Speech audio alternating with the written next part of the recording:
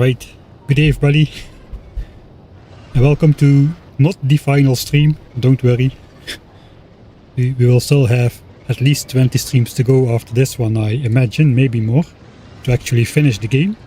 But today we are going to get the achievement we've been out to get since the beginning of the stream, 73 streams in, and we're finally gonna get it. And one of these fighter bases is gonna get it as well, not this one, that's a little bit too dangerous for my liking. Yeah, what you're looking at is the achievement of last stream, where I set up automation I didn't need, to build a reactor I didn't need, to impress people I don't even know. That was the worst Fight Club reference ever. Fighters are pro-nuclear, of course they are green. What do you think? At least the behemoths are green. I think the big ones are pro-solar. Thanks Oblue for the 8 months of subscription. Hyped to get you one of the main goals set for this playthrough. Yeah, it's gonna be glorious. For the time being though. Click magic. Am I even on the right screen? I am. Okay, that's already good. We still have about 2.5 hours to go until artillery is unlocked, and we've got some more boring projects to do before we actually go out to Vulcanus to get our artillery. In Space Age, the artillery shells involve Vulcanus material. You can make them everywhere, but you need Vulcan material to build them. I think the turrets can be just made on Novice itself. I know there's also tungsten involved in the turrets, alright. So I guess we'll just make it on Novice and launch it up to our spaceship.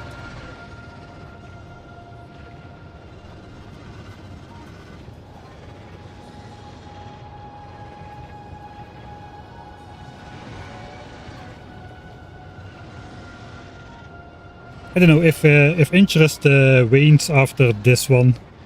I will just finish playing off stream for the video series as well. But as long as you guys are interested and you join, then I have no problem in just finishing the entire playthrough on stream. That was the original intent. Right. So yeah, let's leave our Biter-powered nuclear reactor aside, which we somehow built over here last episode, despite not killing any of the worms. You can still see some turret remains, which we sacrificed to be able to get this build. It was pretty fun.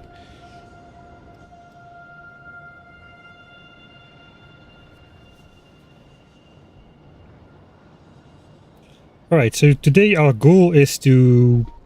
Basically we're gonna upgrade a couple mining patches with Mark III productivity, since we did do that for iron and copper already. Like this one over here. Where the mining drills have maximum productivity. And we beacon it down to minimum pollution output again. So we did it for iron and copper, but iron and copper are actually not the limiting resources on Novice. It's coal and stone.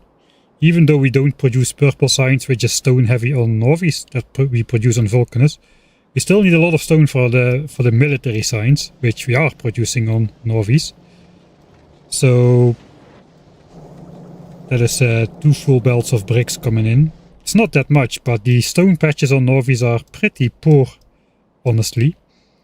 So we are gonna upgrade like mining patches like this one, which are now running on efficiency and speed.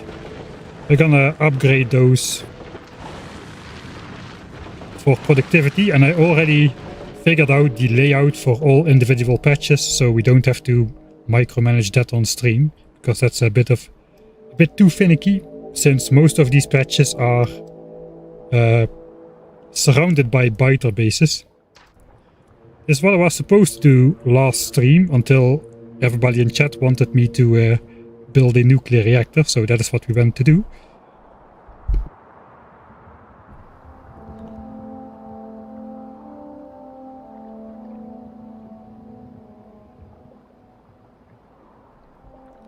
Mark III assemblers for science over here. Yeah, we could consider that for more productivity bonus. I originally didn't even upgrade this to Mark II productivity, since then we can no longer consume all the resources. So it was... and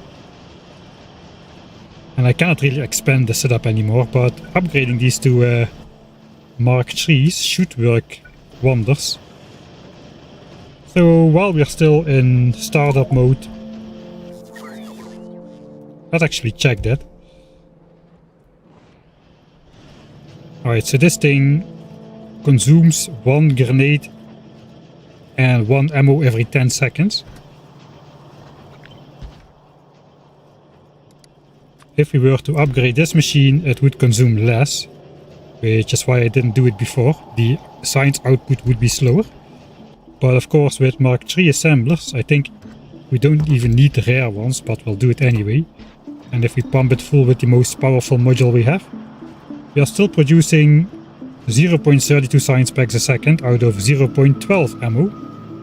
So this is faster than this, which means we will be able to consume all the resources, which means it does make sense to actually upgrade all of these. Not like that, but you get the idea. So I think that's one of the things we need to do. Before we leave for Vulcanus, we have a lot of stuff to do. So 2 hours of preparation, hopefully get the mines built, get this upgraded. We have a specific upgrade for Vulcan with express belts to get purple science to 2k SPM. The next tech is gonna be mining productivity for 1 million purple science, I think. So we will need this upgrade. I know you can build belts on Vulcanus for free, but I'm probably just gonna launch them up because it will take quite a while, I think, to produce this many belts. And I just want to hop on Vulcanus, do the science upgrade, get our artillery stuff, and get out. So currently purple science is not running. Once we switch to mining productivity, then orange science will stop running. So we can use that kind of downtime to just leech off of this setup over here to get the tungsten we need for artillery. That's the plan, at least. That will give us like 9 hours or so to produce enough artillery shells to invade Gleba. I off stream already designed a very cool ship which has all the elements you have gotten to know of me. Weird speed controls, some belt storage in the back, a nuclear reactor on board, a slew of laser turrets to inefficiently destroy medium asteroids. What's not to like? So we'll get to that. That has been quite a bit of effort as well.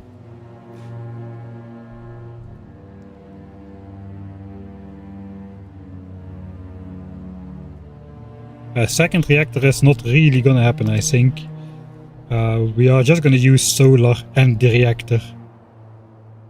The reactor has priority over accumulators, so we basically can have probably 1.5 gigawatts of power output consistently, maybe more, 1.7.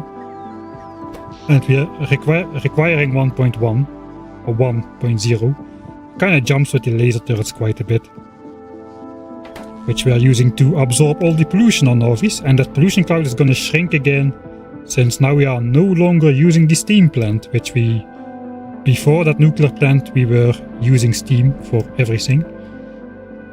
Next to the solar, we basically had it on 24/7 to be able to afford all the power costly things we had built, and pollution cloud was starting to grow again, but hopefully that will start to shrink again now. I was oil doing 16k in the tanks, but I think we are starting to produce less oil again. We're at 66k a minute. We're consuming 63k a minute. So yeah, we kinda, that probably will like even out. I don't think these tanks will fill up anymore, especially since oil is still falling. Alright, I think we're ready then. What is the use of logistics robots from construction robots? I don't really understand the question. Logistics robots are to transfer stuff to different chests around the base, and construction bots build and deconstruct stuff. If that's the question. How's the Vance accumulator today? Pretty decent actually. It's even sunny out today. So, which is why I'm streaming a bit more early. So we can get some more power back in the van as well. I think we can manage 5 hours today, which is probably the amount of time we need to get our achievement. Speaking of achievement, let's get it on the screen. Oh wait, I gotta... My heart just sank. Let's load the actual save, where we haven't been in editor mode just yet. And then pin it. Alright. There we go.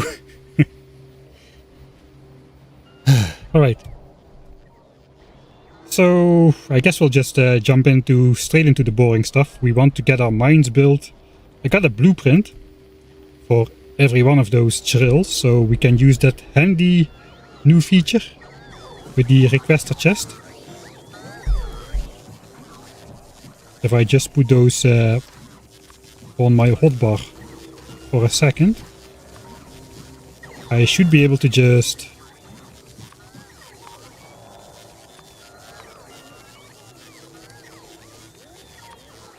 request everything to these chests.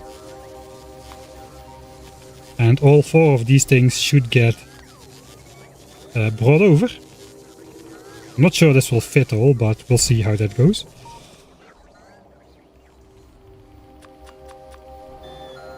Meanwhile, I can balance my own inventory. I think we've got a lot of stuff which we don't need.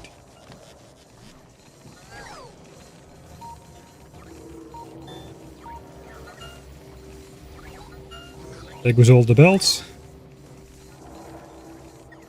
Alright.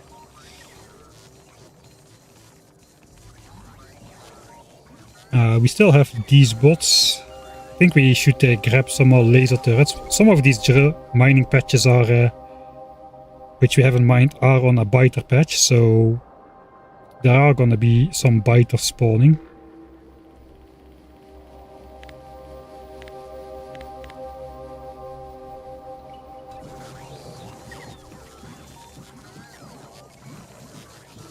Alright, we got some uranium. Oh, I'm fast. Which we use to start up the Covarex enrichment at the reactor.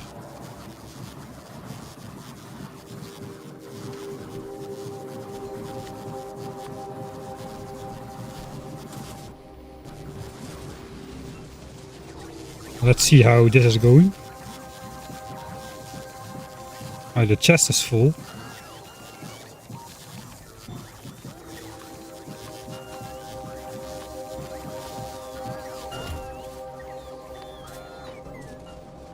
Leave me alone.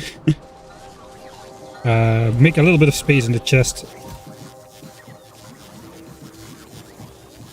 to get everything in there. All the beacons are in there as well. So let's take those out. It's a little bit weird, this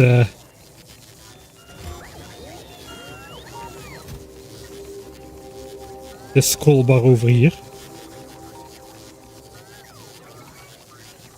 For the chest itself.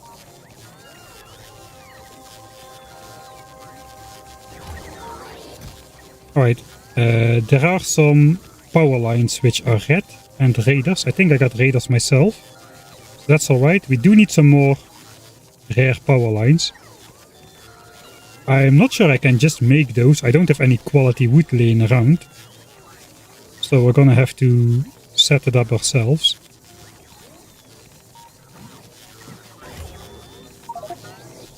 Okay, that doesn't quite fit. Oh, that was a mistake.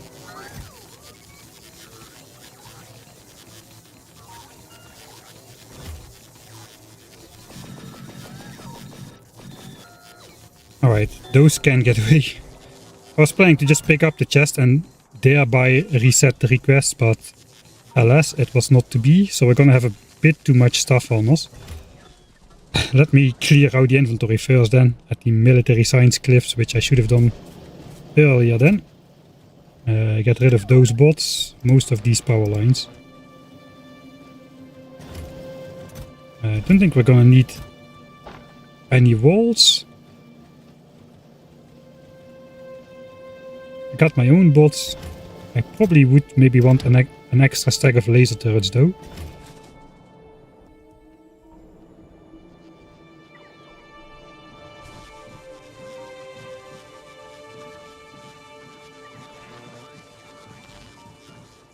Alright.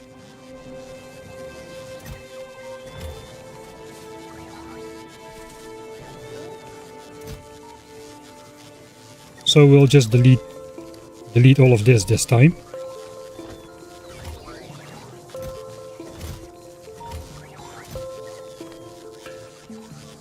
Then we grab some more red belts and I think then we're off. We'll be off.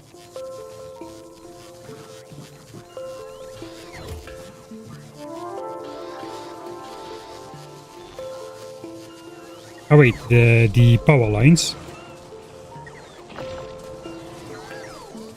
The quality assemblers here are in use. I'm not quality upcycling any wood.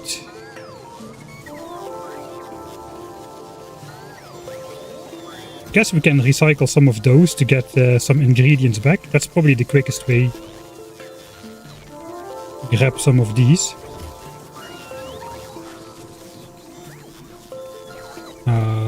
We'll temporarily throw that in there.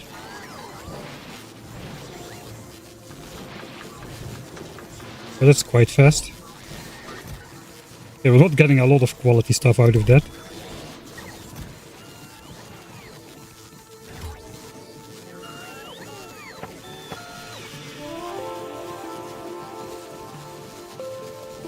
Eight quality wood. Yeah, it's only 16 power lines.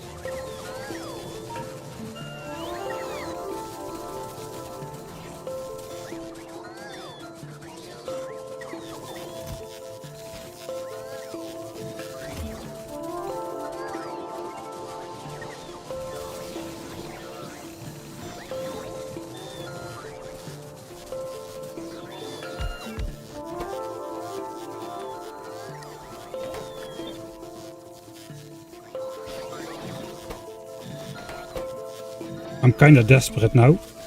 So we'll throw this in. Hopefully we'll get some quality results. There is one.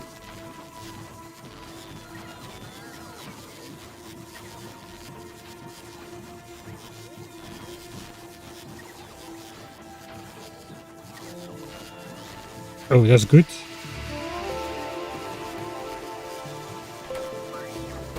I suppose we can make the rest straight up. Okay, we don't have enough copper cable. We need 4 more quality copper cable.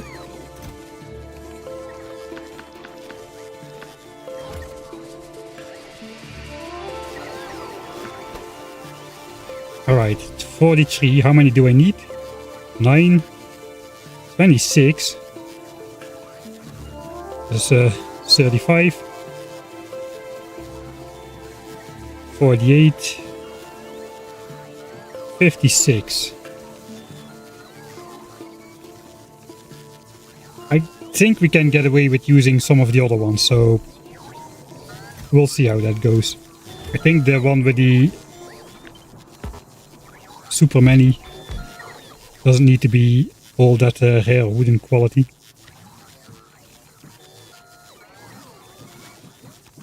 Maybe it does need to be.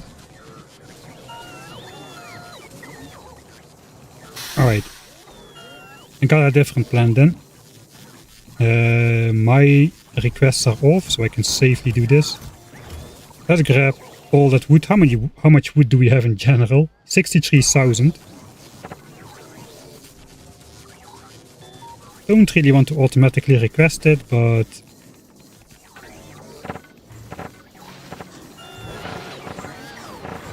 I wonder what the time for wood is.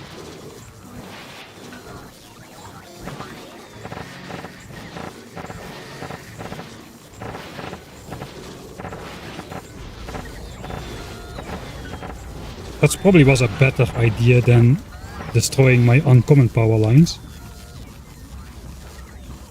So this is basically a quarter of the crafting time or something. I think it's a quarter of the crafting time it takes to make it, but wood obviously doesn't have a crafting time. Maybe it's a quarter of the chopping time, I don't know. Anyway, that should get us some rare quality wood as well. I guess we'll grab a little bit more copper. And then we'll finally be able to make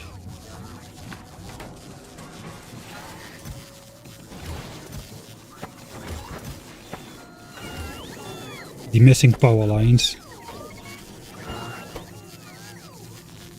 Okay, 53. Come on, just give me a little bit more.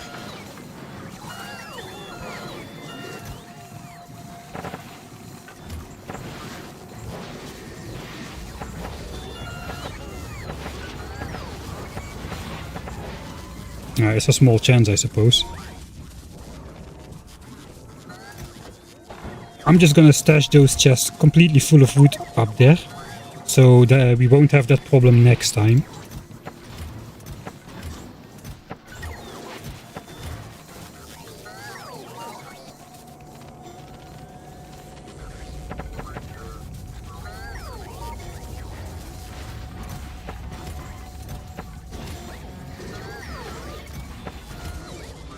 Alright, the bots are bringing wood from the storage area.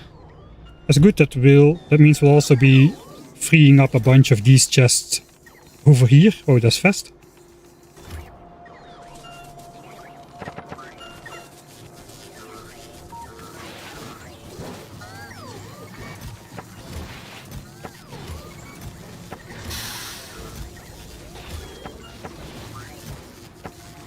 Alright. Just 3 more, man. I guess it's enough for what we need to do. Thanks, Vinternol, for the Prime subscription. And hey, Odium, thanks for the 21 months of level 3 subscriptions, as well as for moderating all the time. Yeah, we lose a lot of wood in the process, but we don't really care too much about that. Alright, how much does that give me? 61, so that should theoretically be enough.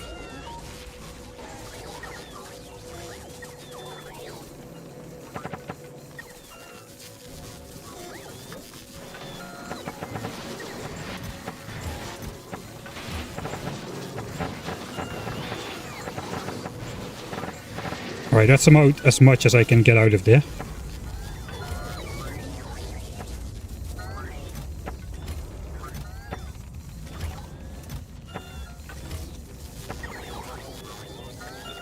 Alright.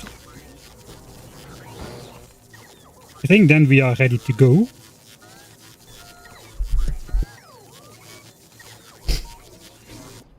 So all of those mines are already connected to my furnaces. We're just going to change the layout for the productivity module variant. Except for the new stone patch we're going to hook up over here. 8.8 million, I think that's the best patch I've got available at the moment. Unfortunately, it's got an annoying biter base right on top of it, but we'll deal with that. So, where are the 4 patches? We got this one over here. We got the 2 coal patches to upgrade. Not this one, this is already upgraded. That one is good. And wait, I think these are upgrades for those 2 patches. I'm also mining the ore, which is not covered by the center. So this one,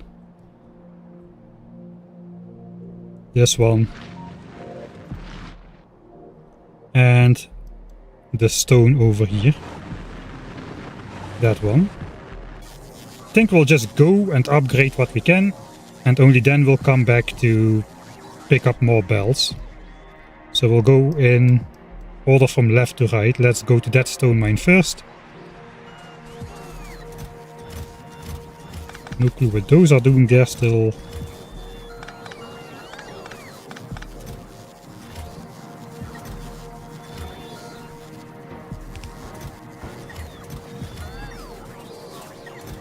throw it in the system.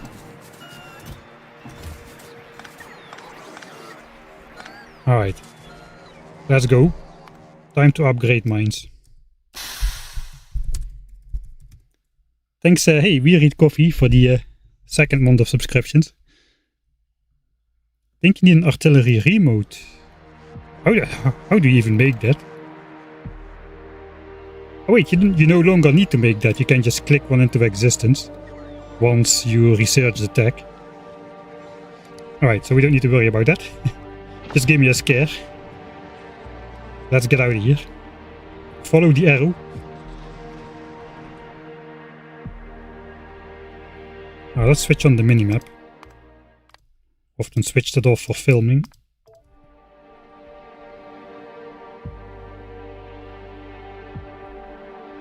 How far is the stream compared to the video? Pretty far. The video is almost up to blue signs. Next episode will cover blue signs. And here we obviously are about to strike a base with artillery. Right. So this is the 2.2 million stone patch. That goes on here. Again, we are interfering with biters here, so we should connect to the solar powered biter grid and put some defenses up. And probably we can find something over here to put this on as well then.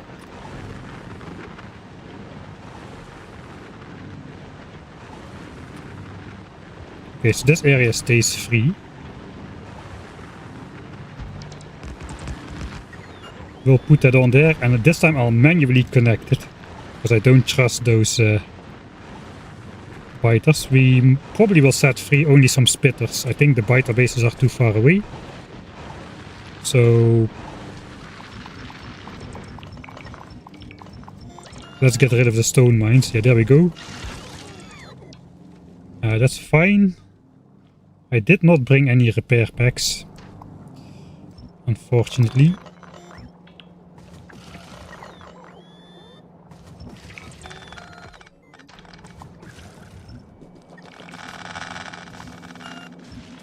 Alright.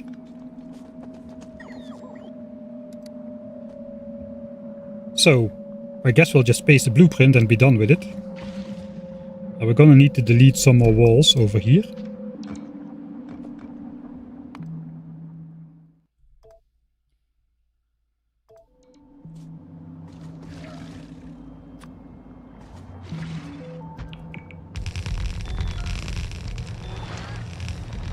Right, easy as that. And now we've got productivity module mining drills here. And we're mining the entire patch by putting these two miners at the end over here as well, with priority input, as well as this one. So now we have covered the entire patch.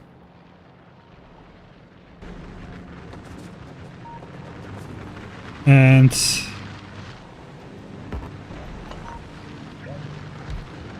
can you not place the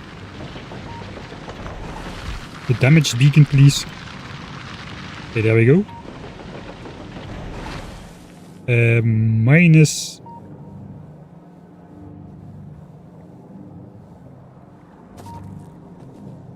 Okay, these are actually not minus 80%. This one is, but this one is not. I know it is. Minus 80% consumption. And then the pollution is multiplied by 28% after the fact because of the productivity modules. So that is right. Let's also try to replace this wall then. Alright. And I suppose then we still need to connect it.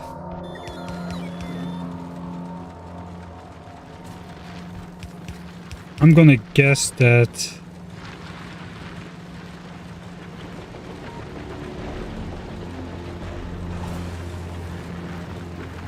I thought about this. So past Mike better be right about that. That's the first one done. 3 more to go.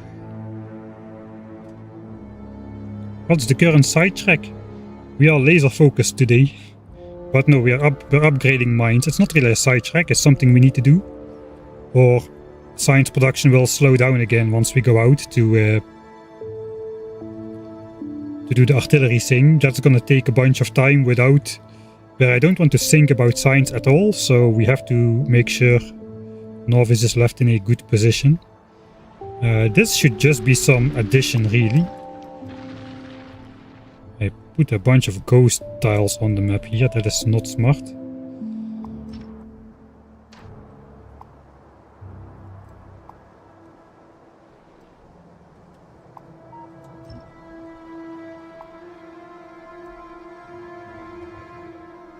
I guess is how I envisioned this to hook up that. Maybe we'll still do that. Okay, so we will leave that in place.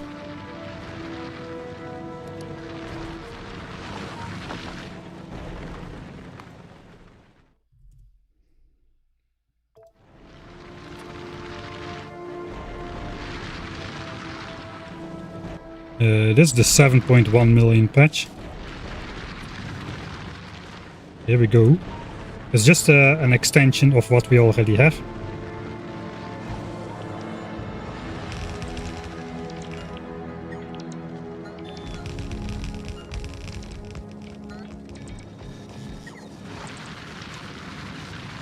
And now we're drawing more than 3 belts off of this patch instead of the 2 we were before.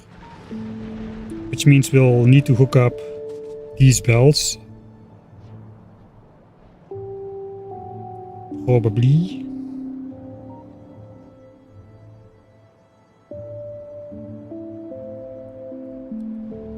What are we missing? A repair. Oh, that beacon again.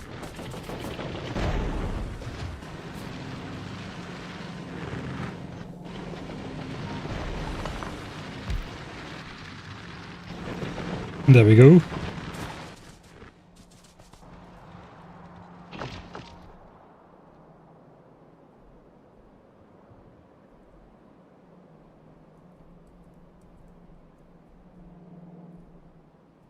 Too many cliffs.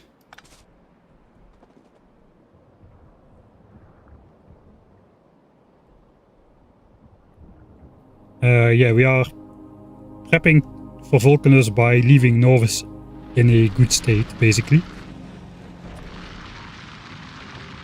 Alright, that's this one. Also, just an extension, really.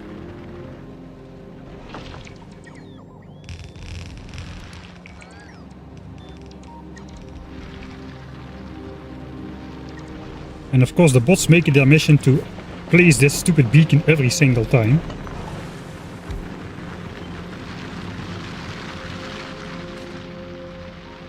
Alright, everything at minus 80%.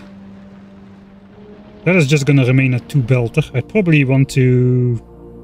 Do I want to upgrade this into more belts? I think I do. So that once this runs out, we can still send coal everywhere, basically.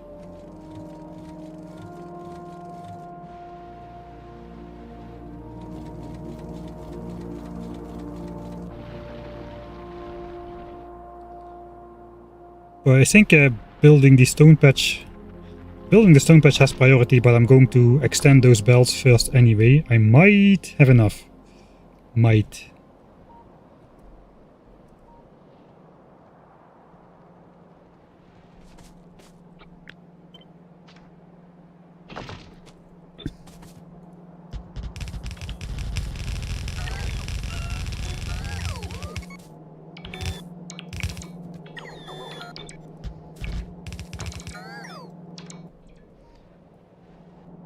Of course.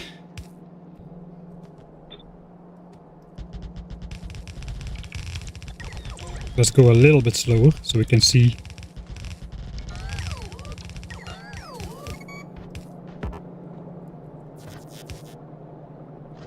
Aha, we can see what's going on. That's slightly annoying. It should connect still and through the corner, so let's just do that. And then we're drawing manually, I suppose.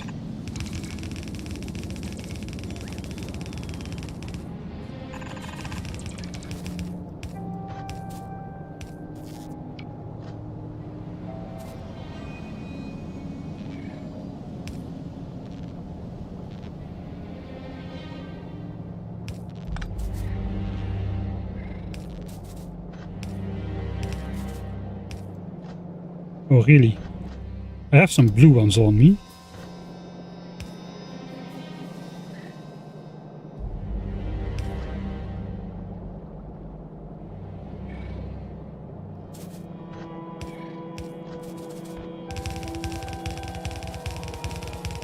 As always, we are super efficient with our underground belts.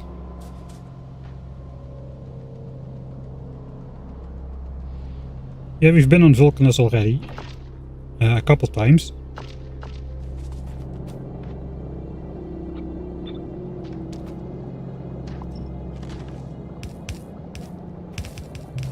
Okay, well, we'll just drag this on and see if it connects. Where even are we going? Oh, we're going all the way up here. Okay, we don't have enough belts on us then, there's no way. Man, those blue undergrounds are coming in handy.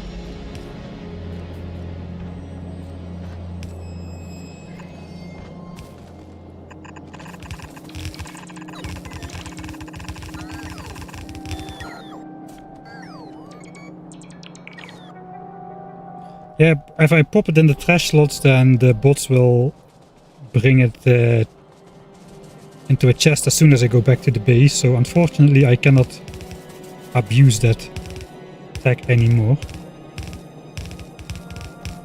Well, so far so good.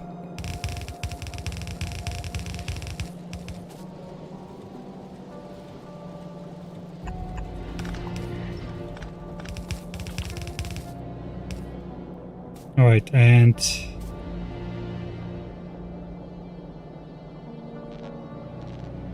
that straight line is gonna get broken, I suppose. Unless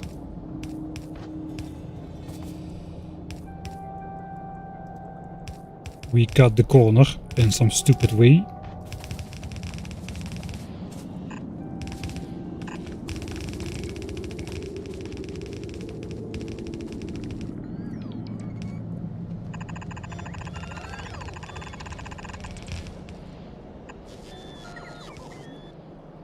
$181 belts left. I predict we're going to have exactly not quite enough belts.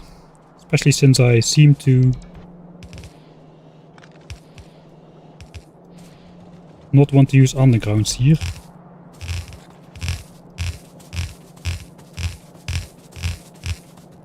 And we're out. Alright, the base is not far.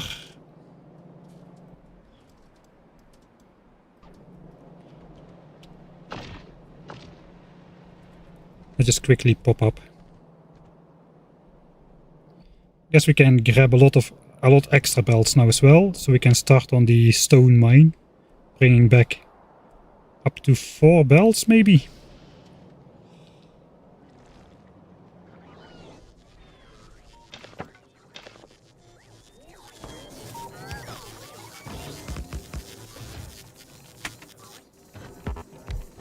And I should grab my repair packs.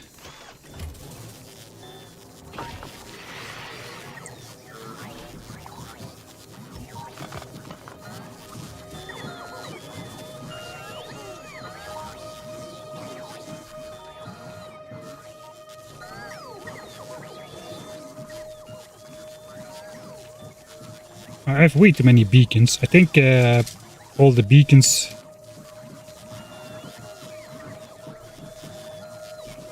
which already were present were counted as well.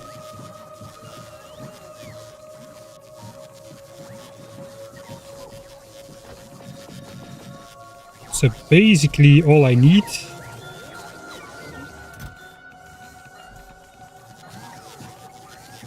is this stone patch in a chest.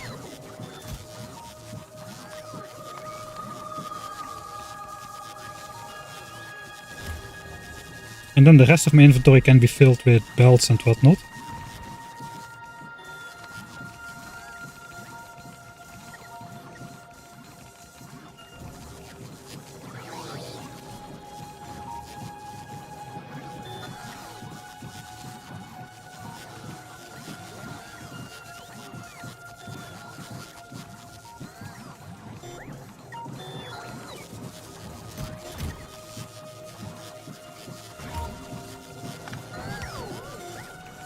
No! Dang it.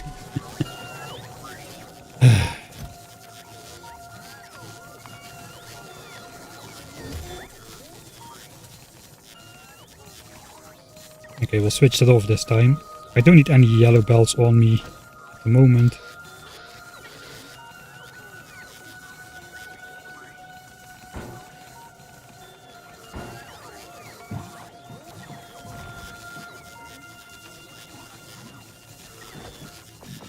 Those will get back.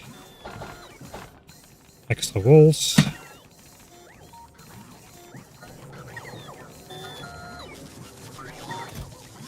Alright. This time it's off.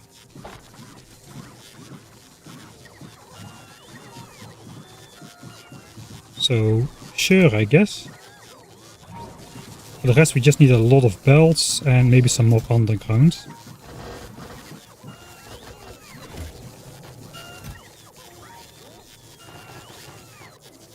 I'm gonna try to do this.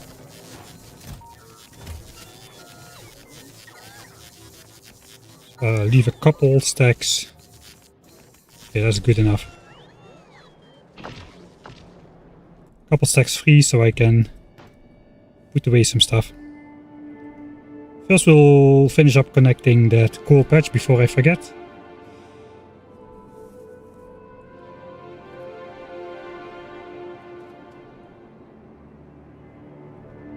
What's estimated time on artillery? 2 hours. 2 hours to get artillery. I guess we don't need 2 hours to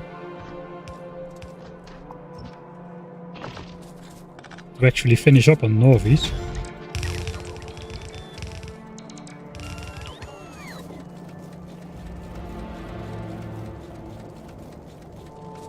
Alright, so how do I want to set this up? Now I got 4 belts. I am priority inputting this weird patch over here. I suppose that is what I want to do. Which means I need to priority output towards the grenades, because if this runs out, I want grenade production to continue. This is plastics production. Plastics production might be even more important actually.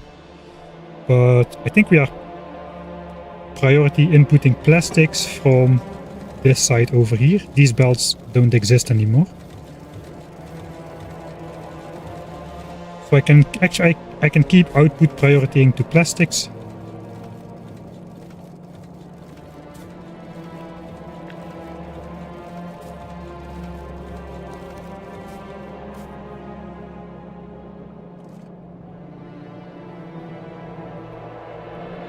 And if I input priority from the other side, plastic should be prioritized while this goes mostly to grenades. Let's move this up 1 tile.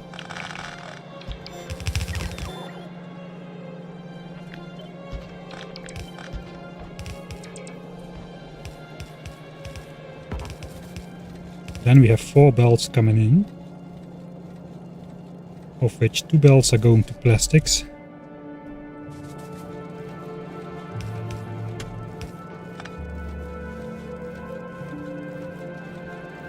I think that is a decent distribution for this coal.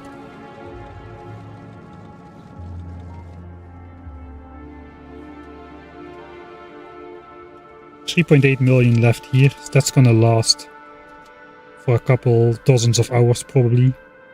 And this coal is fully covered as well now. So I think we should be good on the coal front. We are still drawing empty 2 tiny patches somewhere. Where is the oil? Oil. I know how this base looks. I built it myself. Allegedly. Alright, so we got a tiny patch over here.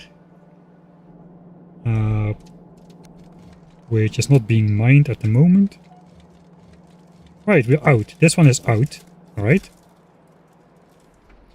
And this one over here is out as well. Alright.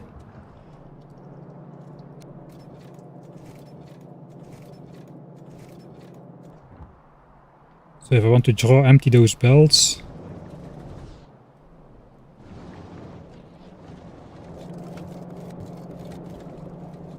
I gotta do something like this.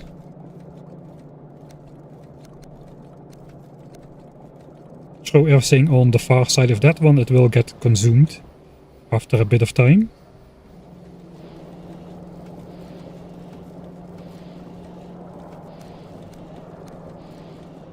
And I won't have to deal with tons of coal in my inventory when I want to deconstruct this. Yes, that's good. I think we're off to the stone mine. That's the last one we have to build. And then there's just some other odds and ends to do before we actually can go to Vulcanus. 84%, 5/6 of the way, 2 hours to go still. Pretty crazy. Where am I going? Not quite the right way, but also not exactly the wrong way.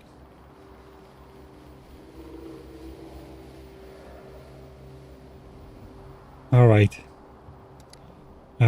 We do not have power here, so we need to bring power down. There is some power over here at Sneaky Johnny. Where is he? Oh, there he is. Okay, I'm not gonna get myself killed. He's invisible when he goes behind the trees.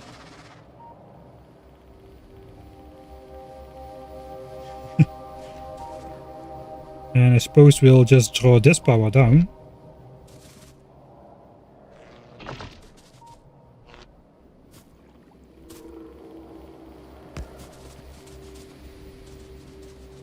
Towards the stone mine. Alright, we'll go on the chunk border because we're OCD.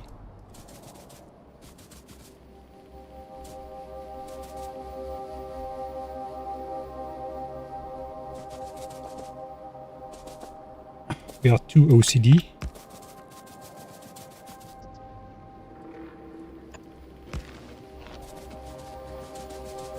Right, but that allows us to place a power line right here. This is how the mine is gonna look.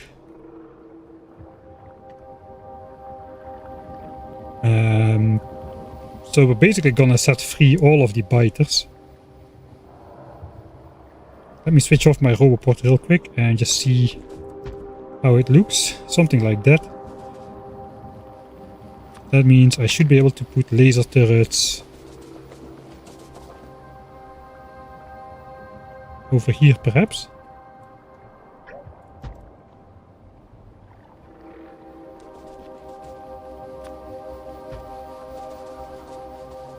I don't want to connect the stone mine just yet.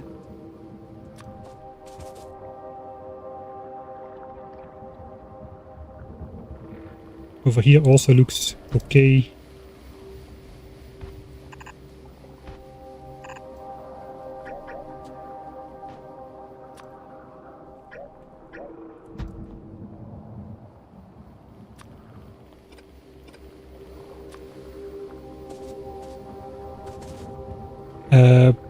Is that enough?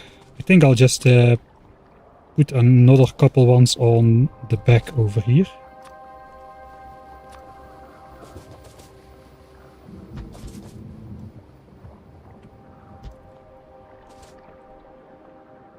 And hope that these will just get distracted towards one of these turrets as well. I guess I can just place an empty turret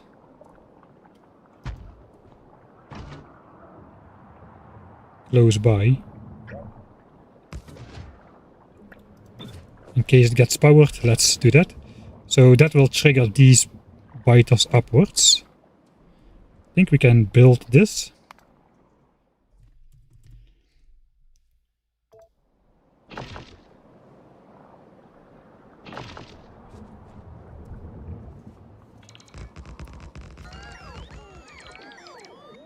And I suppose I'll just fully delete the walls.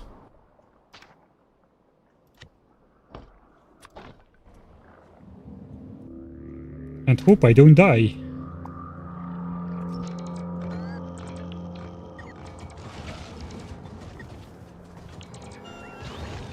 Alright, good stuff.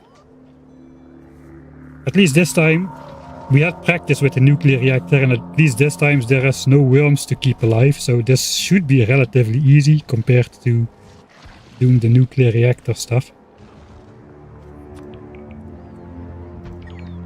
That should put the walls back in place as well. In due time. Ow, ow.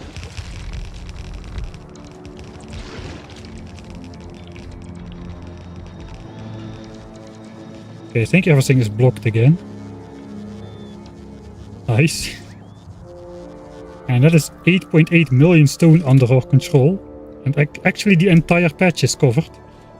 So that's nice. We have this one, which even should ignore walls.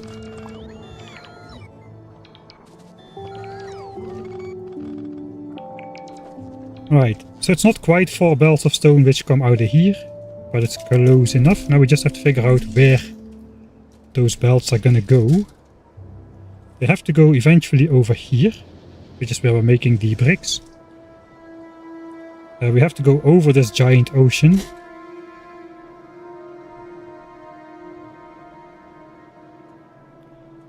There still are 4 belts of space up here.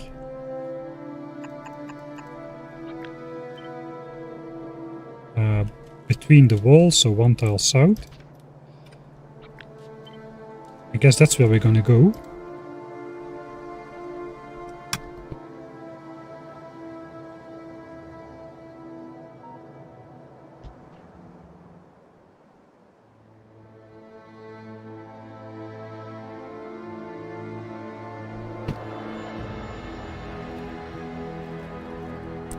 And somewhere, we still need to go up somewhere. There is water here as well.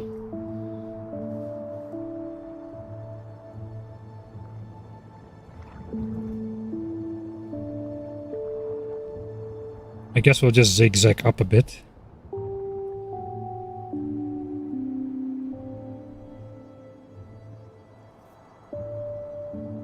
We technically can use these abandoned iron mines, iron belts, but I don't think we're gonna bother drawing those empty. Okay, what if we go all the way to this side through the biter base, then hit the water, then go up. I think we can go through here as well. We hit the water here though. We got blue undergrounds now, so we should be able to bridge the biter bases more effectively. I think we're just gonna do it. That is gonna be the alignment. And we'll figure out a way through the biter bases as we go. We'll hit the iron belt over there, so that kinda sucks.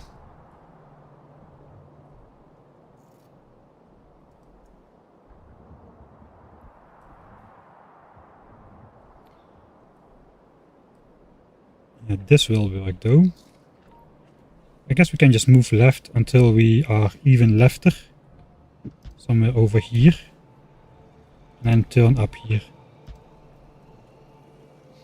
Thanks Moshu for the 5 months or 7 months of subscriptions, thanks. Gleba. I have a special plan for Gleba in many ways. And we're gonna find out not too long in the future. Yeah, that is why this playthrough cannot end after the stream. What about Gleba? We haven't conquered Gleba yet. Okay, it doesn't happen to be that this can just cross straight through, right? Actually, no, it cannot. Okay, so we'll have to move. There are a couple funny looking free parts here. 1, 2, 3, 4. Those are kind of equidistant. Okay, that's how that's gonna go.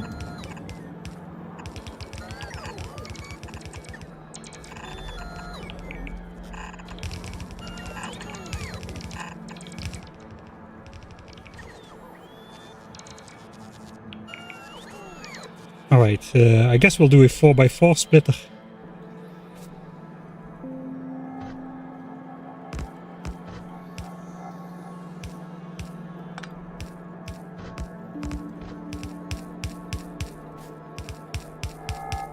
Alright, and then we'll turn to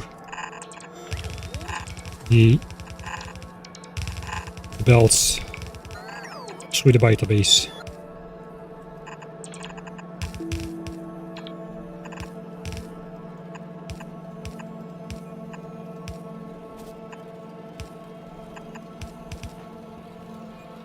Okay, good. I want to just build this out a bit so the stone keeps flowing a bit after I switch it on. Do we keep this? I don't think we keep this. We'll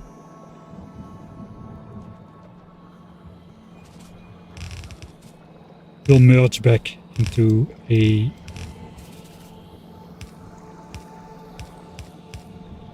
more compact format over here.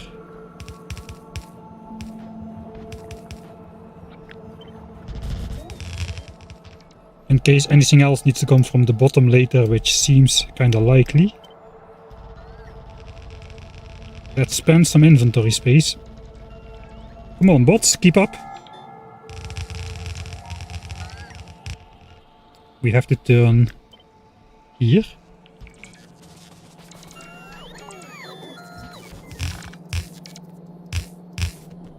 Again, bot too slow.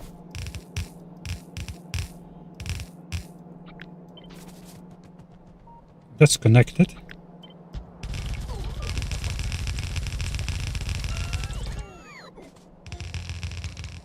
I guess that's enough to keep everything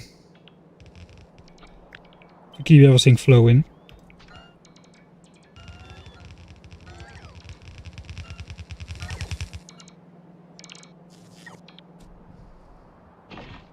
Okay, I almost threw away my bots. How many streams has Artillery been researching? Well, the last couple streams have been short due to Van Battery Live. It's probably been like 4 streams. 3 or 4. The total research time is, I think it was about 10 hours, 10 or 11 hours.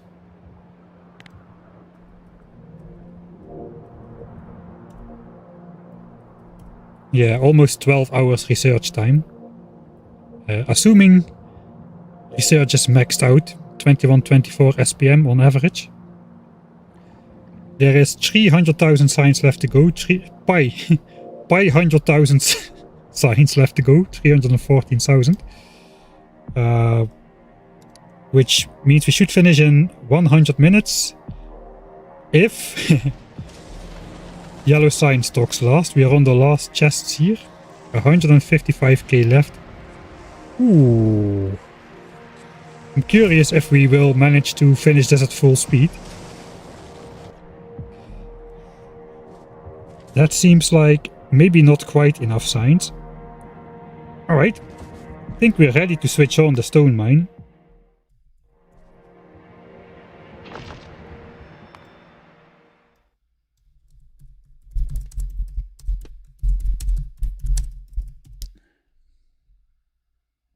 Ah, 214k.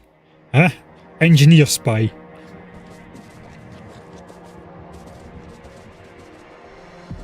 I know engineer spy is 3, but 2.14 is close enough as well. Alright. Biter mine. Stone variant. In action. We deleted a whole bunch of walls. As long as all the walls are covered by a beacon or a mining drill, it's fine. Or a power line. If it's covered by a belt or underground belt, it's not fine. So that's why the mine looks so weird and nothing is really aligned with each other properly. But eventually comes out not quite 4 belts of stone, I think.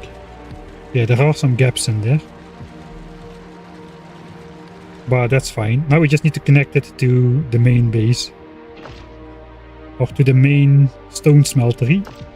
So let's go here. Laser turret. I forgot the... Right. True, that is base defense. We cannot have that. Thanks, Soloboy.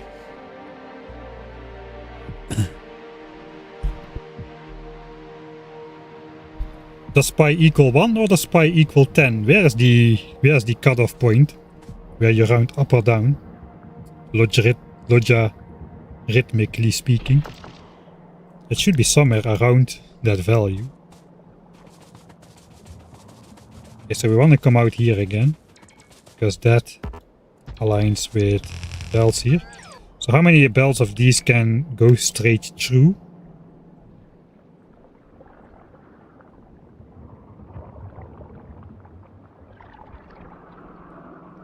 All of them except belt number 2. So I guess we'll move out of the way slightly.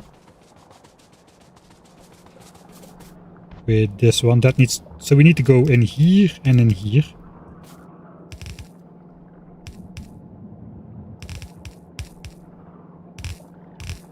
And then this should all line up. Okay, that is not lined up, of course.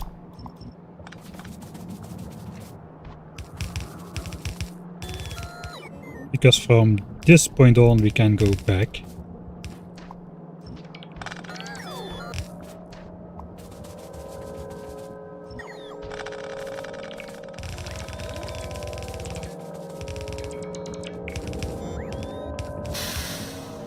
Alright, so this does not stretch, so it's good. Again, we have these.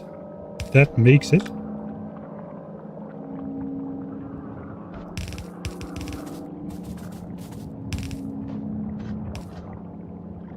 And I guess for here as well.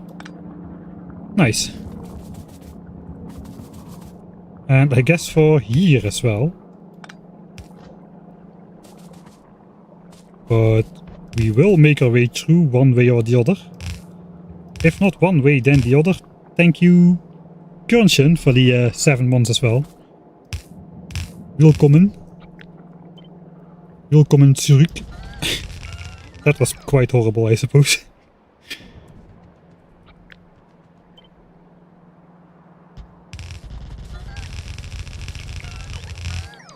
Oh wait, we need to turn somewhere.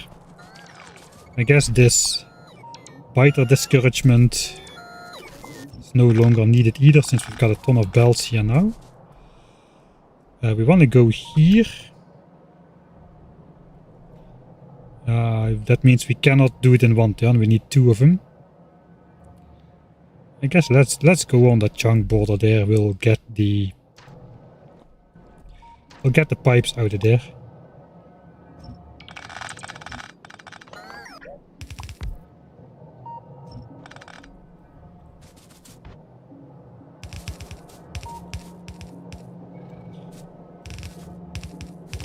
Alright, if the game says it connects.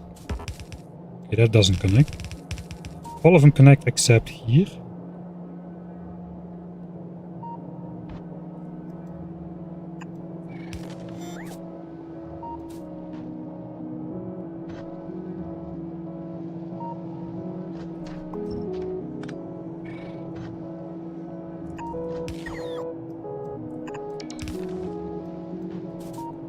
I guess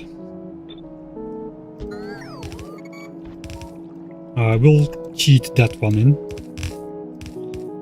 Against all of my principles here, suddenly I don't mind anymore. This is the best belt dragging ever.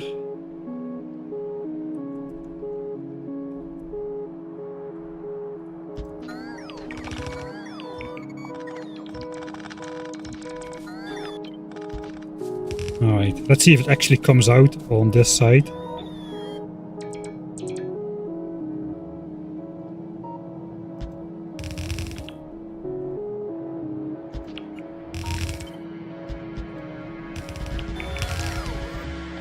Alright, there we go.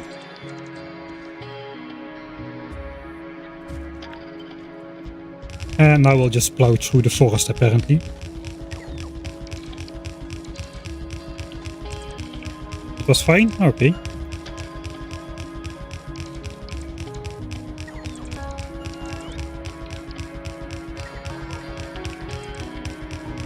Oh, it's a triple subscription. Thanks, Kernchen. I didn't see that. We're just going straight.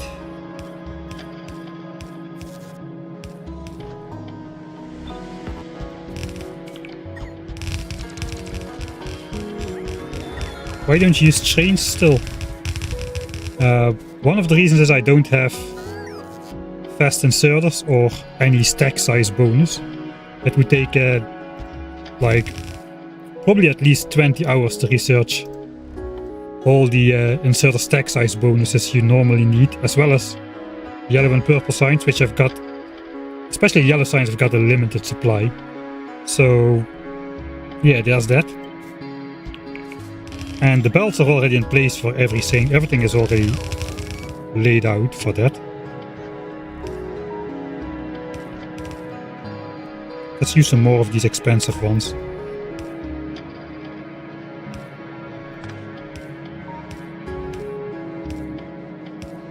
Guess we'll do it here as well then. For symmetry. Okay, we'll try to respect the forest here if we can, since it will look weird if we don't.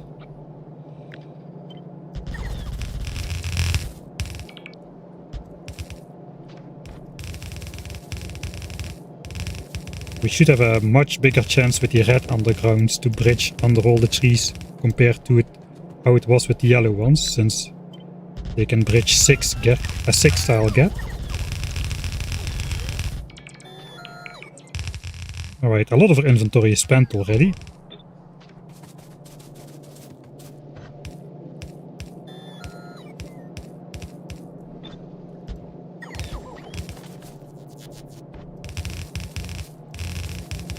Okay, there is something wrong. Oh no, the stone is arriving. Alright, stone is arriving, so we're good.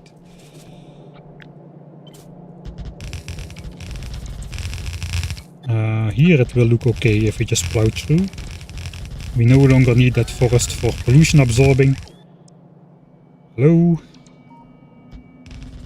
Where are we going from here though? Why did it always miss one single belt?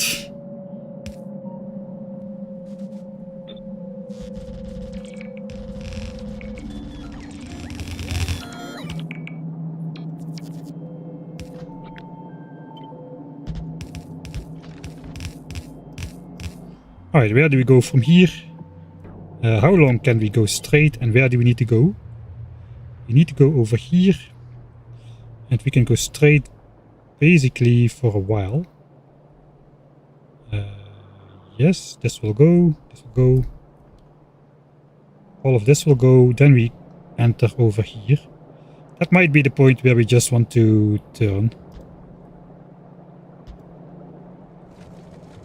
The bricks come down here. Alright, so we need to feed it into, I guess, into here. 2 belts. And something similar over here. Probably just here. Everything is already set up. Should be easy. Alright, so we'll keep going straight then. Let's grab the rest of the belts.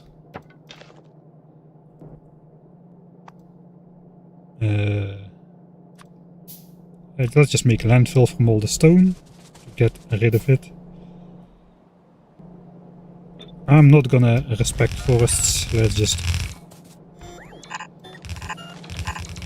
go.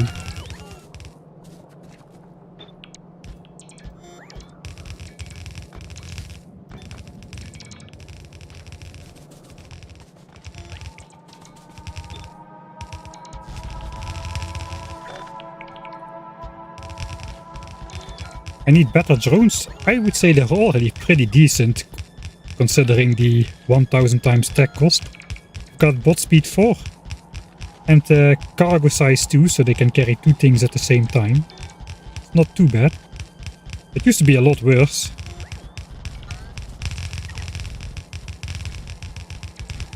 Can you ship demolishers to Norvis? Unfortunately not. I'm not sure I should say unfortunately. We still have that corner somewhere. It's faster to just build it at some point.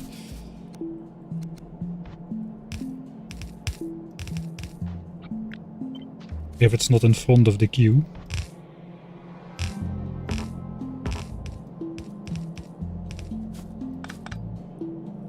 I think we're gonna use fancy belts again.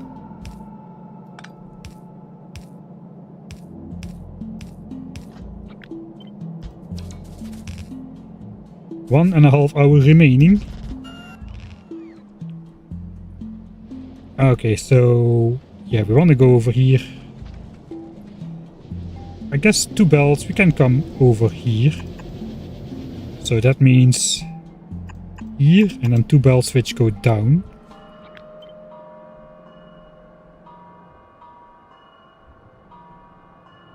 So here. We have to cross this mess.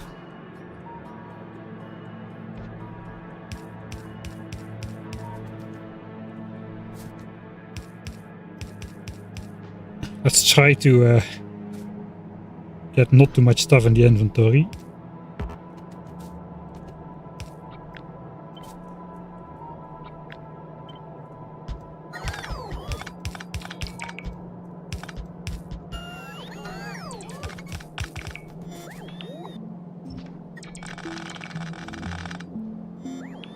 Right. Gap created.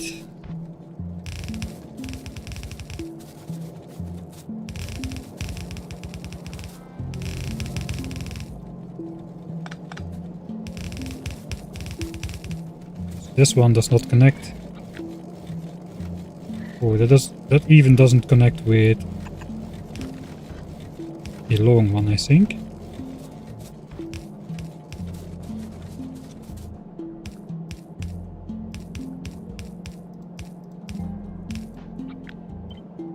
Alright. Belt in along. I guess we're there.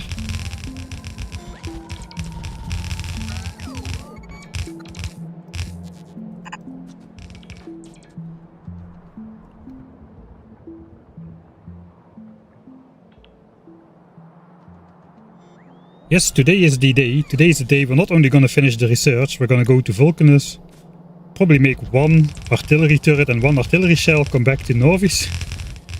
Maybe not. If we have time, we'll set it up properly. But I don't really care too much about like that hyper efficiency anymore. I don't think we're in any danger whatsoever anymore to die, except for the basically the starting hours on Gleba from 0 to 90% evolution there. There everything can still very much go wrong. But I don't see us succumbing on Novice anymore.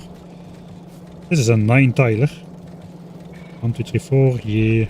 So I guess we'll do this. Hook these in. Alright, so that's 2 red belts. If we input priority... We want to input priority... What do we want to input priority? Maybe we don't want to input priority anything. And just draw equally from all sources. Where is this stone even coming from? It's already not too rich what is coming on these 2 belts. It's coming from here. I'm not going to try to upgrade these mining patches. There's just too few stone in there for it to really matter. So that is just gonna run out as is.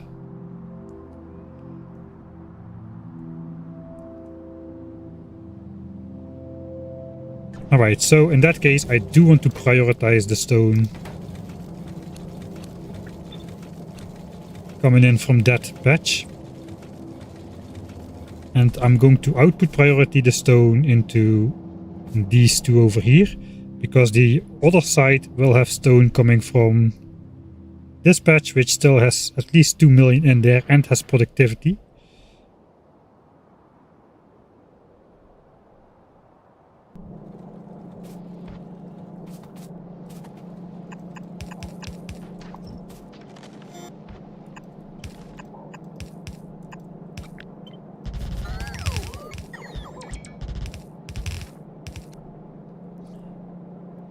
Alright. That means this should basically mostly stop. Okay, we are already feeding in from the other side here as well to keep that balance. That should stop now. Okay, so this now stopped. That's good. These belts are full from this point now. That means we want these 2 belts to be prioritized all the way back at the stone mine we just built. So output priority on the left for that one. No, that one doesn't do anything. For this one and for this one. That will output priority on the left. They both feed into this splitter. So yeah, that should be good.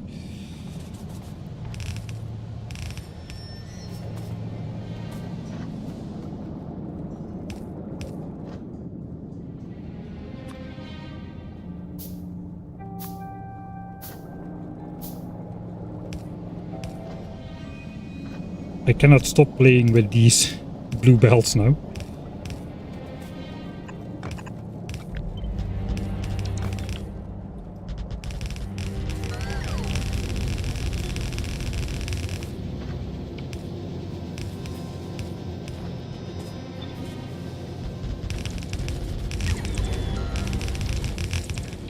All right.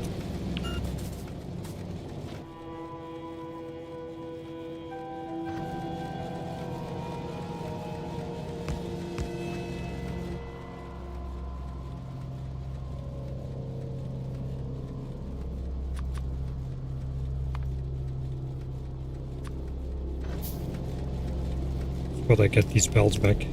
This just stops in here. So I suppose I do want to prioritize the new stone mine here, since that's got 8 million, and only after this starts running dry a little, we can then finish mining up this patch over here. That will be better than draining this one, and then this one cannot supply all 4 belts at once.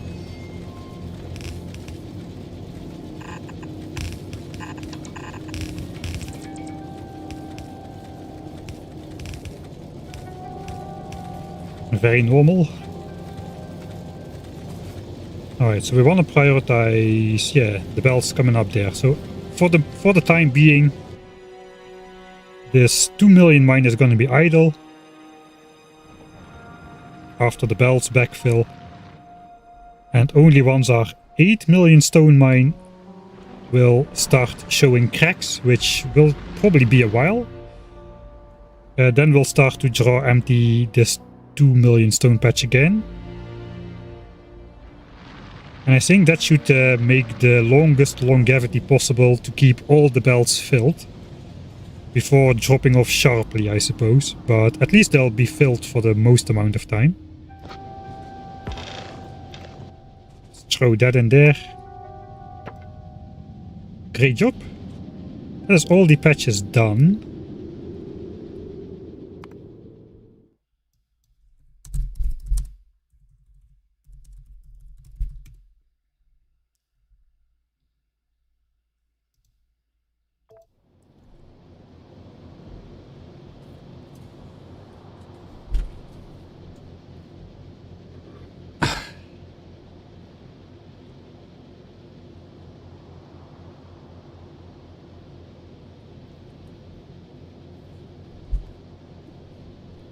Yeah, I didn't expect when starting the stream that I would be able, or before planning the stream, that I would be able to do today, but I thought about it for a bit. And it's pretty easy, we just need to make 1 turret and 1 shell. Ah, wait. I was planning for a rare quality shell, so that's gonna be a little bit of an issue, I suppose. I guess we'll have to upcycle some of those tungsten plates. I already set aside the 8 sulfur and 8 coal to make 16 rare explosives.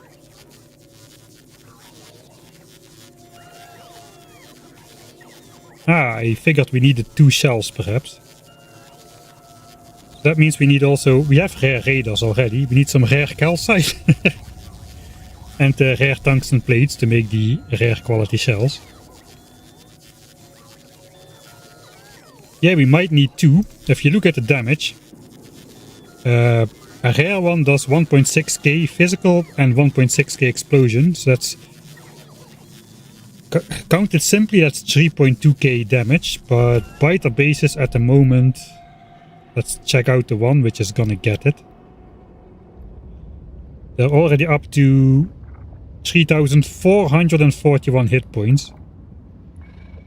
So 3.2k damage is not going to be enough. Now I don't know if explosion damage is just one instance of explosion damage, or if there's like multiple instances which go off at different locations, and then it still could be destroyed in one shell, but I think we'll have to craft 2 just to be sure.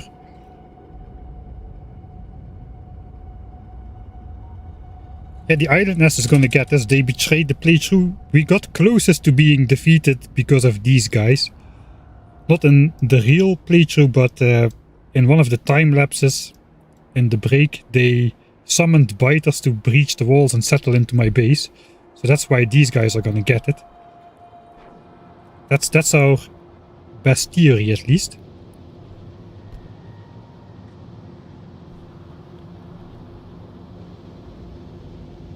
Yeah, so if you look for nuclear weapons, it also says it does... no, wait. Wait.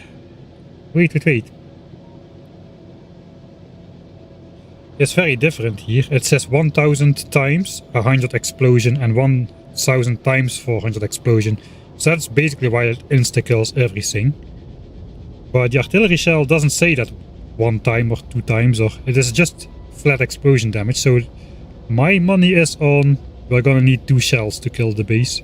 Especially since those biter bases have some resistance as well. Against okay, no, that doesn't count. Flat 5 explosion resistance. They do have 15% physical resistance though. I think it was physical damage, the direct impact. Yeah, that is physical, so that's gonna be negated by 15%. We'll probably need 2 shells there. Right.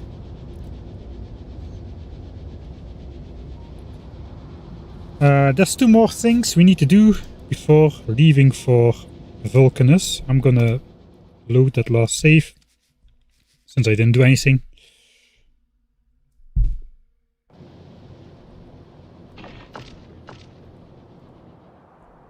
One thing is we need to make sure the biter zoos keep on having access to repair packs. Let's check the pollution cloud. It's actually shrinking again to the borders of our biter zoos over here everywhere. So that's good. Check the 10-hour pollution graph.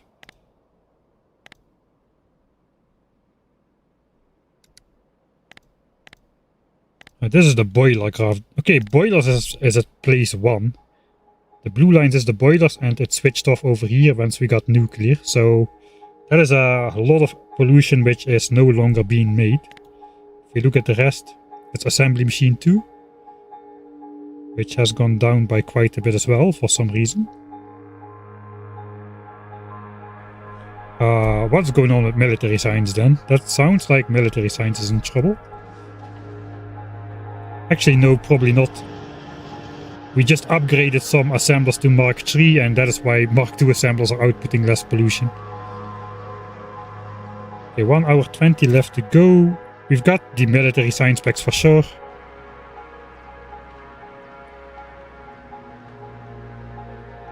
$170k left to go. 130k in the chest. I think we have enough. Alright, let's head out home.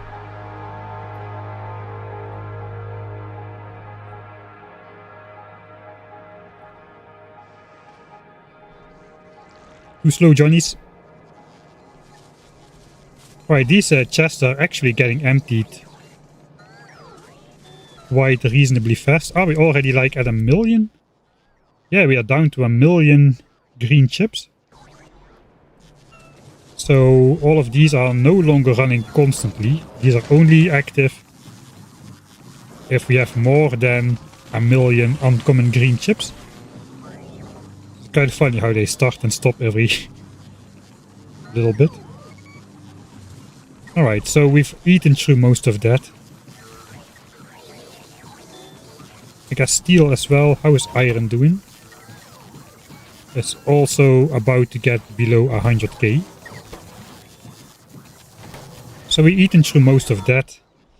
Then the most what we've got is copper cable and copper plates. Not really a good way to get rid of those real quick.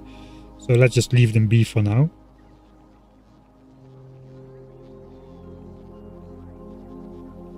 We did end up with over 300,000 uncommon blue chips and 25,000 rare ones in total. So that is some module making power available right there. As well as some of the other high-tech stuff which we'll need them for, perhaps. Like artillery turrets. I don't think we'll make rare artillery turrets though. Or maybe we do actually. Then I need more rare tungsten. It might be good to have extra range on Gleba.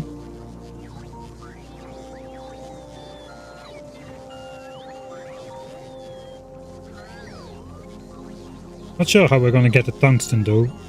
We'll probably have to adapt science production on Vulcanus to make that work.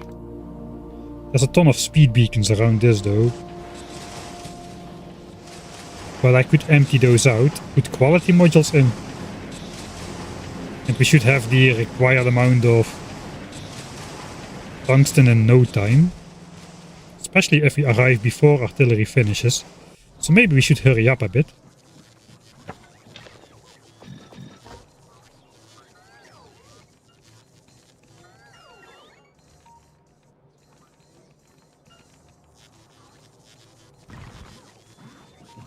Alright. Let's just do this.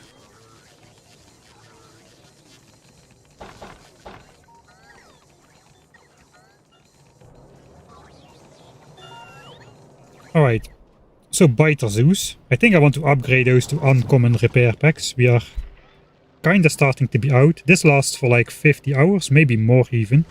Since we got more laser damage now and laser shooting speed. So the biters will be doing less damage. But we got 200, 300, 300, 145.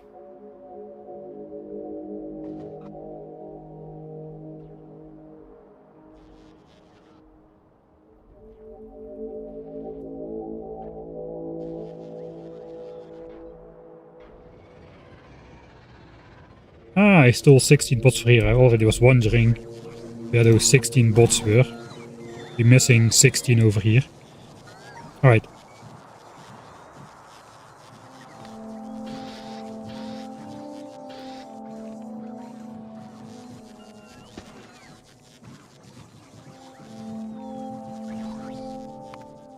Biter Zoo repair pack time. So we need at least 7,000 of those. Since we've got 10 of those spots available and 700 repair packs per area. I guess I'm gonna make maybe 10,000.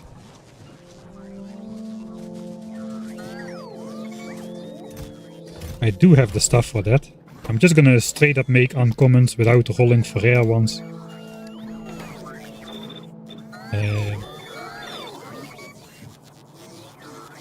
It's 100 per assembler. So one full crafting cycle is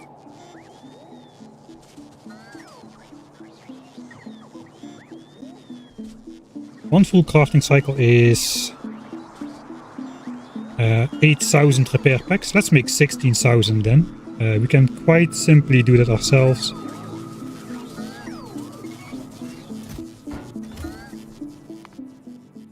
Let's save that here. Editing Mike will know what to do. We just need a ton of these.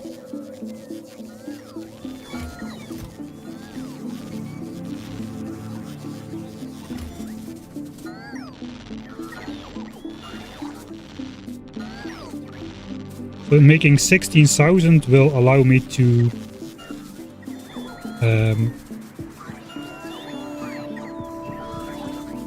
just restock them later as well without having to make additional ones.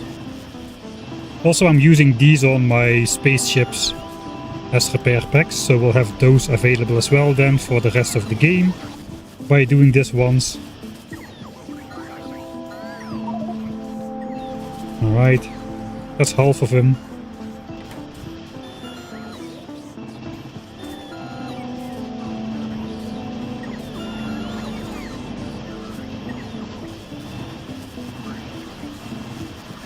That's going to be 8,000. Let the bots deal with all the stuff. Those are full stacks, right? Yeah. Okay, let's take them out.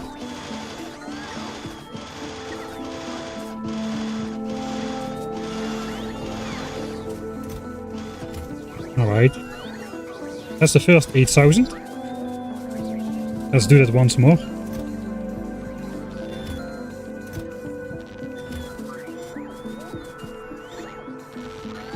That's going to stop those blue chip assemblers for quite a while. Since we just ate up 32,000 uncommon green chips.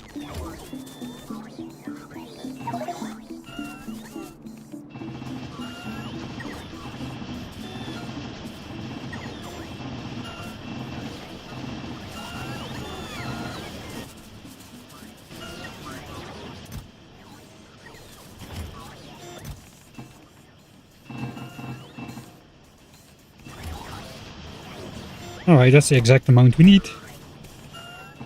And there you got it, 16,000 repair packs.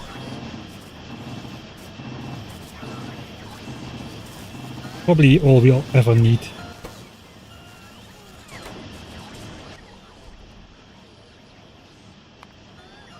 We are making 12k repair packs per hour. Oh sorry, 12k repair packs a minute. And if I had upgraded to Mark III assemblers, that would be even faster. Alright, let's use this trick to quickly empty out everything. And 8,000 repair packs. Alright, I'm gonna need 7,000 exactly. So let's bring those.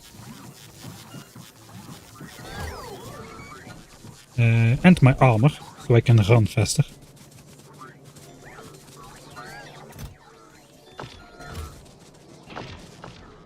And we'll just make the loop, I suppose. The first guys are over here at the uranium mine, which is still mining. That should be almost empty. 27k ore remaining. I guess we'll leave that in place as well. Alright. So we want to take out all of these and put in these instead. Alright. There we go. That should be good for over 100 hours, probably closer to 150. So that's a lot of time. 9 more to go.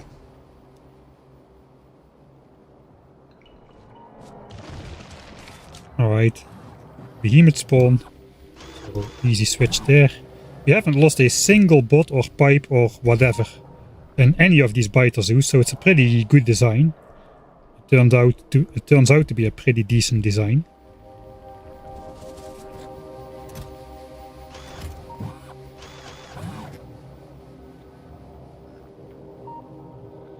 Alright.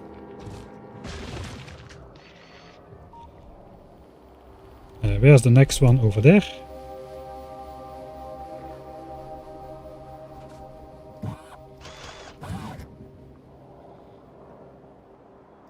There is 4 bots in here.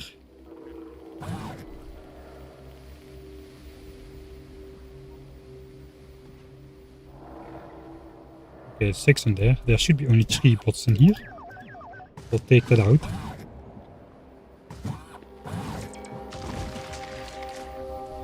Okay.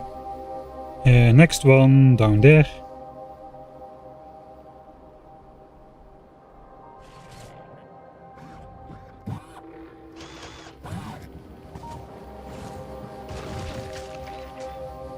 Good job.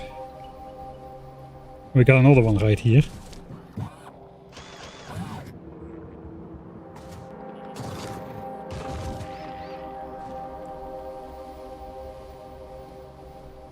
One is in this cluster of belts down here. This is probably the worst looking area in the entire base. Belt wise. Alright, no damage done there.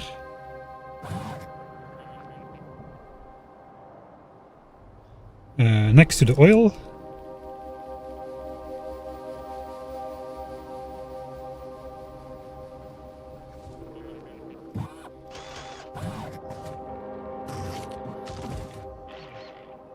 Alright. And then the last one is a double one.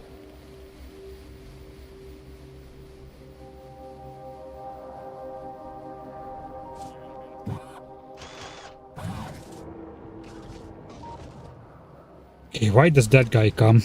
Now this guy will fly there, right? No? Okay, you cannot go there. Go somewhere else.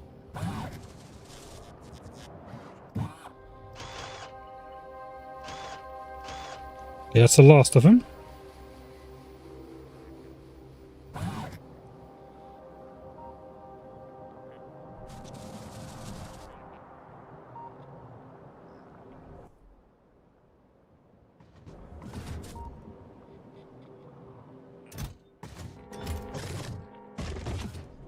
Why is there 2 regular repair packs in there? Okay, there is not.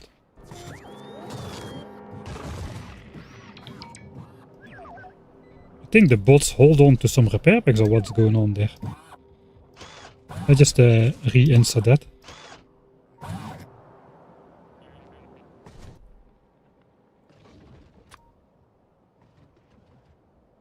Where the heck are those 2 repair packs? That's what I want to know. In this chest, alright. Alright.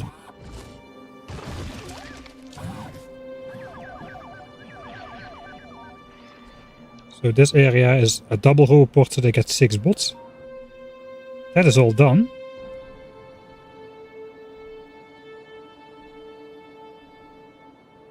Suppose the era of the normal repair pack is about to end. We can just recycle all of them. So...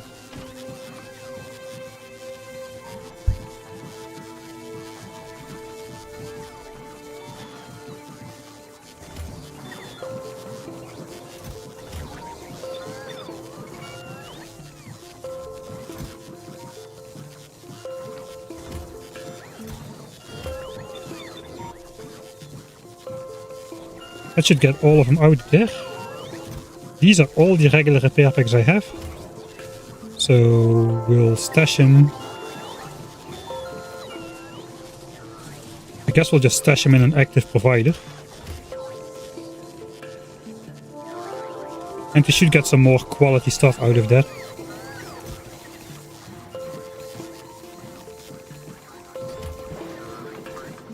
Why buy regular repair packs?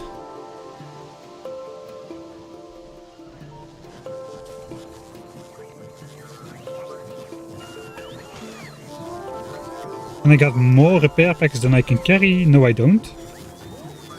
I don't think I've got a chest for repair packs, to be honest. I'm not sure I made one.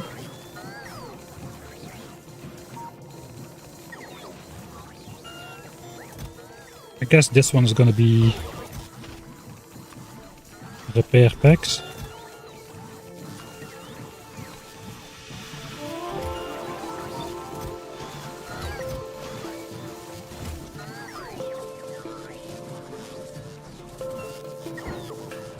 We got more uncommon repair packs down here.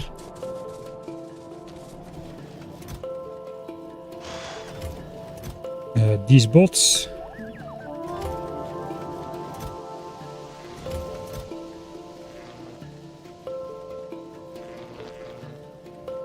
Laser turrets can go back.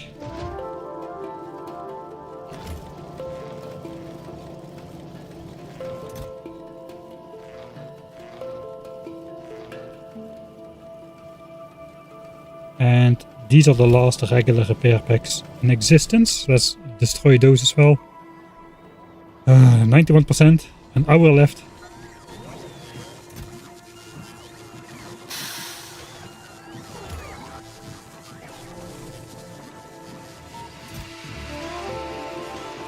Alright, so we almost got 10,000 repair packs left, which is, well, plenty enough, I suppose.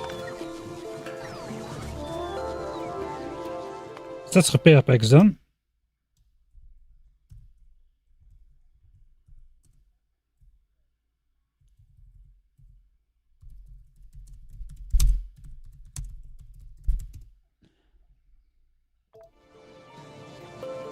Hey, Draco Falcone, thanks for the 9 months. It feels longer. Did you miss it? No, we're not yet there. An hour away from artillery research, we still have to go to Vulcanus.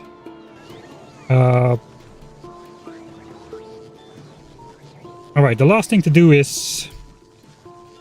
I'm just gonna bring the bells for the Purple Science upgrade over to Vulcanus, since I don't anticipate we need to build anything else on Vulcanus for quite a while.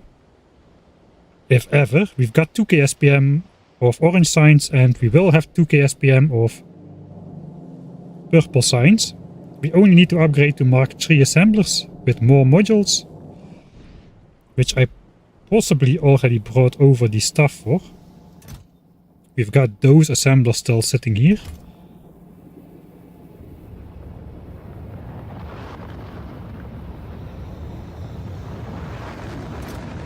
We might need some more modules though. And a bunch of blue belts. I've got a blueprint for which blue belts specifically.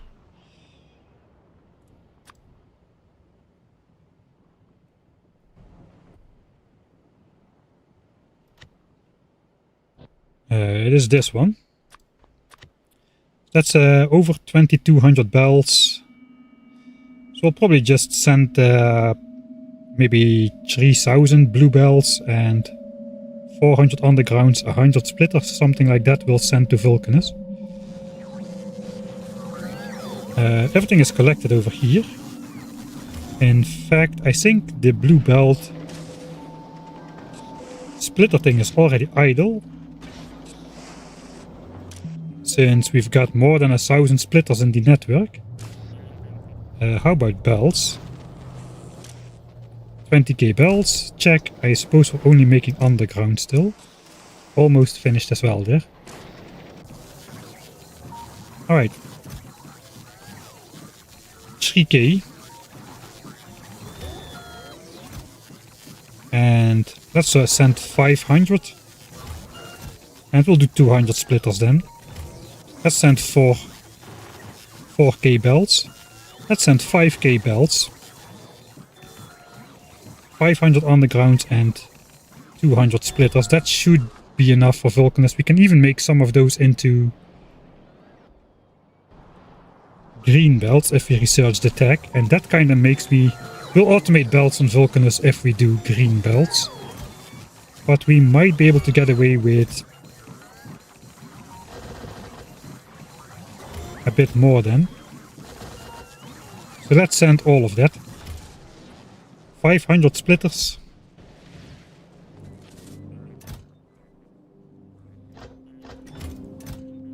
A 1000 undergrounds and 5000 belts. Now we just have to request it to one of the ships. The question is though, we've got an hour remaining.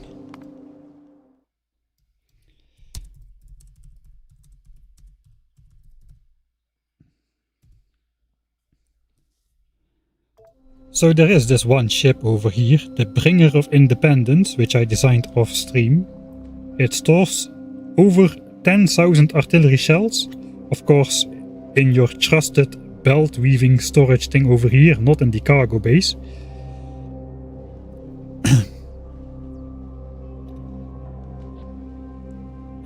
And it also has a really cool system to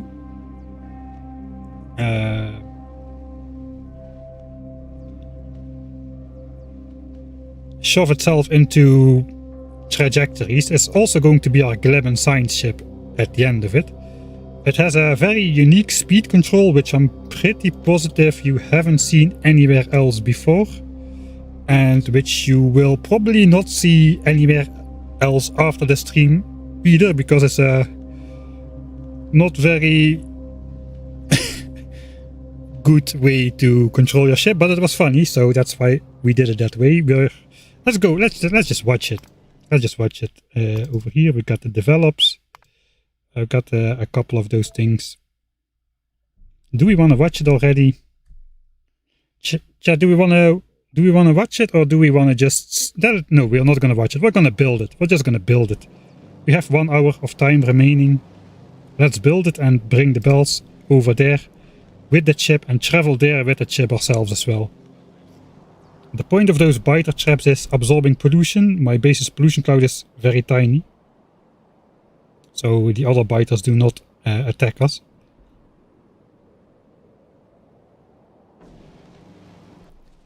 Right, we're gonna do the ship thing. It should be easier now that we have logistics bots. So let me grab a couple requester chests and we'll set it up out of the bot range. Not here. I cannot build there. I need to build inside of my base, right over here.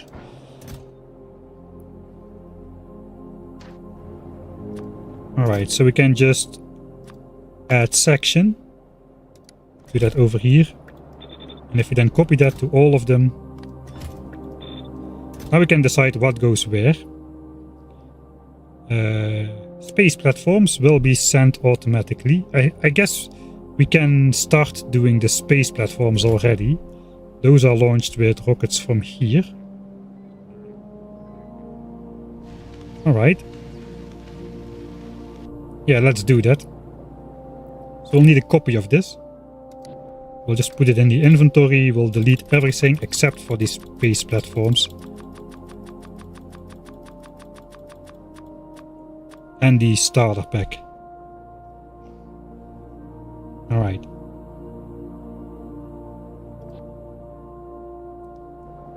Then we can make a new platform.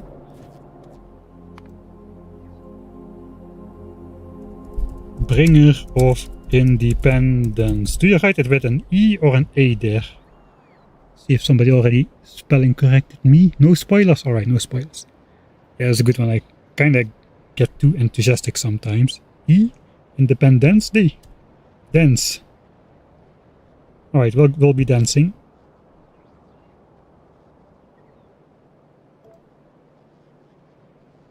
Alright, now we need to send a space platform starter pack, which is done from the Johnny silo.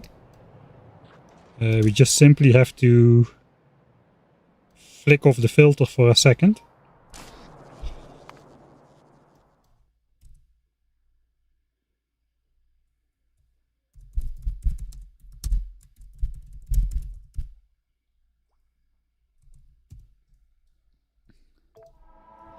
Important moment for the edit, I suppose, so let's make plenty of saves here. And there it should go.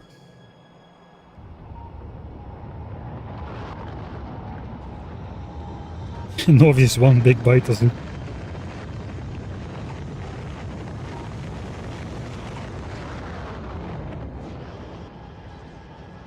Okay, there goes the Bringer of Independence platform. And this ship might be small enough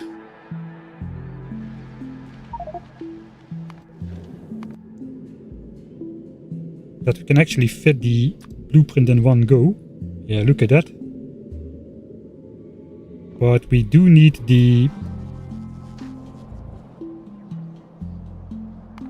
space platform only one.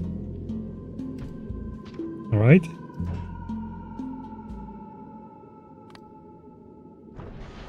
There we go, it's gonna request space platforms.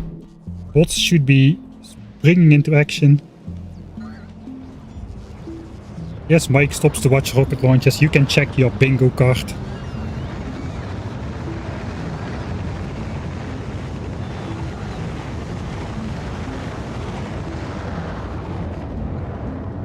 That's 500 platforms per launch, so it should be 6 or 7 launches or so, and then we should be okay.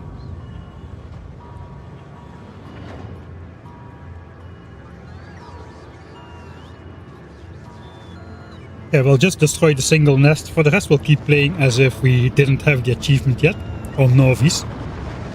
Gleba is a different story.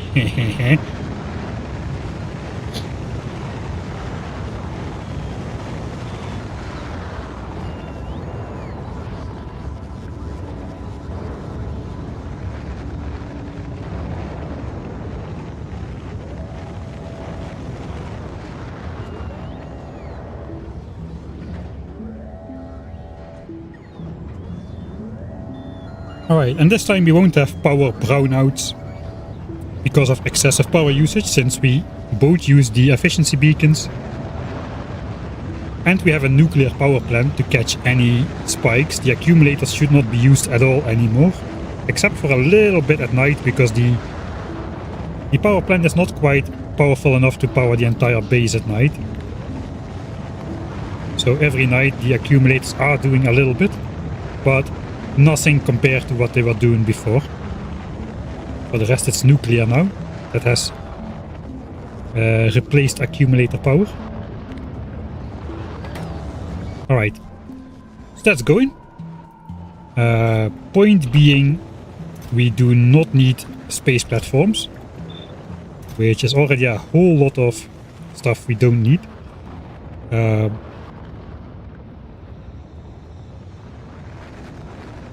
What's the easiest way to do that? It is not that much stuff actually, it might just fit into one single chest. So I guess we'll just try that.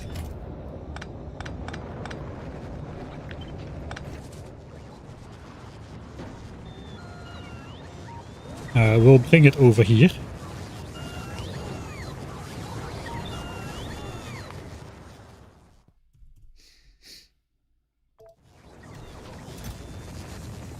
Let's see. Okay, that is starting to look like that's actually a lot of stuff. There's a lot of like loose fragments of stuff.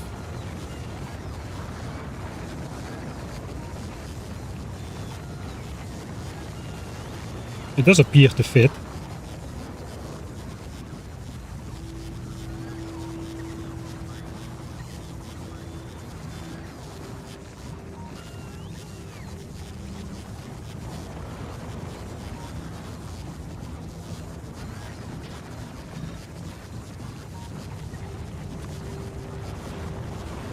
We need a couple more of those. 4 more of those, and we actually need, believe it or not, our first Mark III speed modules. We don't really need them just yet, but they have to be on board for future speed control once we have a more powerful laser damage and shooting speed upgrade. So maybe we can omit those for now. But that's pretty decent. Let's just uncheck. Let's just bring to the front all of the stuff which is red still, because that is what we need more. Of course, we got a nuclear reactor. We've got quality boilers and way more steam turbines than you need to power this amount of boilers for a specific reason. Everything is accumulator in this base, so this is no exception. Alright, so all of this is good colored. We've got asteroid collectors in there. We need some more space. This is a bit annoying with the pop-ups. Sorry about that. So asteroid collectors. These things. 2 regular steel power poles. Okay, those are gonna just have to be upgraded to rare ones or something. I'm not gonna make normal electric power poles. Cargo base. And thrusters. I think the rest is all in the chest already.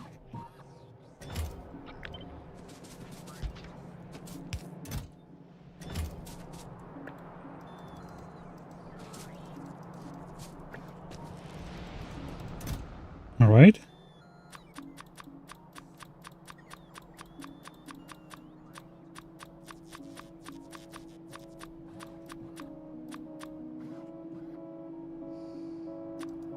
Right.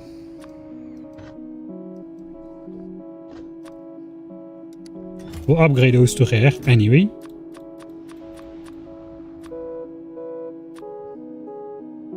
So that is what we need still. Okay, we do have the regular crushers in there. Trash unrequested? I guess yes. We want the exact amount of stuff.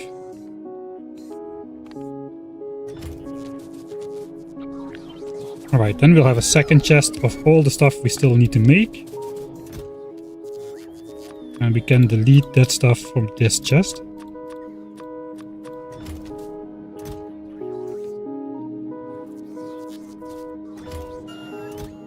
Alright, so that is satisfied. Some of the stuff we should have in a lower quantity, like laser turrets. 16 out of the 56 we've got. I think that's the only thing. We don't have nuclear plant, we don't have these, and we probably don't have any spaceship equipment in there either. Man, this is annoying. Can I get a normal?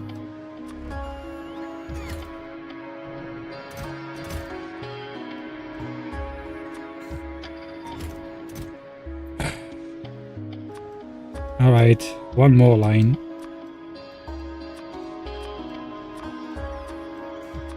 I want a normal chest interface, please. Starter pack, that does not exist. Alright, normal chest interface achieved.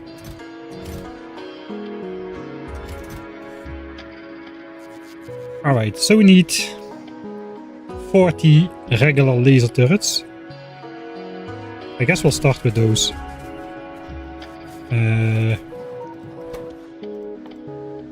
No quality in there.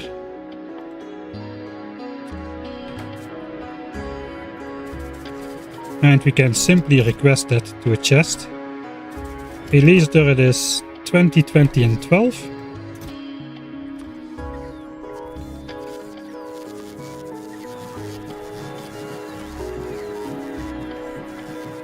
And we want 40 of them. So that should do.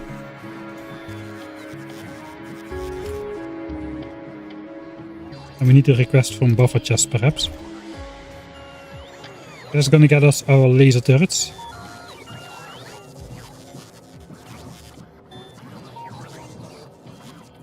Yeah, the bot explosions, man. I've missed those.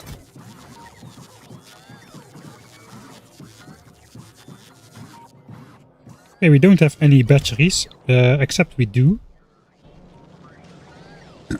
They are stored in the not logistics network over here.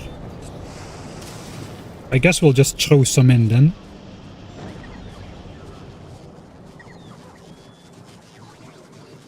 I have to clean up this roboport area at some point. But it's not this point. 45 minutes. Holy moly. Alright, so that should do it.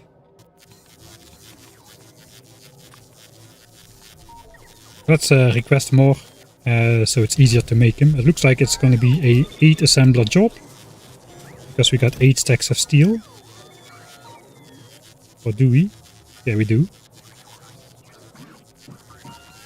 Alright.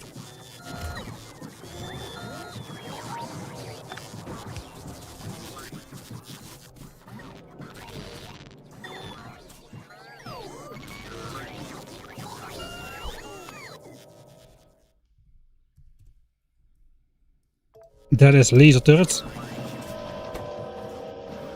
So that can run in the background. What's the next step? We are not gonna do those speed modules just yet, I think. 5 rare thrusters.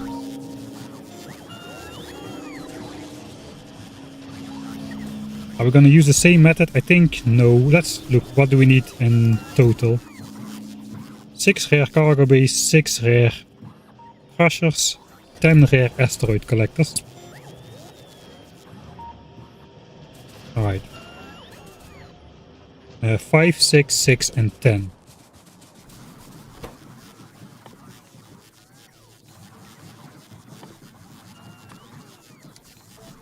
So 10 of those. We could use a requester chest.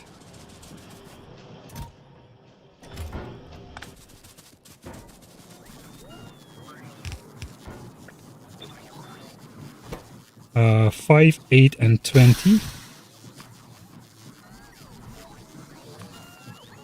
Now we get to figure out if we actually have the stuff we need. We might be short on low density structures actually. 1300. Hey SDB. Boom boom, yeah, today's boom boom day. Thanks for the 21 months of subscriptions. Thanks Tobbers as well for the 10 months of primes.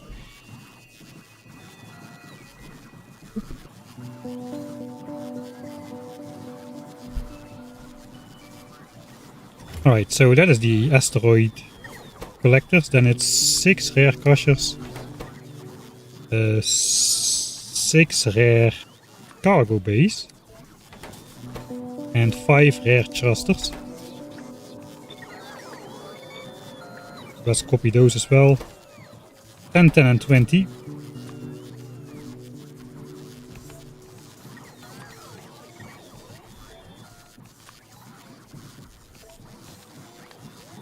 I think it's a good we took those from Fulgora, from the quality machines. That's the reason we can make those rare quality things now. And this is 25 and 20 and we need 6.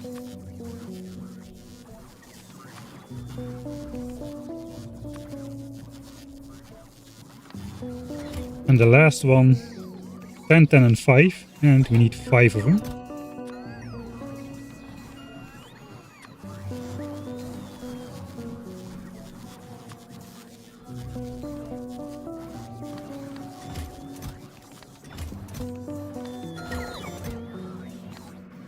Okay.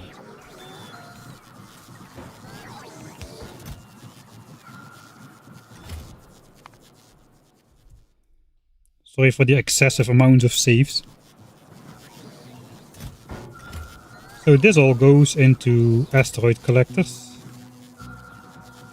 Would be a 2 assembler job.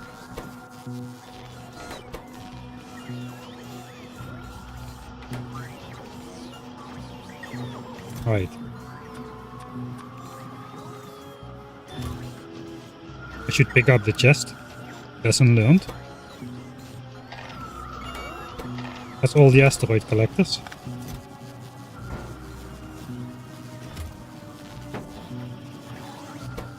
Crushers. To assemble job. Control right click. Control left click. Cargo base. Looks like everything is a 2 assembler job. Except for the thrusters because that's 5. So let's just stick that in there. Easy peasy.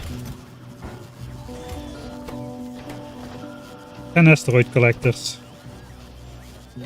6 crushers. 6 cargo bays. And 5 rare thrusters. Those are slow.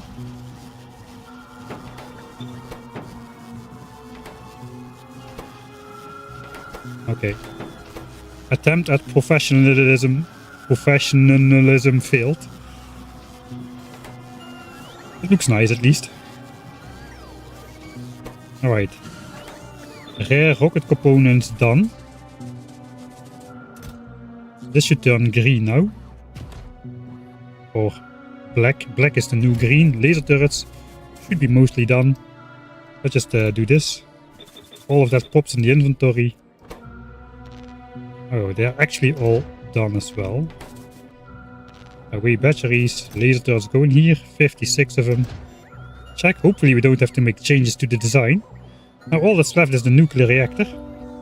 I guess there's the 2 Mark III speed modules. I'm the 4. I'm just gonna make him.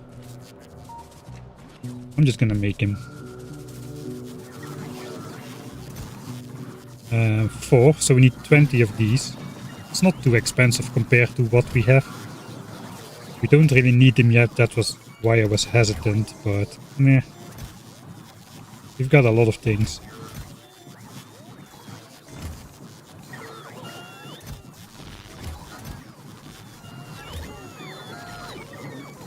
Okay, not all chests are full. I thought they were all full.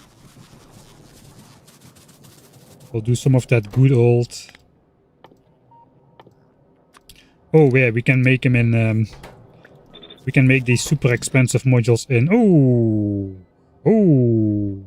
Right, this is Space Age. You can see how much of a Space Age noob I'm still. I still am. So we actually need to bring the components with us. I know we can make them in EM plants, but it's only 4. Alright. So... I requested the 4 extra already. We just need...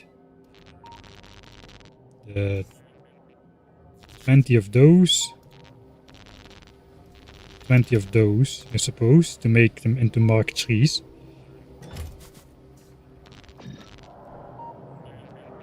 Four could get us 6. I should probably make them in the EM plants for 2 free Mark III speed models to use somewhere else. That was dumb, even for my standards. Why does it need Mark III? We'll find that out pretty soon. Alright then, the nuclear plant. Do I still have 1000 concrete? Yes. Alright. Then the rest is easy. In fact, so easy. Just not even gonna bother doing that automated. There's one more thing. I forget it every time. Is it gears?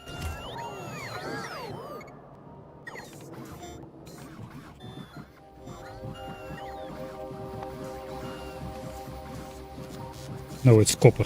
It's copper, yeah. We require a lot of copper. Not that we have it. It's not gonna be... Is it gonna be a problem? Might be a problem. I guess I still had some... I had a temporary copper setup over here, which... Yeah, okay, we are good on copper. That is why we had that. We can handcraft the nuclear reactors, of course. Wait.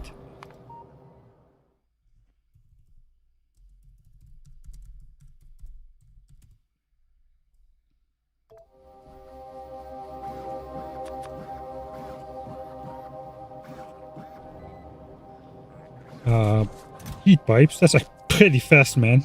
That how is a single module like 60 seconds crafting time, and I can handcraft an entire nuclear reactor in like 8 seconds? Sure. Game. 114 heat pipes.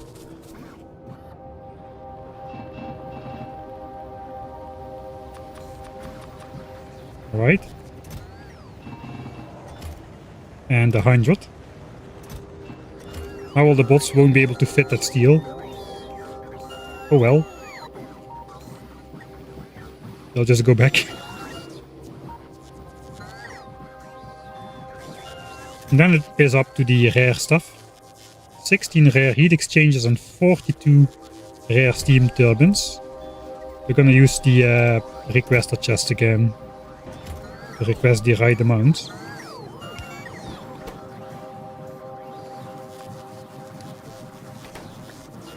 $16 of those.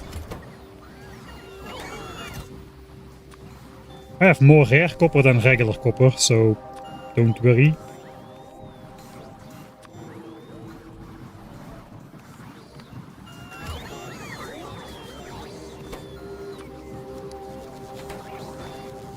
We're probably gonna need 2 for this. How many did we need again? 42, right? 42, so 21.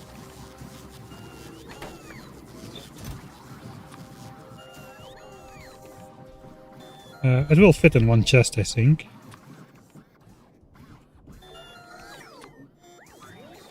Barely.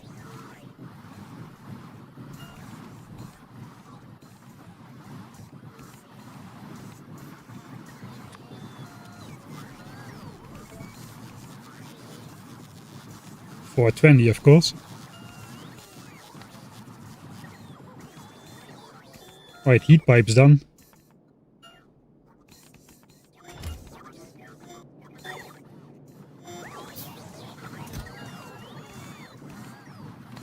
This one is off as well.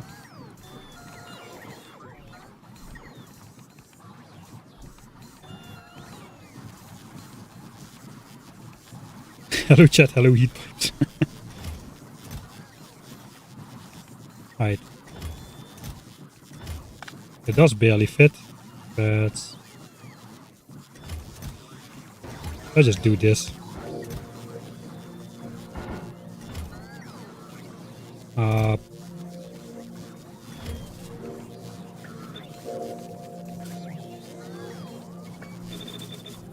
I cannot handcraft these, so I'll do it the annoying way.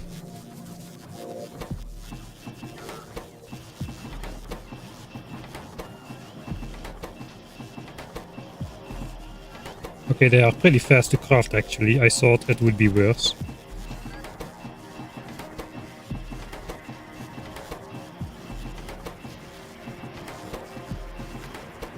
There we go. 16. Rare heat exchangers. Now we've got these things to go. We can do that smarter then. Let's just grab all the pipes. Got 21 stacks.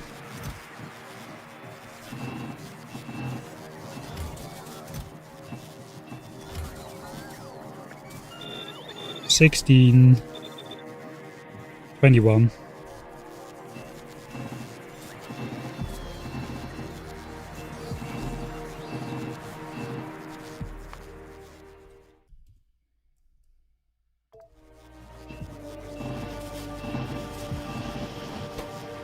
And that should be all the steam turbines. 2 per assembler. And then we just have a lot of pipes left over.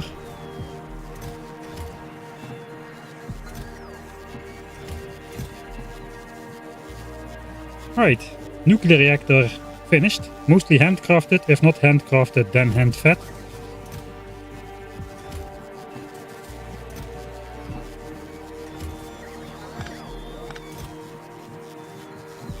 Let's first put it in the chest. I think that's all.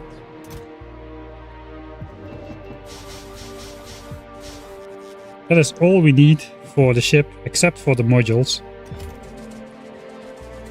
So we can build it.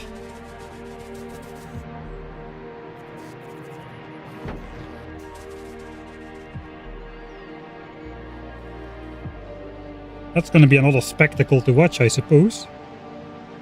30 minutes left. Science levels are getting dangerously low. 69k left. Nice. Okay, we're going to make it because we have less than 69k left to research. Only 67k left to research. So we officially have enough science to finish the stack at full speed.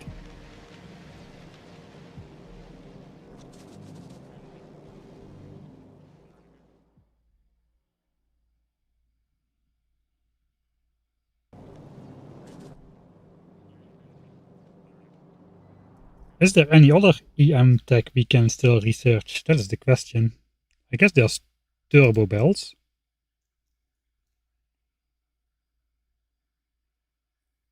Those could definitely have some use in like spaceships and stuff. It also requires purple science, so that will switch on the entire base basically. On Vulcanus. Which might be a better tech to research than mining productivity. The thing is I want to use the current science setup to make some of that quality plates.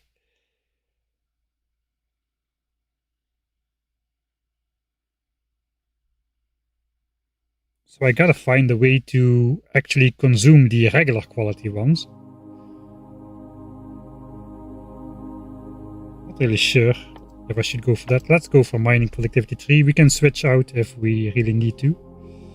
I think I've got most of the techs which we need. We can do cliff explosives, but yeah.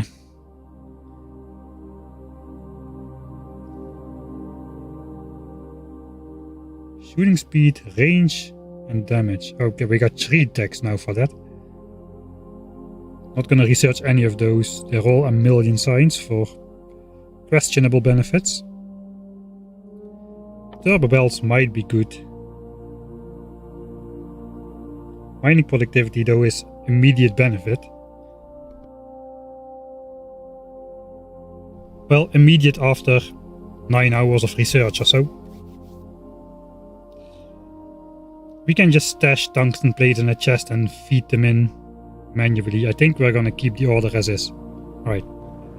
Less than an hour, yes. 30 minutes and 50 seconds left to go. We can feed all of this in here.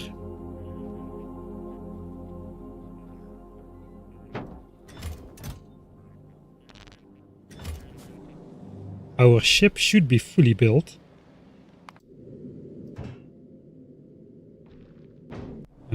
Let me grab 56 more space platforms. So I have 1 stack on board.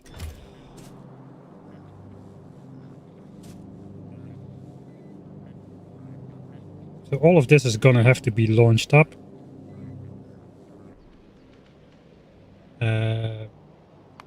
I suppose it's time to paste the blueprint. The outline is done. We can watch the ship get built.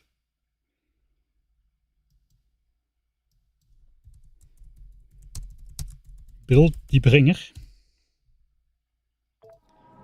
See if I don't mess this up. There it is. All the belt weaving you could ever wish for. Before green belts. That will fit 10,000 artillery shells, believe it or not. Without stacking on the belts. Just 3 belts of belt weaving. We got for the first time more than 1 thruster for a spaceship. A compact nuclear reactor on board. 1 accumulator just to see if it gets used. If the accumulator gets used, that means we are not generating enough power at that moment. That could be with a lot of lasers shooting at the same time. Some sort of similar laser front as the other ship. 4 collectors and some collectors along the side to get all the stuff needed. No pumps. I'm lying, there are pumps. But that is not how pumps work. You cannot pump fluid into the engines like that. Those are decorative pumps, or maybe like emergency backup ones. This ship has no fuel tanks. No fuel tanks on this ship. And a very weird method to control speed, which we're gonna get into once it's built. I guess let's paste it and watch the rockets go crazy.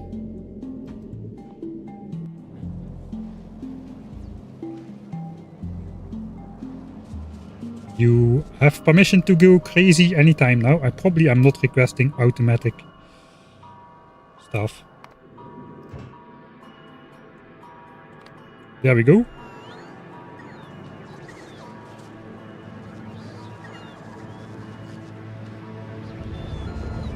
Alright, so everything that's a full stack should get sent to space automatically, and we can just hand feed the rest of it.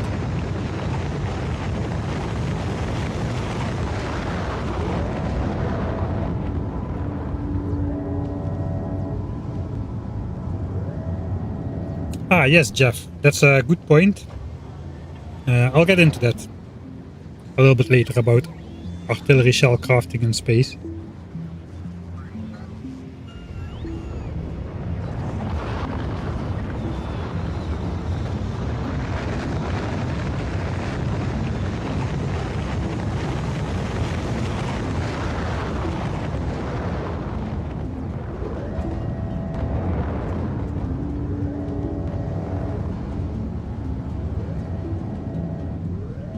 Yeah, we're still gonna stick with regular inserters for now. No stack bonus. I hope I can complete the playthrough with that. I'm not entirely sure. But we'll see. Okay, the belt weaving part has been mostly built. Now it's time for the nuclear reactor to pop into existence, apparently. Most of it. 1 reactor per rocket. Pretty brutal. Here comes the other one.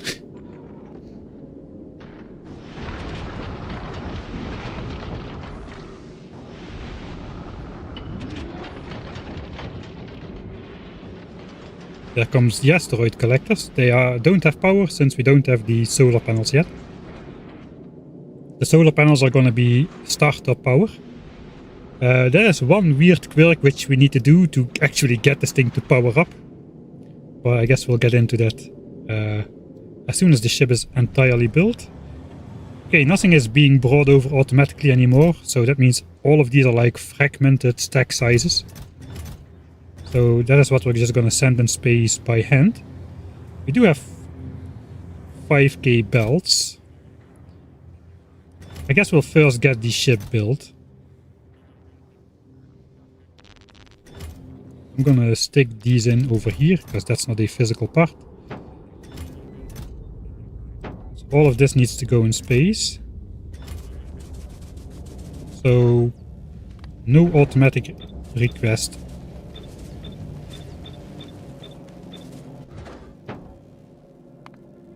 Bringer of Independence.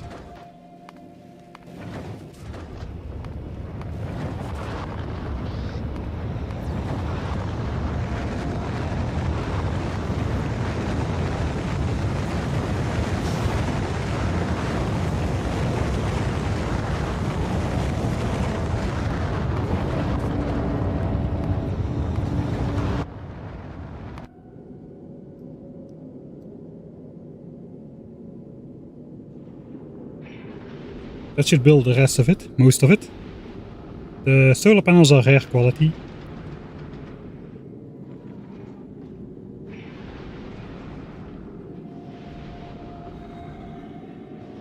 Can craft in 8 seconds in a pocket, but only 1 per rocket. Yeah, that's the way it is.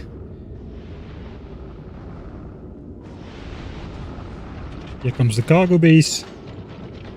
Now we actually have some space in here. So we can send the belts up.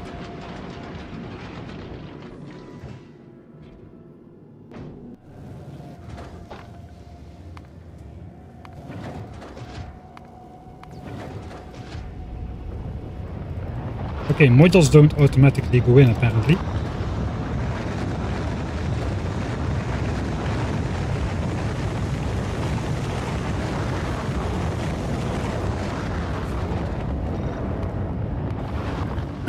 An entire rocket for 2 Mark 1 efficiency modules. It doesn't get much worse than that. But that should do it. Last remaining laser turrets. And the walls. I have no idea what else is not built. There comes the modules. Plop.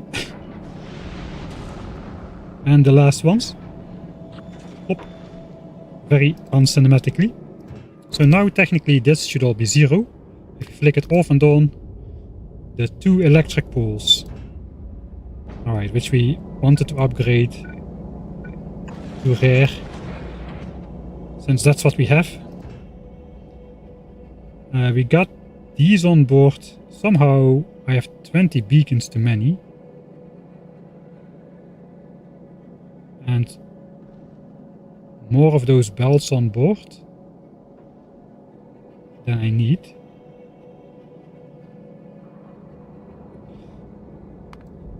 I guess that's because they were available in chests already more than what we needed. So why? I even have 2 rare quality cargo bays. Do I have my rare stuff sitting in chests over here, or what's going on with that? I didn't even know I had rare quality cargo bays anywhere. Sure enough, these are 6 rare quality cargo bays. So that is going to get sent down again. And the beacons as well. These modules will stay. I should have combined those 2 efficiency modules with these. Not really too worried about rocket launches. It's time to flick on automatic again. Okay, looks like we are not getting any plastic requests just yet, so that's good. We can request 5,000 belts, 1,000 undergrounds, and 500 splitters up here then instead.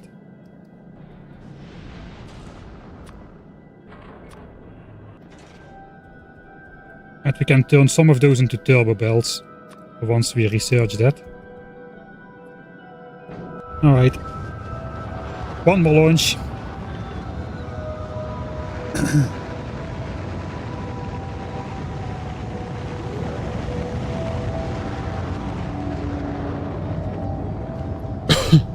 Sorry. That's efficiency. Ship was designed off-stream. Yeah, it takes way too much time and fiddling and testing to do it on-stream. I would do it on-stream if I was not in the van. But that would be like 2 or 3 weeks of designing a spaceship in 2-3 hour sessions per week, which is not... You need to design such a thing in like 1 or 2 goes anyway, or you'll just lose track of what you were doing. So it's not really that efficient. 20 minutes left. Alright, the bots will do the belt stuff. What is left for me to do? I need to grab some supplies for the ship as well. So it would be good to grab an extra stack of walls. I don't have quality walls this time. I guess I don't have the fast armor now.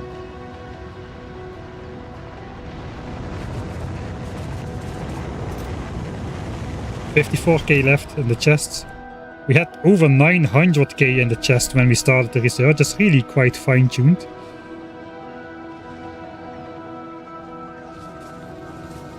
Let's go and grab these. I think we can manufacture the artillery, the quality artillery shell and turret on Novice.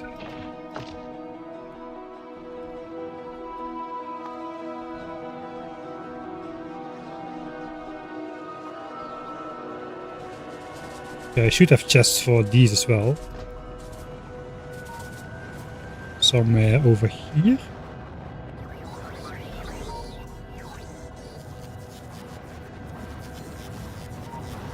Where did my cargo base go?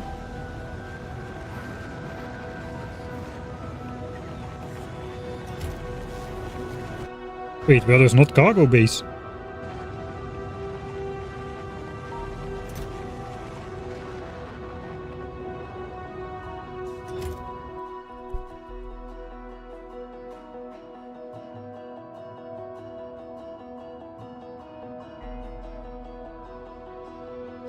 Request a chest. Ah, request a chest. Alright, of course.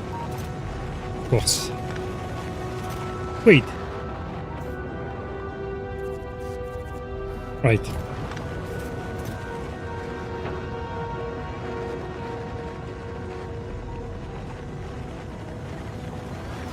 Ship is built, right? That can go.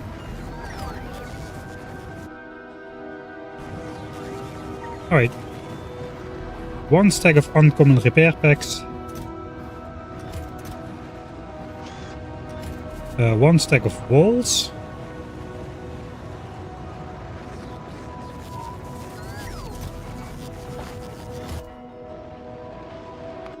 What else would be handy? If we lose an asteroid collector, that could be bad, but not disastrous. We shouldn't lose anything really. Question mark. And I don't have rare asteroid collectors to spare, so we're not gonna do that.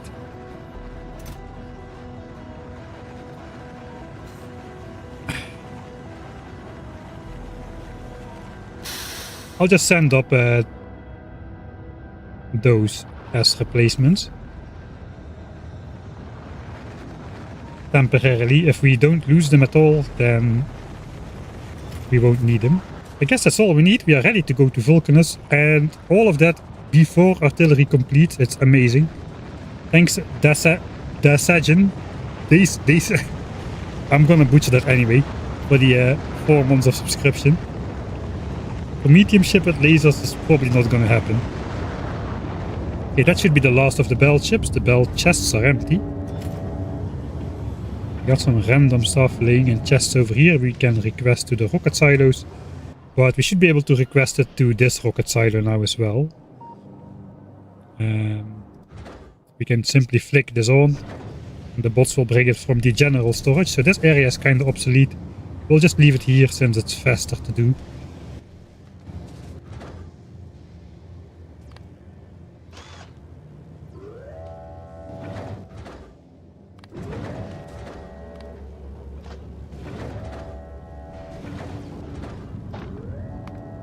Okay,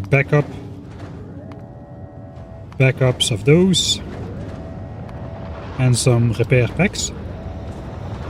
And then I'm ready, I think. I just need to empty my inventory. I should grab my inventory again. We'll say goodbye to the Johnnies. They're gonna have a blast. Literally.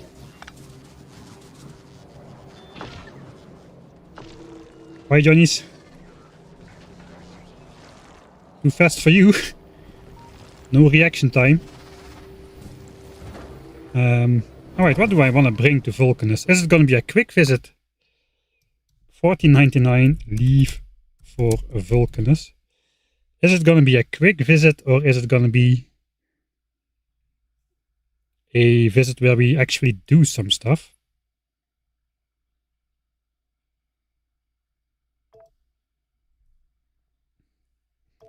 I kind of forgot about the Mark III assemblers. Do I have that stuff over here? I have the assemblers, but do I have the speed modules and such?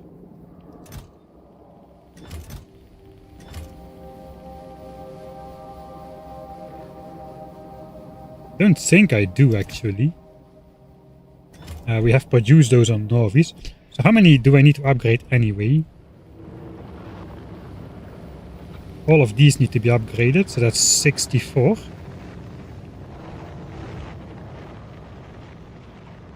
What else is 64, 84. This is all other kinds of stuff. I think it's 84 assemblers only. All of this was designed with Mark II assemblers in mind, so I'm just gonna not mess with that. You could just throw more productivity modules in there though. This is all temporary stuff. This is all temporary stuff. Could upgrade those as well. So we're at 84. Let's say 89. 105.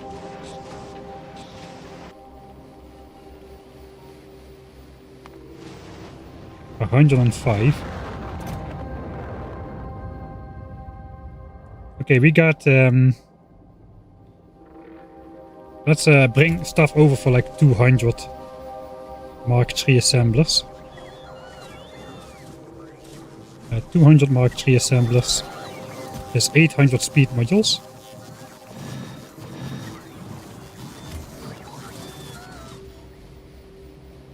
That's something the bots can do as well.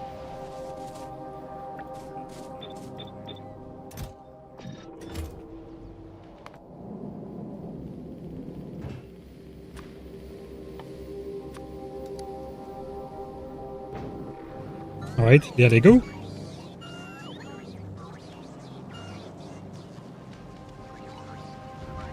Okay, we'll watch one more.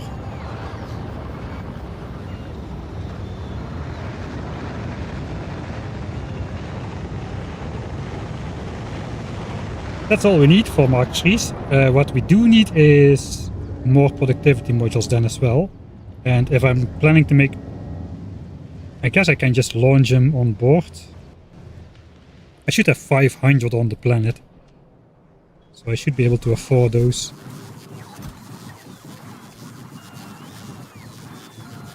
Not all of those have productivity though. 200. What do we need for science? Rails, for instance, does not accept productivity, nor does electric furnaces over here. I got 201 assemblers there, but some of those are the hand feeding area, which is obsolete. So Yeah, what do we need to upgrade?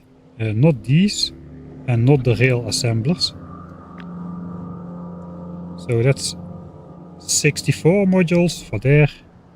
That's all I have for purple science, I think. 64 modules.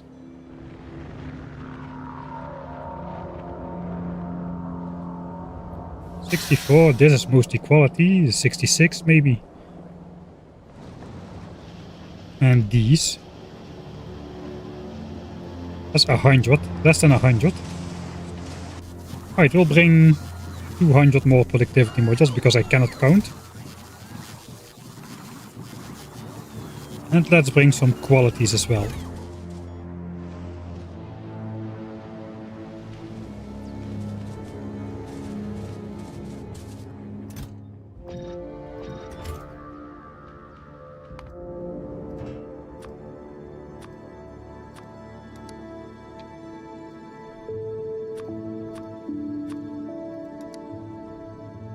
Alright, those will get launched.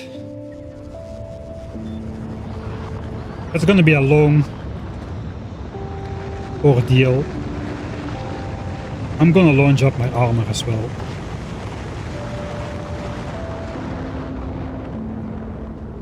I got bots over there. So all I need to do now is go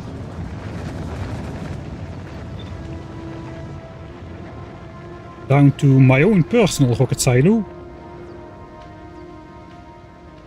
With artillery at 10 minutes away, we're ready to go to Vulcanus. The quality yellow science base still chugging along. I'll just throw my entire inventory in here, including that, because that's where we'll end up. We'll go say hi to the Johnnies. It is time.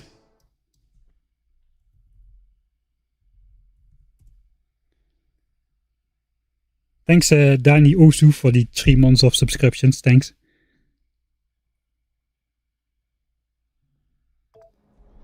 I think we're just bringing the quality tungsten back to Novice. I have no idea if we are ready to go. Let's just quickly look around Novice before we actually fly up. Oil was 16k at the beginning of the stream, now 17k, so that's probably gonna be alright. Vital zoos have been replenished. I don't think there's much we need to do. The nuclear plant is still alive.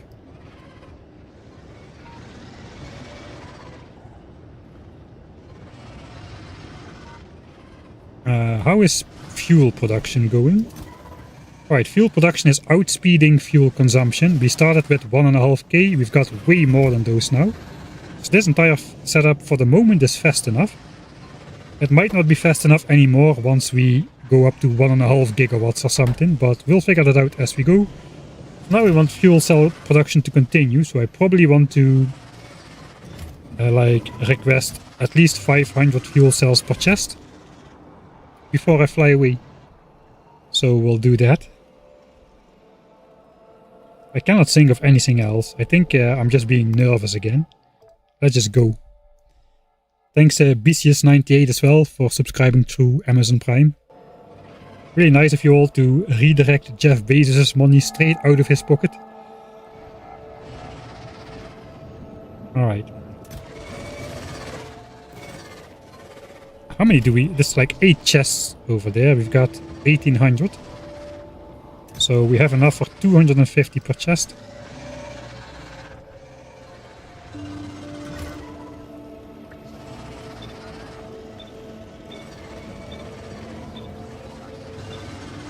That's going to keep those 16 logistics bots busy for a while.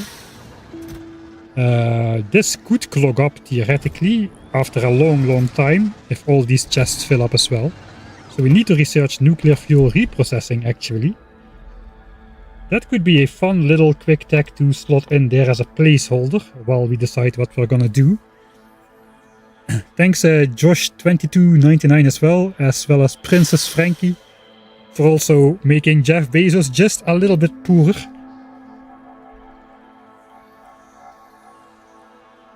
Why are the worms not hitting your power plant? Because it's not a military target, obviously. They are active because there's a sneaky laser turret there, which is in activation range, but not in shooting range. Right, let's go to the Bringer of Independence on its maiden voyage. Okay, there might be a problem with this. I forgot fuel cells. Okay, that is a little important. And then we need to wait for the reactor to get up to temperature.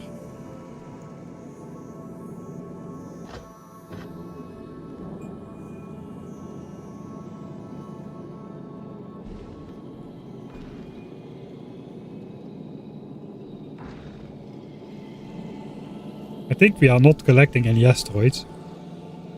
There's no power on there. And there's no power on there for a reason. The accumulator is out of power as well. So the problem is, I've got only like 12 solar panels over here. And the idle draw of all the laser turrets combined is more than that. You can see the spike. So all of the power prioritizes to laser turrets and there is no power left for anything else. So we need to temporarily deconstruct some of these to get the entire thing to work. But most importantly, we need some fuel cells on board. And I haven't even made any, so yeah, I'm not gonna am I gonna manage to get away? It starts to be more questionable. I already sent up my fast armor. So I'm stuck with my slow armor as well.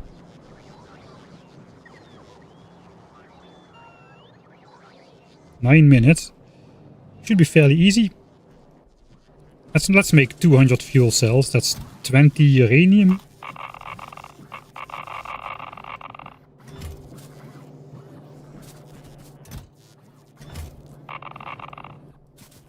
A bunch of that and some iron. Do we do productivity? We've got them. We've got them. But then I need to wait a long time, so I'm not going to do that.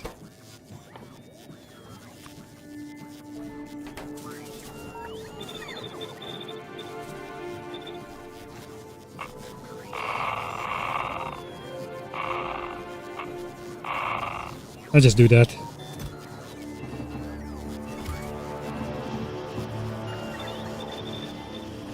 Can't believe I almost left without fuel cells. That would have been fairly disastrous.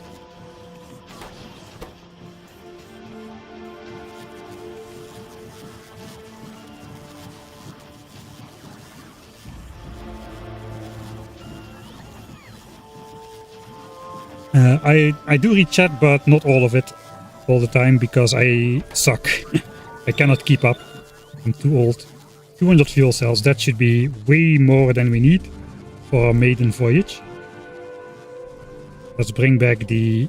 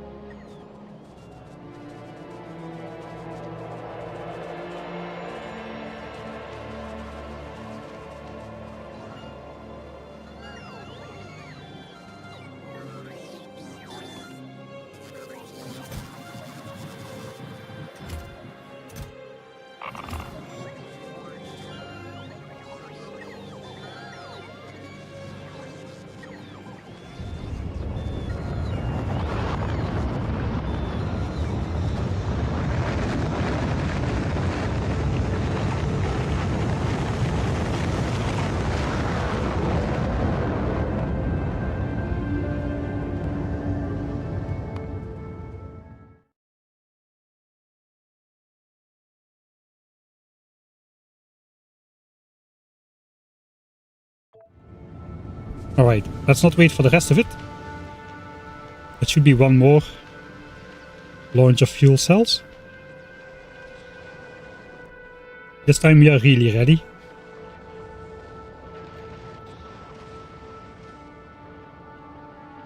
At least we'll leave Norvis before artillery finishes. But I don't think we'll arrive on Vulcanus before it finishes. Let's make save 1500. That's a good save.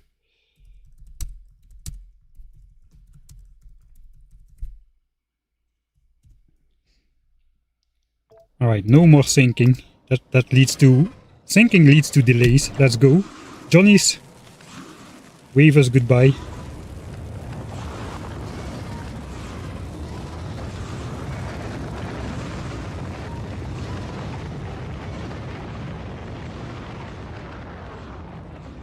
Don't destroy everything while I'm away, please.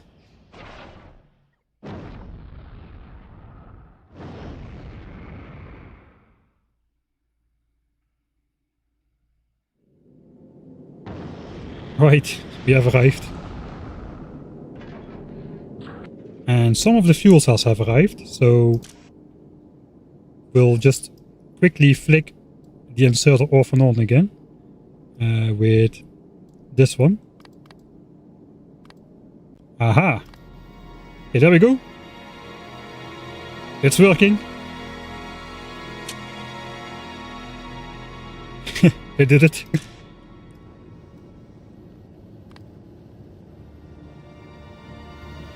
We have the power.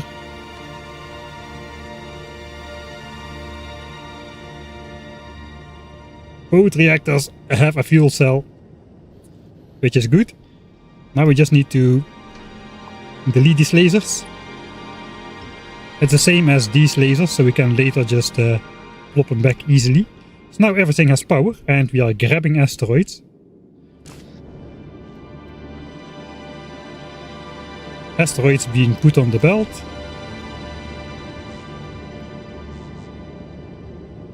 And we are prioritizing water for the power plant.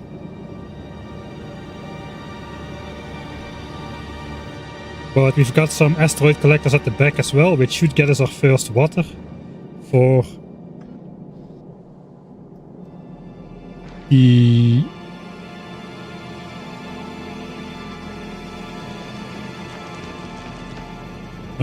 rocket fuel and rocket oxidizer. Alright, so we got some. And our pumps are pumping the stuff into the thrusters, because this is definitely how that works. This is my this is basically my fuel tank. These hold 400 fluids where those pipes would hold 200, so these are more efficient. Let's put some quotation marks around that efficient. Alright, so there starts to be a little bit of fuel in there. We cannot actually leave until the reactor is running though. So we get the water in there, water goes in here. And once this heats up, 500 degrees, it will turn into steam. And from that point on, we don't need to wait any longer. We should be able to put the laser turrets back and start flying through space to further load up the ship. I do have these water tanks in here to ensure power longevity for the nuclear plant, but we don't have any fuel tanks in the back. And I forgot to... No, I didn't forget. We got the modules on board. So how does this ship even control its speed?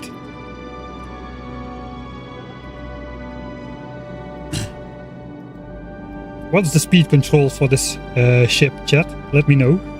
Let me know your best guesses. How do we even control this? There's no wires. These wires are not attached to any of this, nor to the thrusters, the pumps, the plants. It's not connected. This is just for switching off the laser turrets if we are traveling at cruising speed to save some power.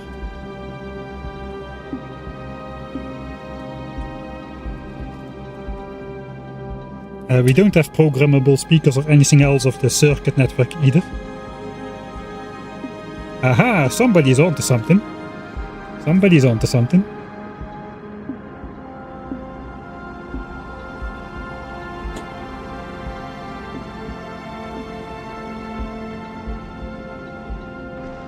See a lot of interesting answers going by. Production speed is the speed limit. That is part of the answer. It only works on Mondays. Number of pumps enabled. Why are the beacons empty? Hey, that's a hint. Manual on and off switching. Come on, we're not that primitive over here. I mean, we do things the normal way on this. Never mind, okay. But it's not that. We're not manually flicking it off and on.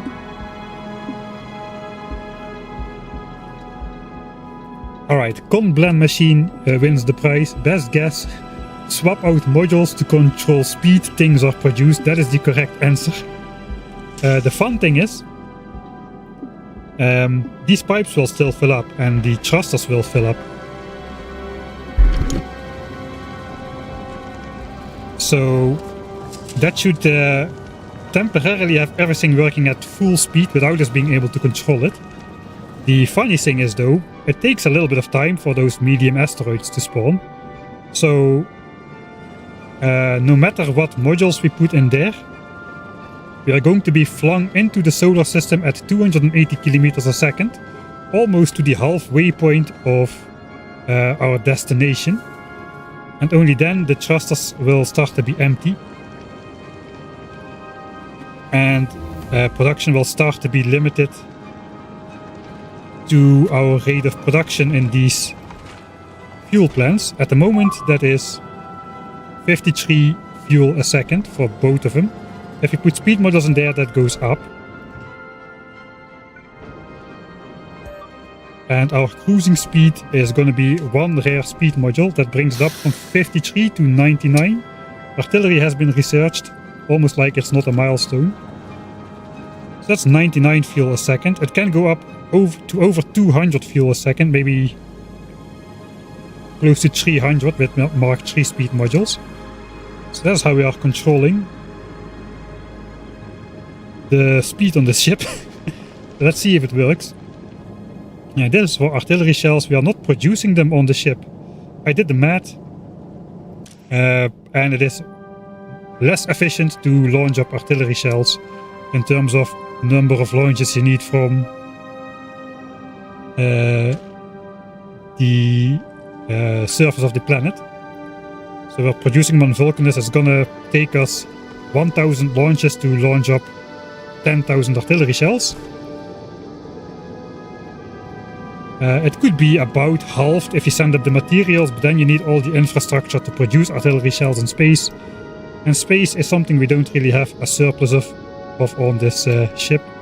So I chose to just go the simple way and launch up the artillery shells. Alright, let's pay some attention to the fact then that we are now officially researching Mining Productivity 3. Yay! And as a side effect, we have finished artillery. Which means, from this moment on, I can handcraft artillery turrets. Just like I can handcraft nuclear reactors. We can even handcraft artillery shells, believe it or not. We cannot handcraft the rare one to destroy the biter base, so that's kinda eh. Reactor at 480 degrees. These are almost full of water. So we should see the nuclear reactor switching on any moment now.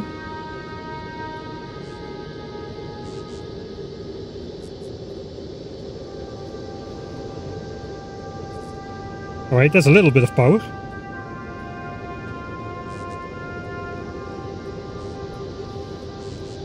Right, so we barely are requiring any power, I suppose. Yeah, 5 megawatts. Nuclear has just taken over from solar, or basically we're adding to that. So now we can place back the lasers. Right? Because now we have the power draw. Technically, once we start going through the solar system, we should be able to get enough asteroids to keep flying. Except we'll run out of fuel really quick. This is already full. This is not yet full. All of these are full though. You can see in the bottom right corner 1k fuel and oxidizer for each of those. The pipes are still empty. We do have 400 available in each of these pumps, which might save us for the initial burst. So I guess let's just go for it. Let's slingshot out into the galaxy.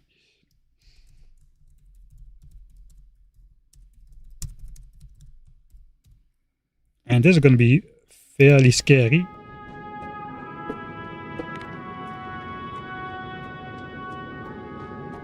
Guess we'll go maximum zoom out.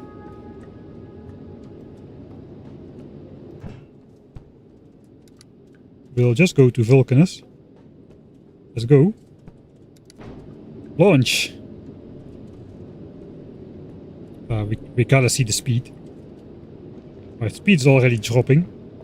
I guess the pipes were not full. That's bad news, because now my engines will run out of juice really quick. Before we even start to encounter any asteroids. As long as we keep moving forward, we should be okay.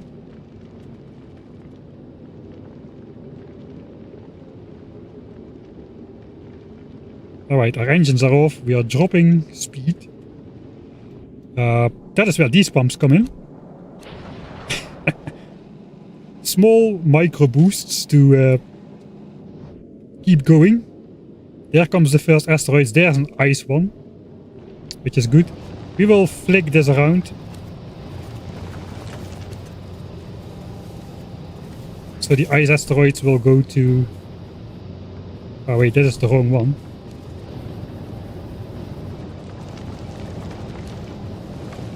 That's also wrong.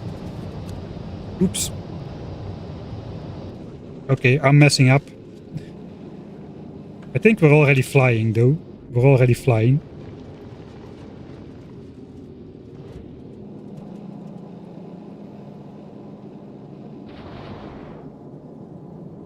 Okay, we have switched off again. Okay, some ice is coming. Some ice is coming. More ice is coming. Flicking on again.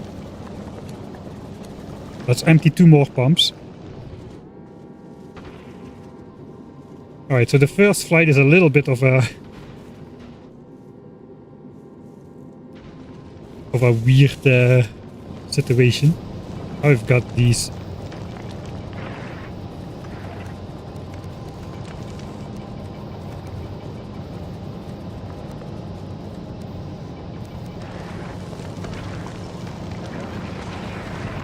Maybe I can get rid of it that way.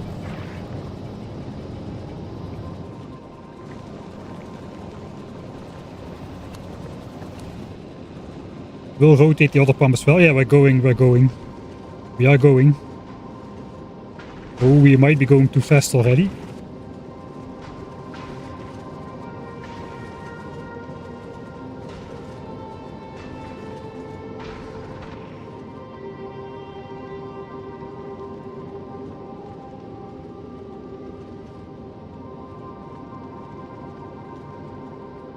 Alright, we have made it.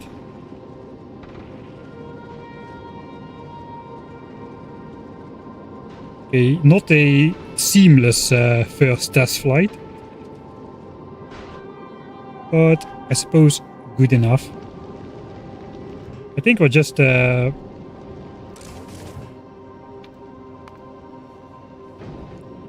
fly halfway back.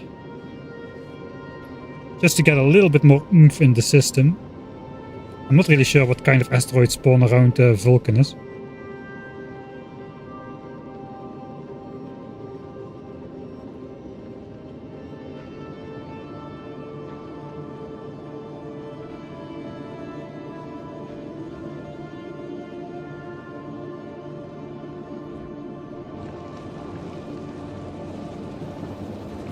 Alright, let's fill up those pumps again. It's gonna cause the ship to slow down temporarily. All is fine. Where's my ice asteroids? Come on.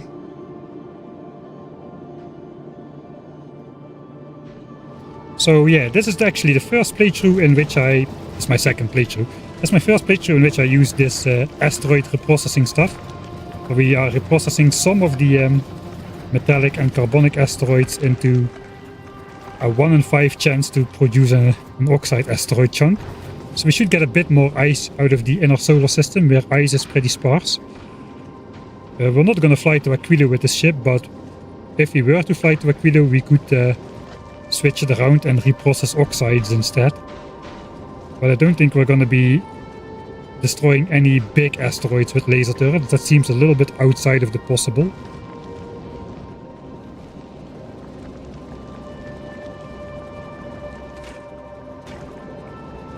Alright. I think we can just go back to Vulcanus now. A hard turn with 120 kilometers a second. A hard 180-degree turn right there.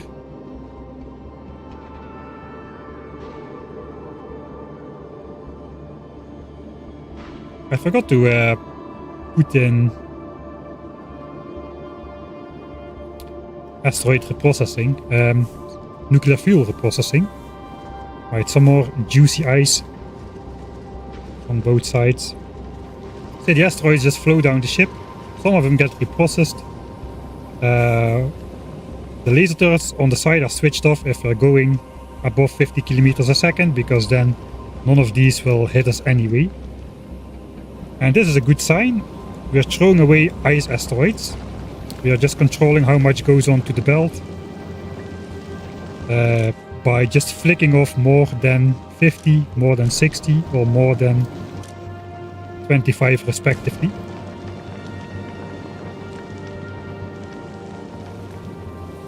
And we are going at a very constant speed here. Indeed, we are limited by the rate of production.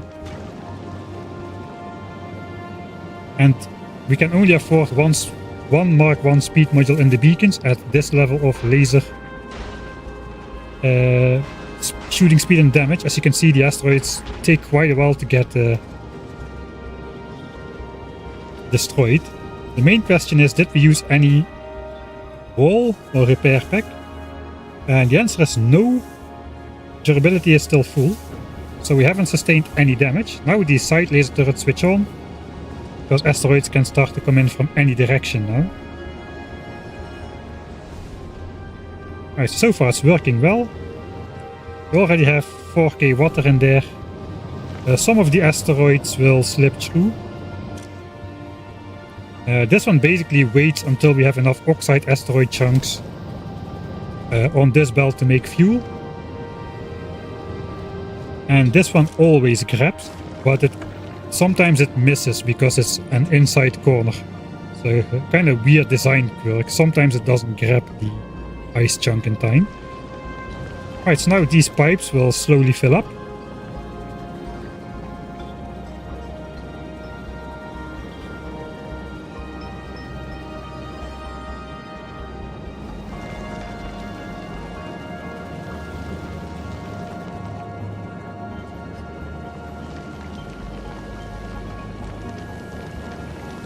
I guess we can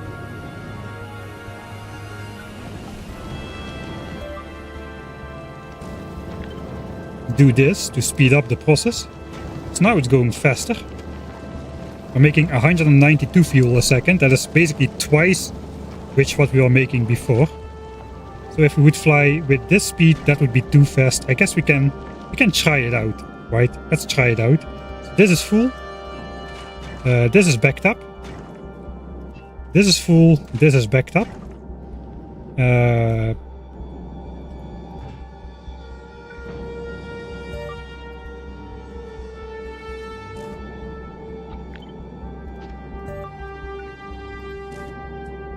Okay, let's switch back to a single speed module.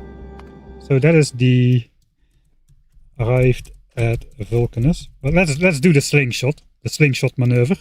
This should be good. We should be going 280 kilometers a second and just go halfway. Let's pretend we're going to Gleba.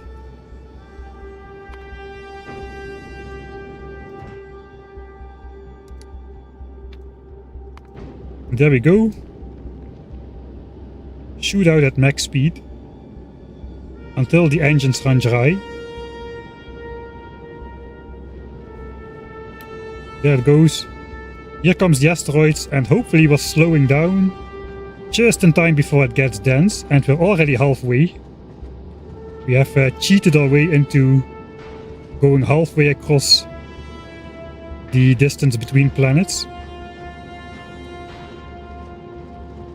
I guess it's halfway if we use slightly better modules. Looks like we are down to cruising speed. The thing is though, cruising speed at the first half is 20 kilometers a second slower than the second half, which should trigger right now. So now we're going to go up to 120 something kilometers a second. Because the gravity pulls you 10 kilometers a second towards it. Not compensated for distance, just minus 10 kilometers a second if you're at the first half and plus 10 kilometers a second if you're at the second half. So that is how the ship controls its speed. Let's do that once more, but with the good modules. And see if we can survive that.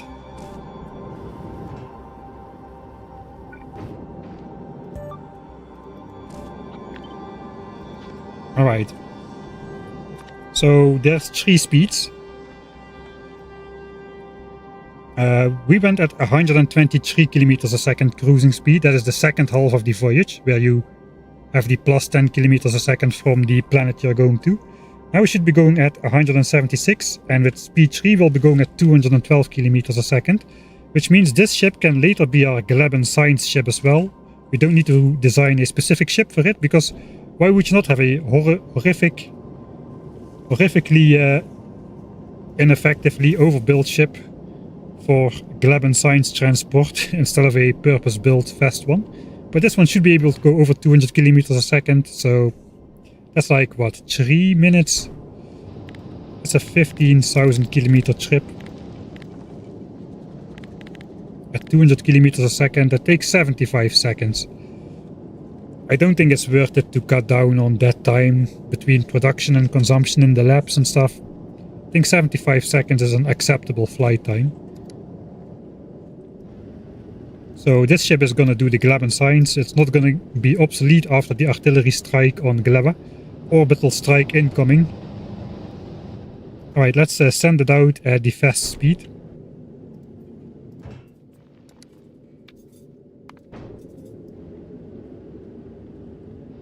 So now with these modules we already shoot pretty much, because the fuel production is higher at the moment, it should last a little bit longer before we start to slow down dramatically. So you can see the asteroid density starts to ramp up around this point while we are slowing down again. But this speed, this cruising speed might be too much for our current level of technology. And we have almost already slingshot into the halfway point here. Less than 1,000 kilometers away from it. Yeah, it's a close call here. Was that damage? Okay, we might sometimes get away with it, but it's better to be safe. I don't have... I do have replacement stuff on board, but it's not as good. So there we go, that's a pretty fast flight time. That was one wall. Oh, on the edge there.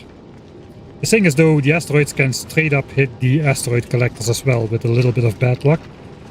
Despite the wall grid in front, so... yeah, it is what it is.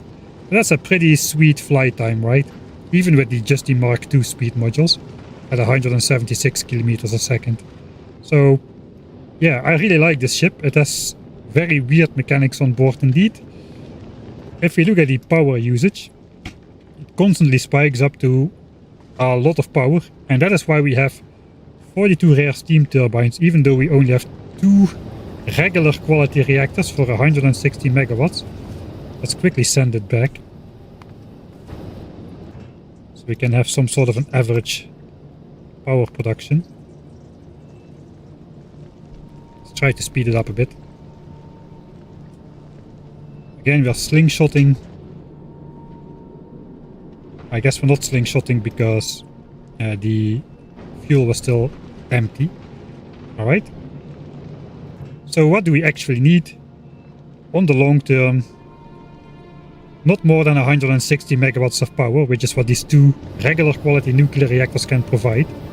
We have 16 rare quality boilers, which is too much, but it's okay because that means we can turn water into steam faster. So we can turn water into steam at a rate of 256 megawatts, drawing from the accumulated heat from the heat pipes. And then these 42 steam turbines, which do 9.31 megawatts each. We can do 380 megawatts of peak power, which is what we might need when many of these lasers are firing at the same time. So if you look at the power now, it's just spiking up and down. I guess we're already...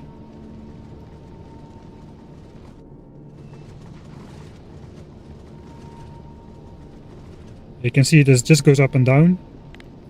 If we look at just the accumulator, you can see sometimes the power is insufficient and then the accumulator tries to jump in. It doesn't actually jump in at 480 kilowatts. It's just a visual that we can actually see how much of the time the laser turrets are requesting more than the 380 megawatts these steam turbines can provide. So basically these steam turbines are way more space efficient accumulators. So instead of having these, just have a couple more of these, and that is our accumulator bank. Basically the summary of the ship, I suppose. So it's got the science carrying area over here in the intended way cargo base. It's got the artillery shell thing over here in the slightly less intended way of belt weaving and belt storage on the spaceship. And we've got a very weird speed control for our spaceship. Now we drop from 156, we immediately drop down. It's a very consistent speed control as well. As long as this belt is full, which is basically always. There's always 60 of those. When we're flying, this fills up faster than we are consuming it. So all of this is always full. So somehow it works really well. Yeah, the classic 3 belts per tile, excluding overhead, which is significant on such a small build like this. But I just need storage for 10k artillery shells, which is a very high estimate of the amount I'll need on Gleba. I want to just bring it and be able to send down artillery shells wherever I need them. I hope it's enough. Landfill we can produce on Gleba itself. Anyway, let's go back. And we should actually drop down to Vulcanus and start building artillery shells, I suppose. I don't know if orbiting Gleba starts evolution. I'm not gonna risk it. I think it doesn't though. Each surface has its own evolution, including this one, which was just created. If we look one which is already in existence for longer, it's higher. Each space platform has its own evolution, and then this one, which is the first one, is at 74%. I guess just the time factor. Does pollution count towards evolution? Well, it doesn't tell me. It doesn't tell me for the surface I'm on. I guess this is just a technicality which this mod showcases. Alright, drop to the planet. I can do it. I can do this. I can drop to the planet. How much power do I still have? So now it seems okay. We're still in the sun though, so I cannot really get an accurate reading. Alright. Drop to a planet.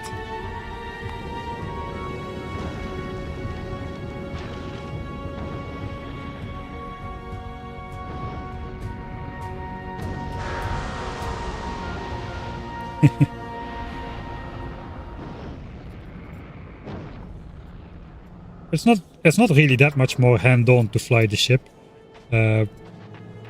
Basically, I need to change out modules 2 times. Once I research more damage and or speed on my laser turrets, I can upgrade the speed beacons, and that's all there is to it, really. Alright. How is this looking? We have some space to send down the bells. So let's do that. Also the armor. Bells.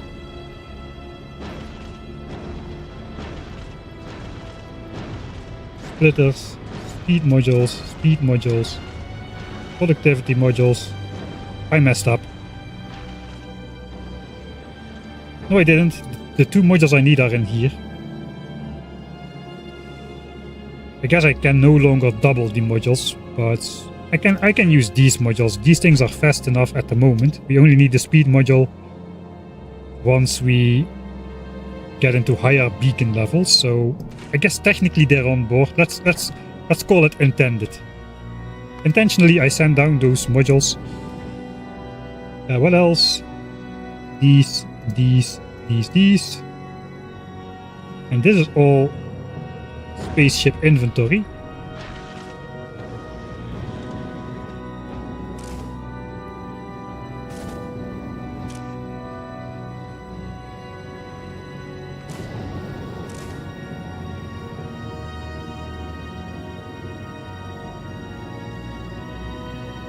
Right, something is wrong. I guess we're gonna just burn up all of this. Maybe there was like a power failure or something. Wait.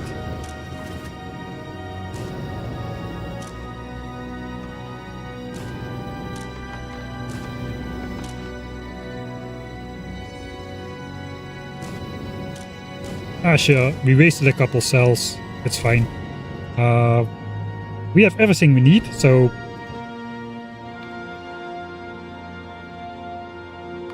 I guess we'll send the ship away so it can fill up its storage tanks more efficiently. Let's watch it one more time. Slingshot itself into the danger zone. And there we go, slowing down again. This is the reason we don't have fuel storage on board, because if we have fuel storage on board, it will take too long. The ship will just go maximum speed until it arrives. Alright, we slow down to cruising speed just before the asteroids get dense, so the ship should be fine. And we should at least spend some of that excess heat then with the laser turrets. So we'll keep it flying for now.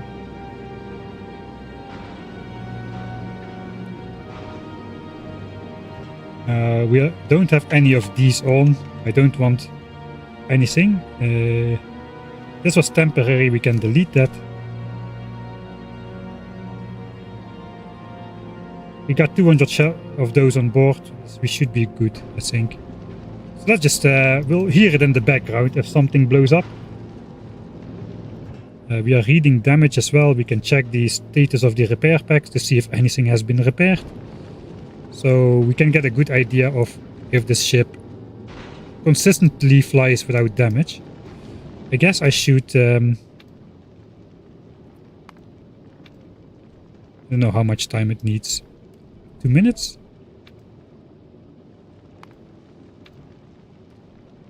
To simulate the slingshotting. It's already arriving on Novice. So all of the fuel systems are empty. And now they will get filled up. I don't know how long that will take, but since we're at the slowest setting basically, it's gonna take a while to fill all of this up. Let me try to remember.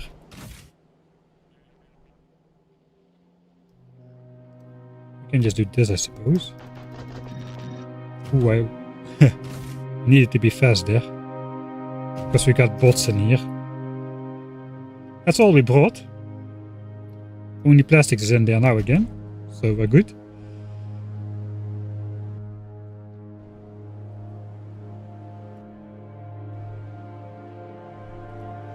So purple signs should be switching on soon.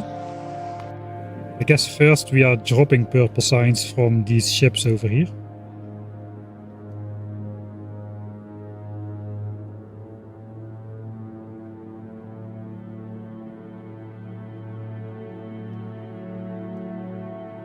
Oh yeah, we are dropping signs for sure. Okay, this one is still pretty full.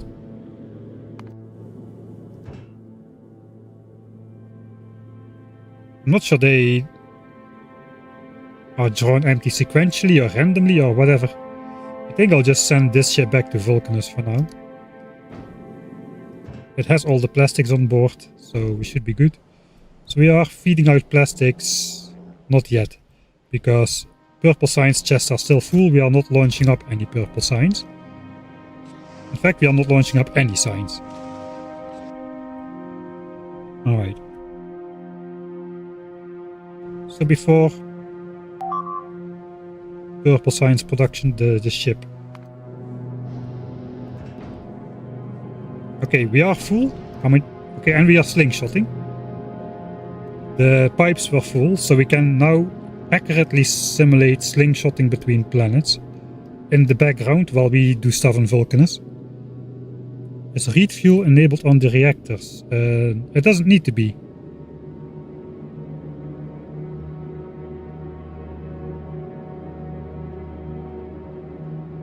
Alright, I think this is looking pretty safe. We are slowing down, especially from Norvis. I guess asteroids spawn more immediately from the Vulcanus side. And from the Glaben side, for that matter. But we are down below cruising speed. Oh, yeah, because we are still at the first half. This should now go to 120 right now.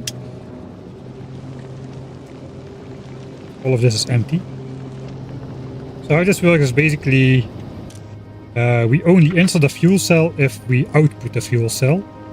And we only output a fuel cell if the temperature of the grid is under 800 degrees.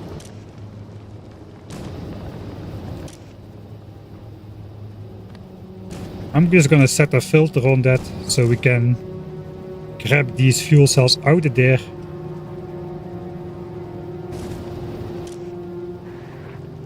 Maybe I can just do this.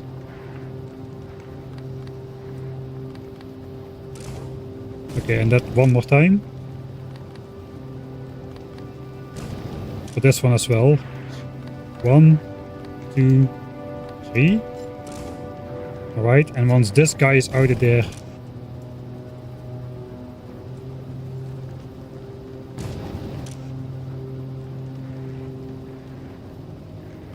I set filters.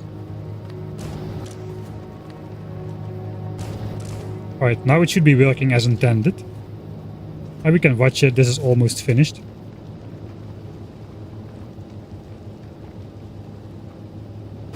So now these guys are disabled because the temperature is above 800 degrees. We are not reading fuel, we're just reading the temperature. Feature added by Factorio Space Age as well. Maybe in 2.02. So you no longer need to do the convoluted steam tank thing. Alright, so the fuel cell is in there. Apparently there was one more in there. It's like I missed that. Alright, so we want to take it out one more time.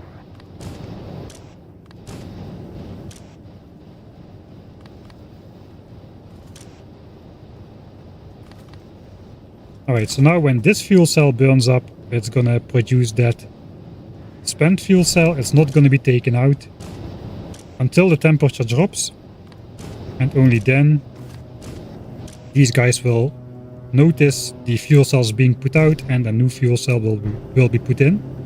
And we should be able to store the entire temperature difference in the grid. Almost. I wanted this to glow, so I set this higher than it needs to be. The temperature on these things. Ideally you'd set this to like 550 or 600, but then these heat pipes don't glow so nice. So they're not doing that. Right, how is the fuel? Still producing. Okay, we stopped producing.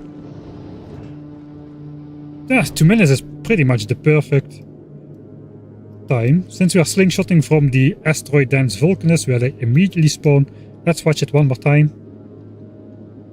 And I guess then we will not reload, because I just did a bunch of work on the ship to get the nuclear reactor to work properly. Alright, it's time to slow down, ship. Time to slow down. Since there's not so many asteroids, we can get more of the lasers to focus on fewer asteroids. They don't have to divide their attention so much for the first couple asteroids. Alright, and we're down to cruising speed. It's looking pretty good. We'll just keep going until these water tanks fill up. These water tanks basically represent 10 tanks of steam each, so that's 40 tanks of steam to convert in reserve.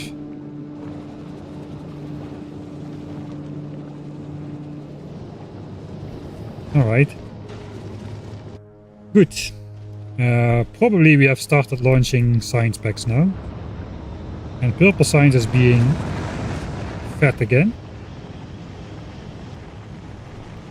And that means for the first time in a long time, purple science has started to produce again. Yeah, it was 12 hours to research artillery. This is our production rate currently, slightly above 1k a minute. With the Mark III assemblers we're about to make and the blue belt upgrade, we should be able to get it up to 2k per minute, or 1800 physical science packs, which turns into 2124 physical ones. We need to hurry up a bit, or science will drop. So I guess let's rip out the blueprint.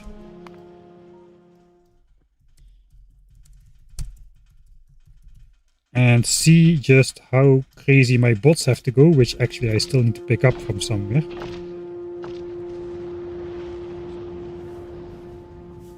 I have no idea where I left them. Maybe somewhere over here.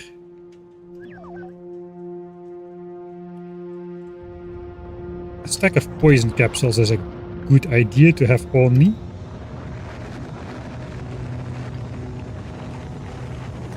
For sure.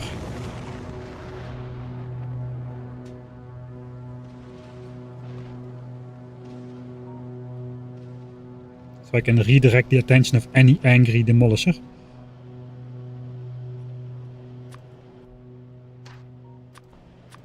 Alright, so this is the area that needs to be upgraded to blue belts.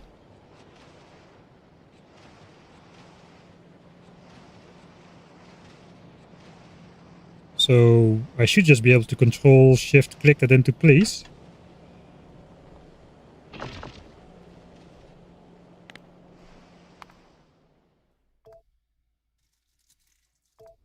And my personal bots should fully deplete my armor's battery, I suppose. So be it.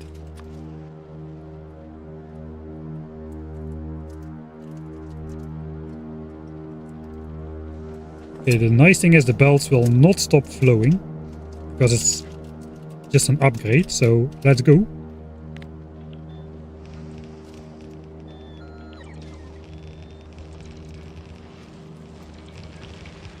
It's Vulcanus, the solar panels will recharge my battery super fast again, so I'll just let the bots rip as much as they want.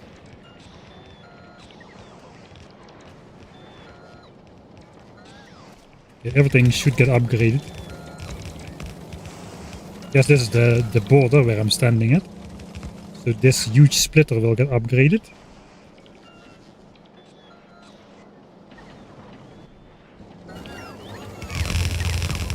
Nice.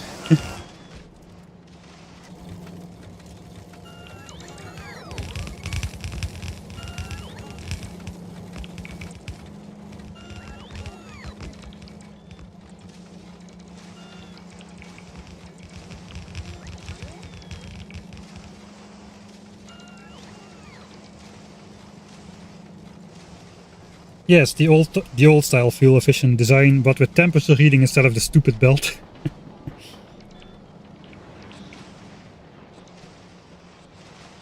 The belt was never necessary anyway, if you use the spent fuel cell inserter hand reading method.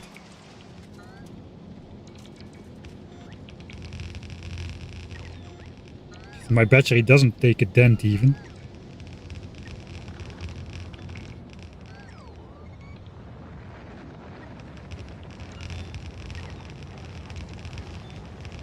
Okay, wait, there's an issue.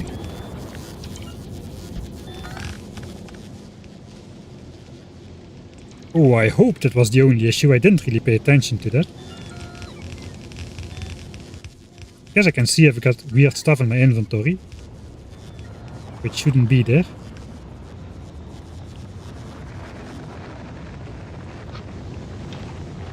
Doesn't look so bad. Alright. That's 2 full belts of bricks. For sure. Let's get rid of the temporary ones. This is the first calcite mine. I'm the first player to ever mine up the starter calcite patch before the starter tungsten or starter coal patch. I'm pretty sure. That's a first. Let's walk around a bit. See if we caught everything. That doesn't mean we're up to 2k signs per minute just yet, because we still need to upgrade the assemblers. Purple Science was designed with Mark III assemblers in mind. I don't think anything else needs to be upgraded up here. Just need to make the Mark III assemblers and call it good. So let's do that.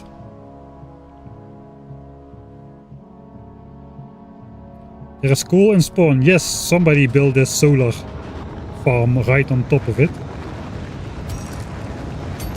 I haven't mined a single piece of coal from this patch. And I like to pretend I haven't mined a single piece of tungsten from Small Jimmy's tungsten patch either, but we actually mined 50k worth of the patch out of the ground. More, because it's rare mining drills. To make our first batch of stuff. Right, so plastics is starting to be flown in now more and more. I guess oil consumption on Norvis should go up, because now we're bringing in all the plastics for Purple Science. Okay, hand feeding area, focus. Focus, focus. Focus, focus. We need to focus.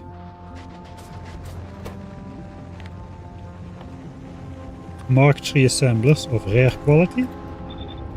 200 I said.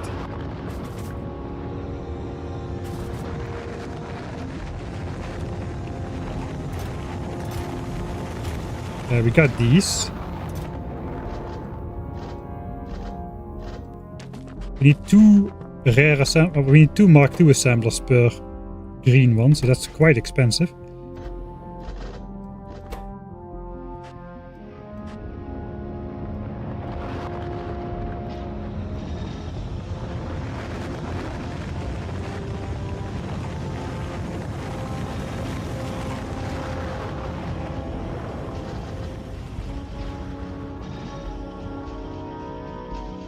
All right.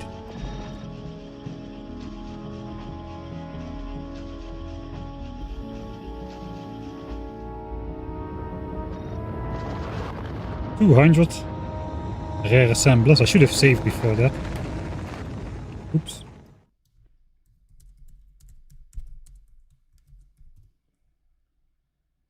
And that together with those extra productivity modules should make it so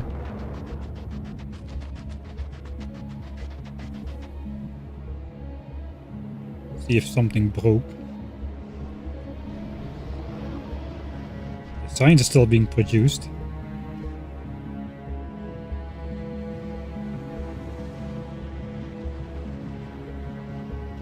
I'm paranoid. If there's another mistake like these pipes over here, which got overwritten, it could be pretty disastrous.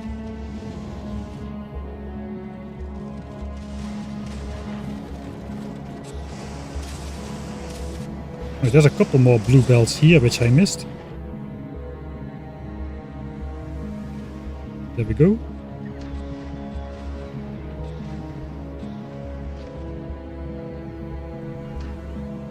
Just cover this, just to be sure.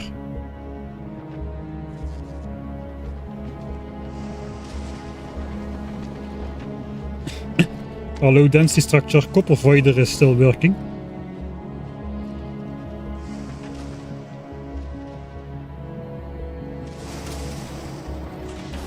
It probably should stop working soon.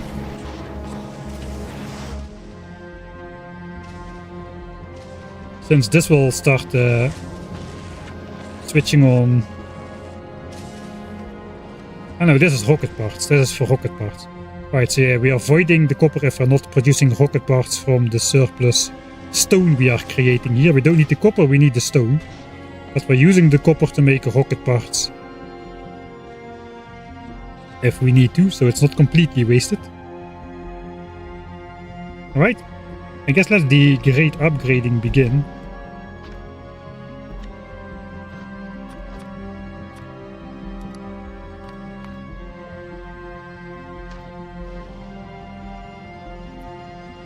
There's not much to do for purple signs.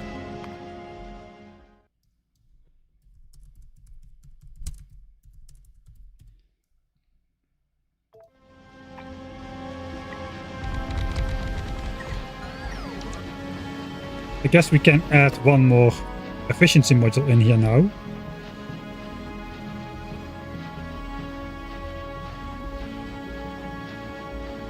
Where do those 16 efficiency modules come from even?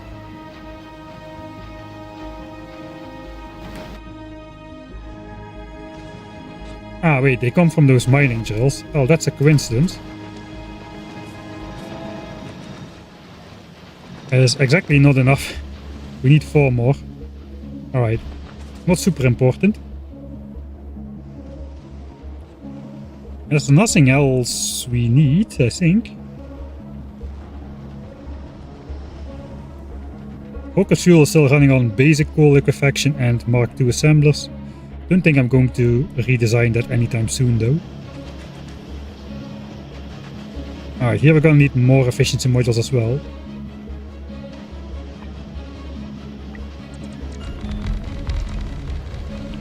Alright.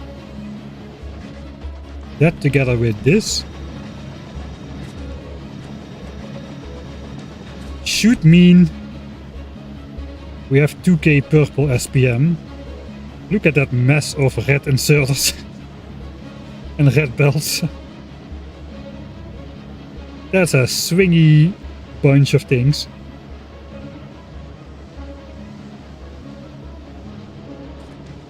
Alright, the belt looks full now, mostly.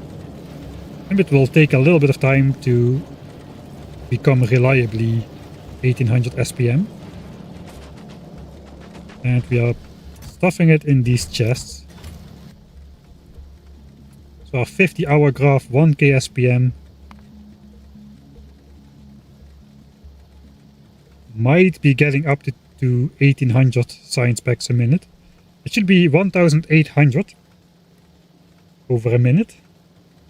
Slightly over, I suppose. We over-designed it and then just throttled science production to go through one red belt, which is 1800. It does look like we're up there. It's kind of a little bit of a wait if all the resources are being supplied in the correct quantities and if there are no problems with like inserter near side of the belt priority, like messing up some of these lines, but theoretically we should be good. And mining productivity is saved. That will run at 2k SPM for the rest of time, since oil is good and iron and copper is good in Norvis, and we don't need coal. We do need a little bit of coal, but we don't need any stone. So I don't see any problems. We should be able to research mining productivity 3 full speed. We didn't use artillery yet. We first focused on upgrading purple signs. But I think focus is about to shift. This is still looking good. Definitely have the production going here. Last couple ones are inactive, so that's good. We don't need 2 compressed belts of stone bricks if I remember correctly. So it's okay that there are gaps in there. We should see most of the stone is now going towards here. And not much of the stone is... okay, I see another mishap here. There should be a splitter there. Most of the stone should be going into the splitter, and not a lot of it should be wasted.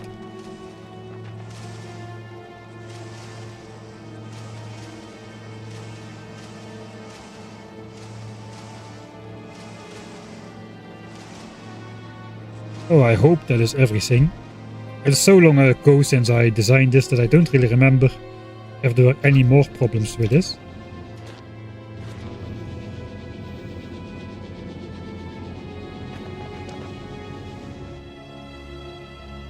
I guess we'll find out. If science production drops after some time, there will be some problem. Alright, so now we're gonna also fully rely on plastics here. Plastic consumption is at 3.5k a minute, whereas before it was non-existent except when we were making some rocket parts. So that's quite a big difference. So now Norvis is going to have to launch up tons and tons of plastics again. Maybe we already see that on the oil. I think it's not plastic producing and plastic producing. Maybe it will go up even further. Production is down to 63k. Looks like we're about to hit infinite minimum production on all of the new pump jacks as well. Before it was 40k, we hooked up a couple of new patches. And those will settle at some level of infinite minimum production as well. Okay, this should go down to 719 or slightly above, so we might have already reached that. 723 from 3500%, man. And one of these should be 56. Maybe this one? I don't know. And that one already was infinite. This one is at 706 or 543, so this is probably still dropping. Alright. Focus, focus, focus.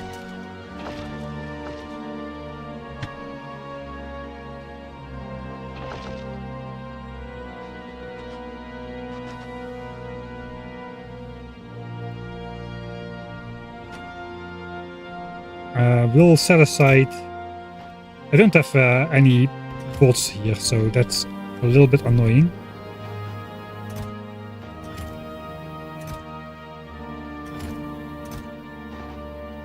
We did bring those mostly to upgrade into turbos later, the green belts. But this will keep a little bit on me.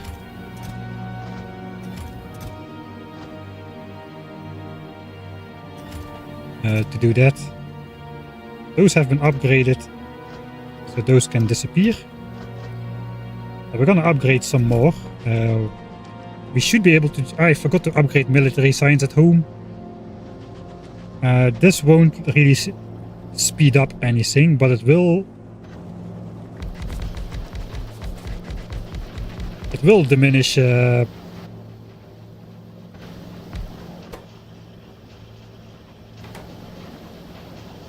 tungsten ore usage, since we get more productivity bonus in there. Let's just see if we're not slowing down the machines. It produces 3.7 a second. This 6.58. So technically I could do with half the machines. We are using a lot more power though, I imagine. And we were already stretching power. Okay, I should not upgrade this. No, no, no, no, no. This does 672 kilowatts. And this does 2.13 megawatts, so that's over 3 times as much power. I think I'd rather take a slightly bigger hit to tungsten than use more power than I have.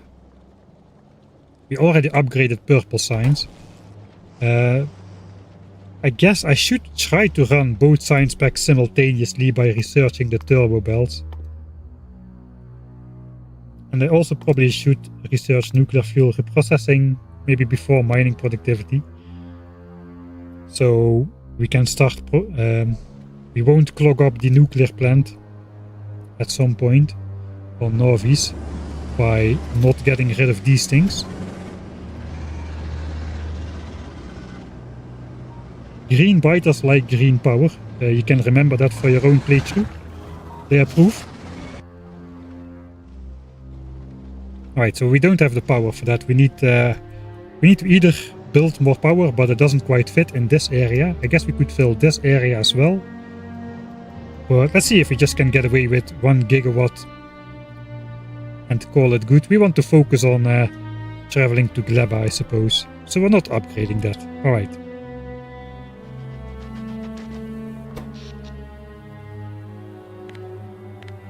The accumulators haven't provided any power so far, so that is good. We haven't really touched the limit just yet, but you can see the jumping of the power. I guess it's with all the foundries jumping in and out. So if I research this technology, both sciences will switch on at the same time. Then we'll really strain our power network. We can see if there are problems.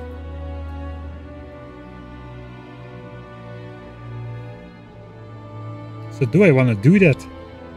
I guess I don't, because we need power. We need some power for...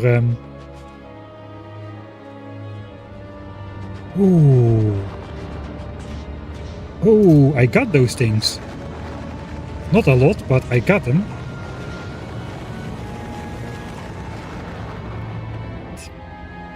I'm falling left and right into different distractions here.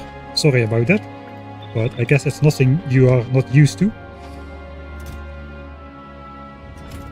Okay, let's actually grab what is supposed to be our inventory.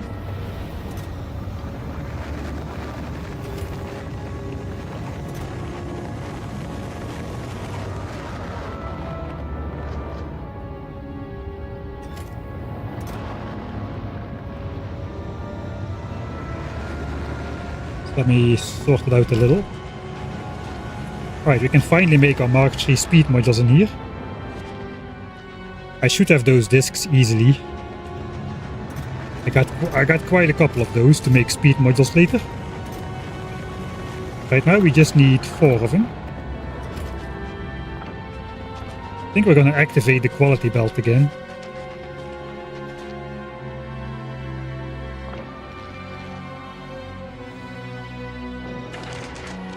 That is going to be our 6 rare speed modules for the spaceship.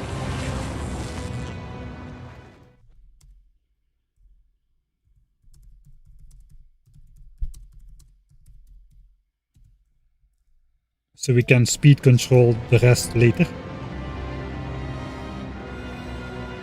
Alright, so basically all I need to do to get this material is just prioritize this. It means switching off this one.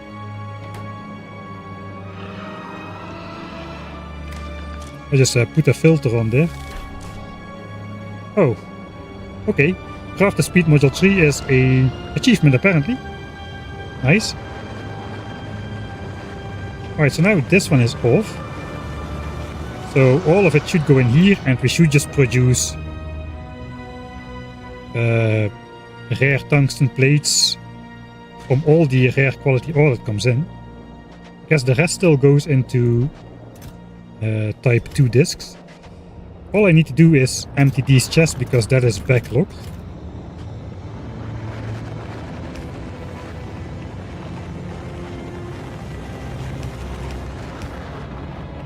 It is at least 6 chests.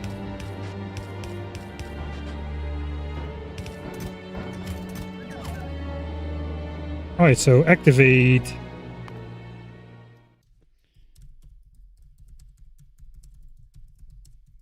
That means we are gonna be less long on this planet than I thought we would. Probably because we have a source of this. I don't need to try to rebuild science. We can just do it from the quality stuff. Let's go!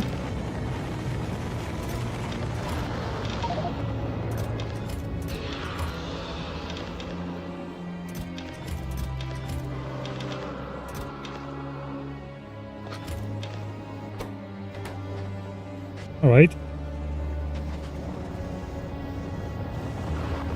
That means these will be able to output their rare carbon again, and they'll switch back on again, making rare, uncommon and rare carbon from the coal. Which means these should switch on again, because they have access again to the carbon, and will be eating through this belt. How much do we have left? So this mine is being prioritized. That all has quality modules in there. There's 4 million left from the 5 million it started with. Is it prioritized though? I think I want to prioritize it. The thing is, this belt is going to stop. It is kind of...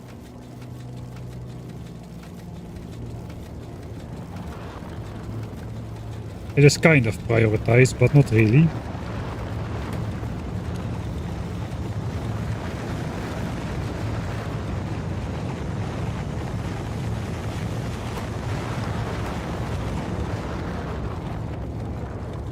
Yes, it's fine. I think we're producing more than one red belt, but not quite two, which is why I compress it into one belt. So orange signs can run at maximum speed. It is going to stop at some point when all these chests are full.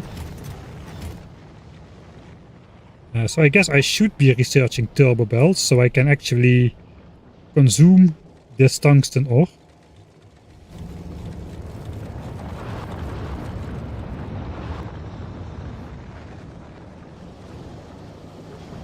To make more of these plates. Right, then the question is, what do we even want for Gleba? Looks like we have not run into trouble just yet with our ship here. I think we'll... Yeah, 0 damage. We'll send it back to Vulcanus and keep it there now. 22k water in these tanks. Okay, this is how it's supposed to be working. 834 degrees, the fuel cell is in there. No fuel cell is being inserted until temperature drops below 800 degrees. And if it's stationary, we are not really shooting that many lasers, so that is good, I suppose. I'll just send it to Vulcanus and keep it there. Let's watch this slingshot once more, it's so funny. Quite funny that the pipe configuration actually translates into fly way faster than you can afford to until you encounter asteroids and then automatically slow down without any circuit network. How beautiful is that? That is just amazing. I think I should switch to... We should switch to orange belts.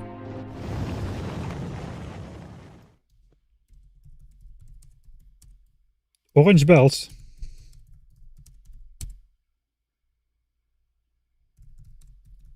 Test power and keep uncommon tungsten flowing.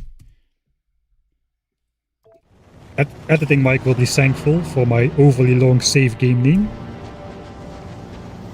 So this is inactive.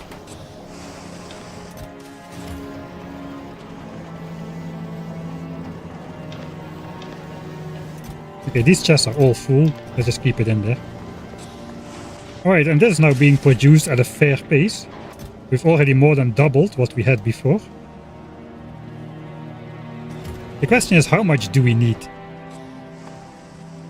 I only need 2 rare artillery shells. That's 8 tungsten plates, which have to be brought back to Norvis, where we can combine it with our explosives. We also need rare calcite and rare raiders.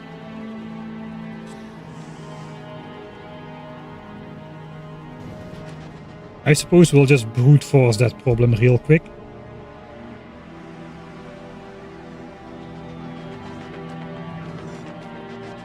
Two pieces of rare calcite. How much would I need for that?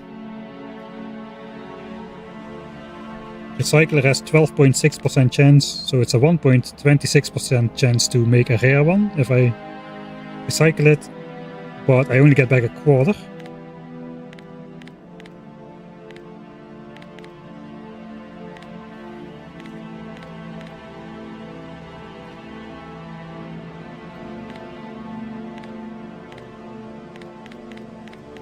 So on average I need 317. I don't know if that's correct. Let's just grab this, because that's what's overproduced. Let's grab 1000 and see if we get 2 rare ones. I think we should get those. Recyclers. Oh, our modules are done. Nice as well. Recyclers.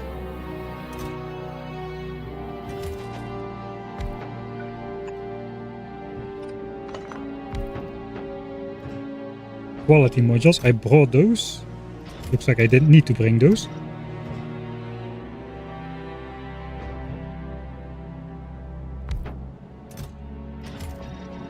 I think I'll just manually throw it in until we get 2 rare ones.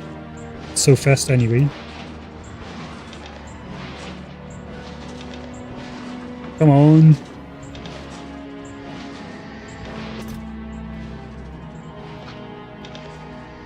Is there speed beacons around or what's going on? There is no speed beacons around. 12.8% quality.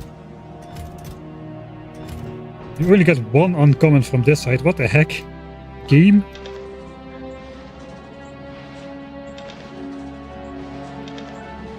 Okay, looks like we're gonna need some more. We're gonna need some more calcite.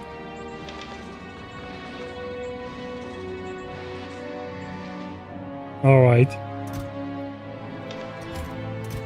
Statistically speaking, 2 of those should have been rare ones, I suppose. Let's see if we get lucky.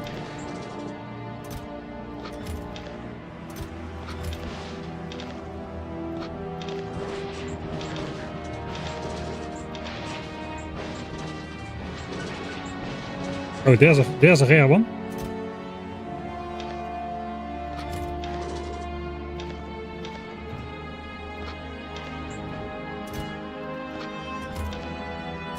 And there's the other one. Alright, nice. That's all we needed.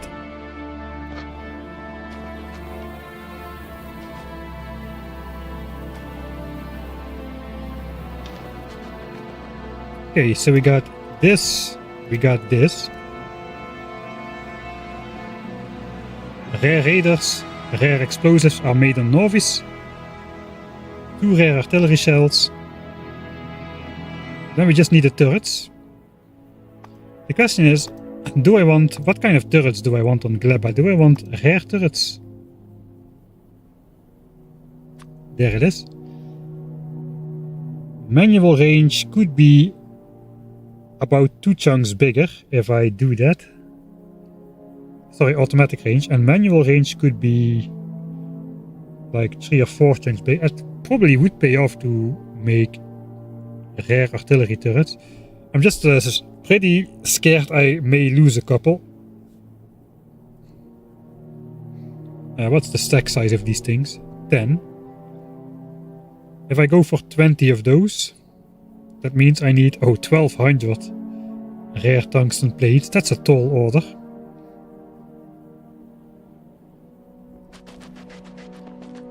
But we'll have those ready by the time we come back, I'm pretty sure. We've already got enough to make 1, that is for sure.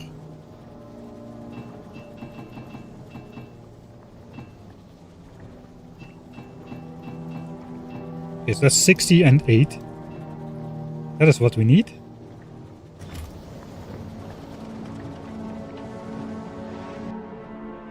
My quality tungsten ore is slowing down quite a bit, I suppose. Let's try to keep this belt flowing at all times. Hey, I brought something for this occasion. It's called blue belts.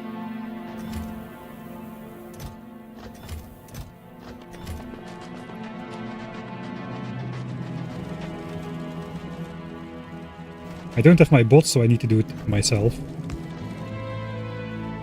Okay, we'll do that one last. That's the one which switches it on.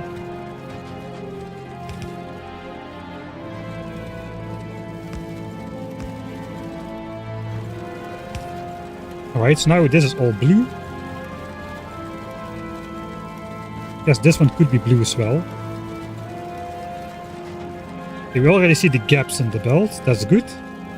I'm just gonna grab this.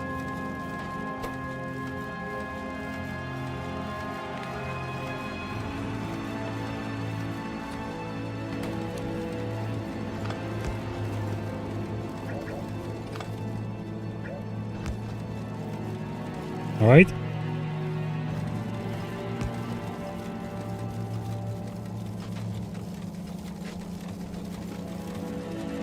We have already stopped producing orange signs at a fast enough pace. I forgot to switch tags actually, that is bad.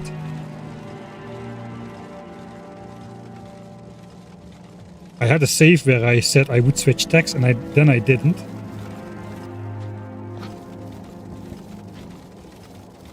Alright, so these belts should start flowing faster again at some point. This goes in here. Could also do this then. Okay, let's get rid of the regular quality stuff. Alright.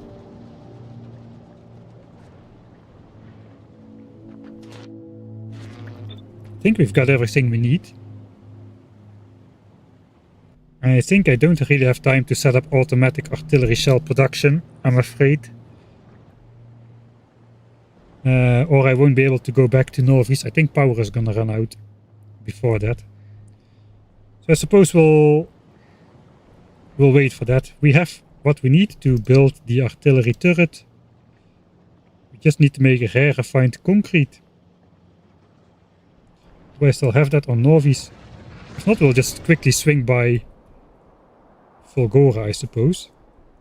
There we should have that. I'm too lazy to make it over here.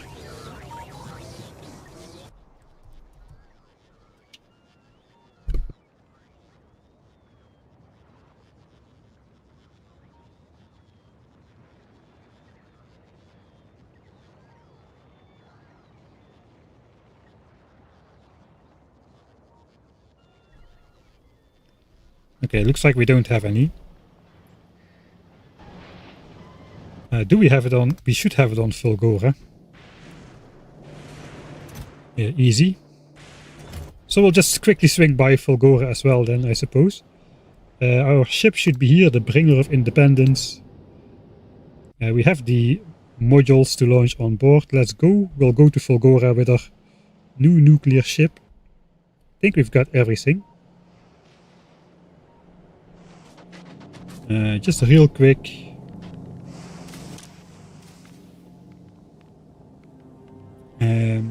How did I do this last time?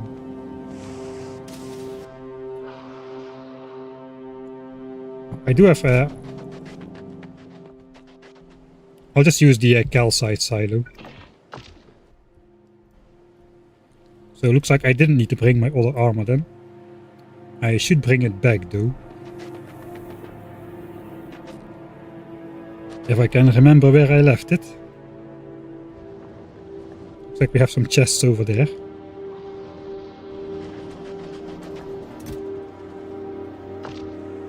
I'm just gonna mark these. Because I don't want to mess up the inventories.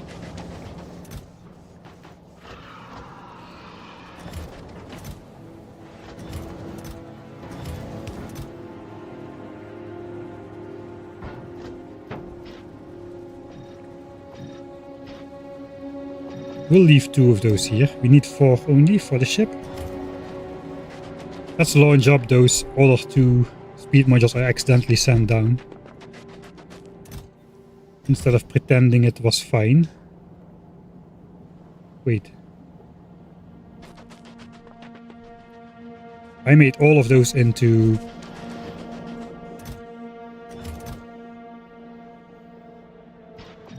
Oh, we got them, right. I made all of those into assemblers, I was gonna say. Right.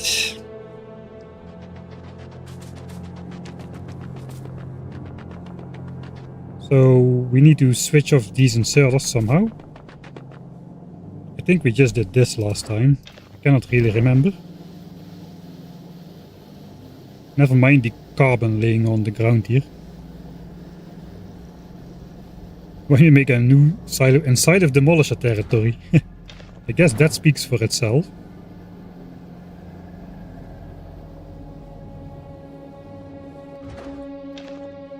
Alright. Guess that goes back in the chest we just took the access from. That is why there was more in the chest, I suppose. We can easily re-enable it by flipping the splitter. I should not forget to flip the splitter.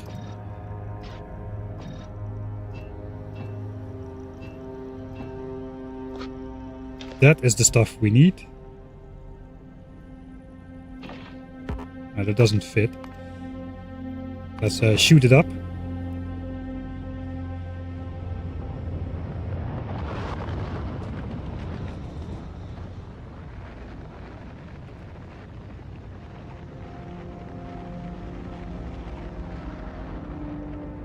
I don't think we have started launching up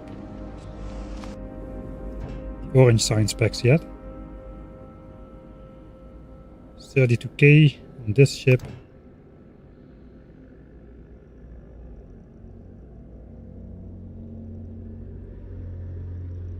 I guess I just gotta let it run out.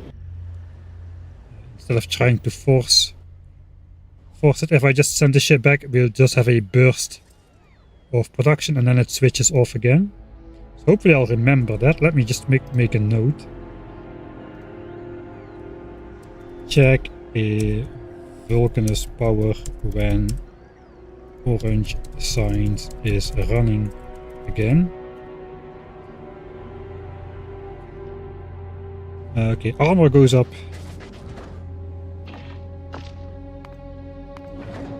And then we go up again, I suppose. That was a short visit.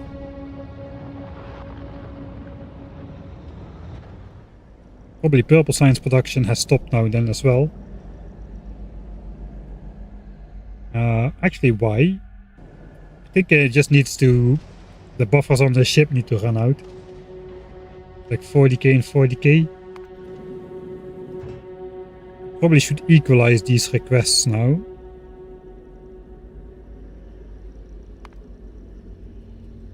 Since production is the same. Before I didn't want to wait on purple signs because it was produced so slowly. But now it should be produced equally to orange signs. We leave Vulcanus then.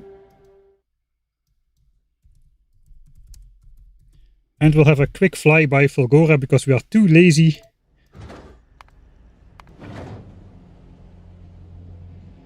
to make a handful of refined concrete in rare quality at home. Should I...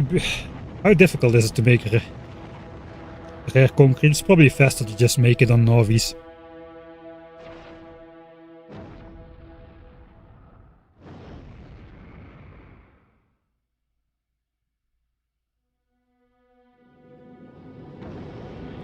Yeah, outserters is a valid word, I agree.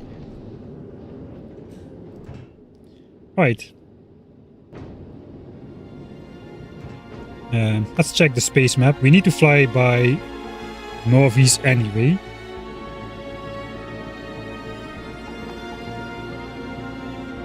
Right, rare concrete is easy.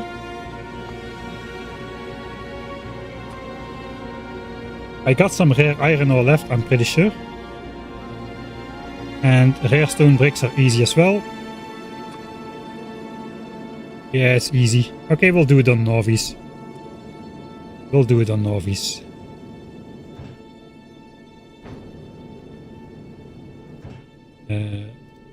Do we? 60. I need 1200 for 20 turrets. If that is how much I'm gonna take.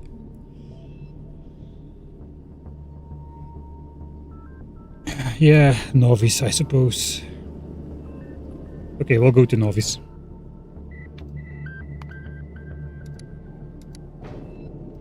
Let's slingshot in. Yet again.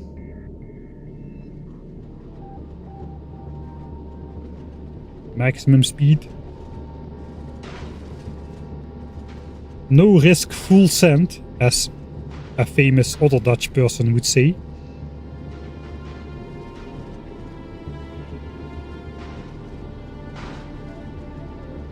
Exerter. No, exerter is horrible. Let's go with outserter. Hashtag outserter.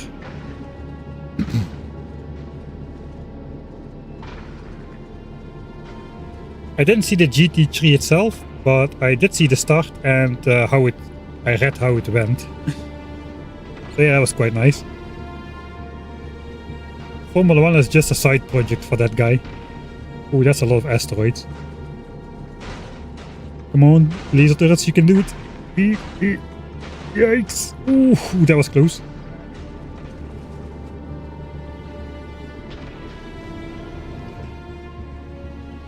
No durability spent on the repair packs though.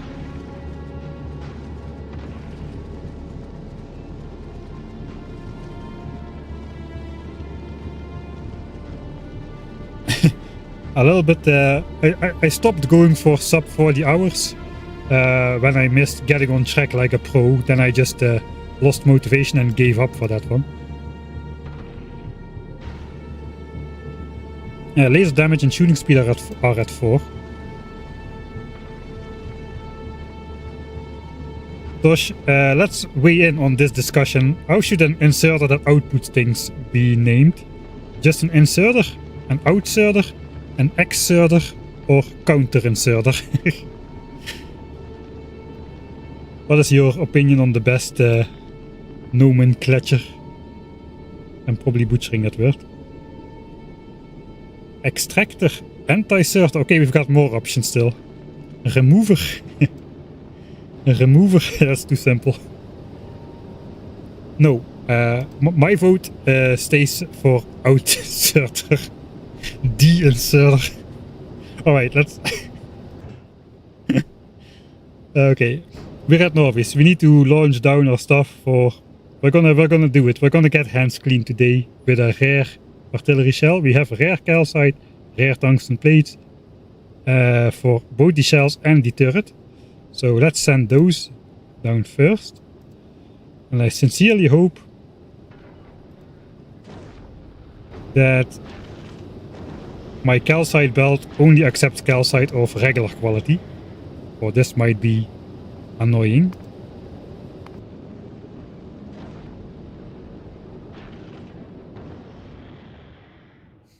Outputter, outgrabber.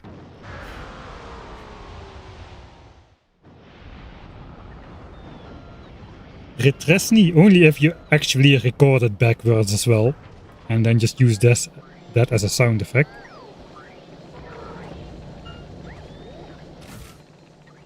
Alright. Oh, we have bot access now, but we don't have any storage chests. So this should just stay in here forever. We want to grab all of that, as well as a regular inventory. Take out the bullets, I'm not to be trusted with those. Say hi to the Johnnies. Hello.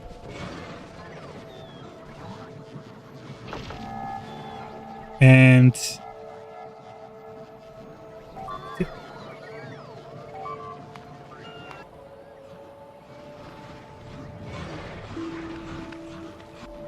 no, no. No.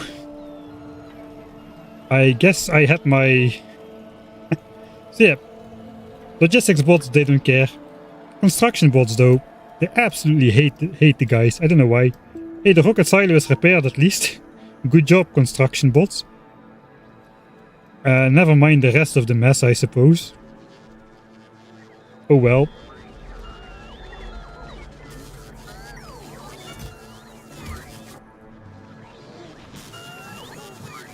A replaceable army is replaceable.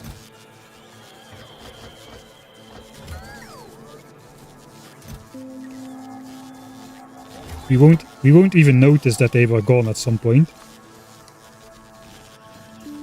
And the guys are back. Nice. Evidence erased. Nothing happened here.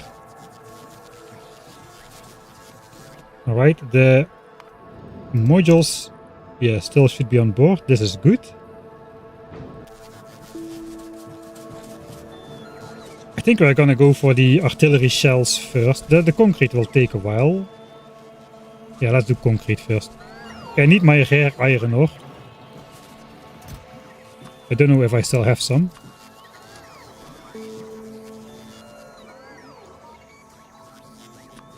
Oh, not that much actually.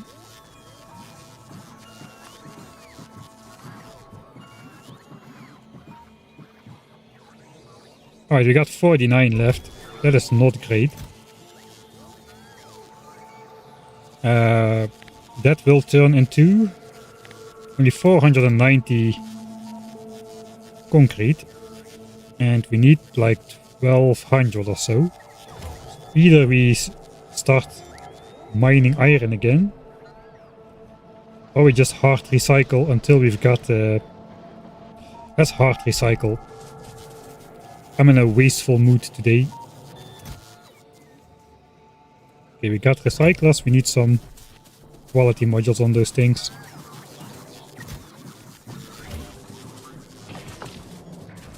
Hello, Johnnies. Alright, we can just recycle the iron from space.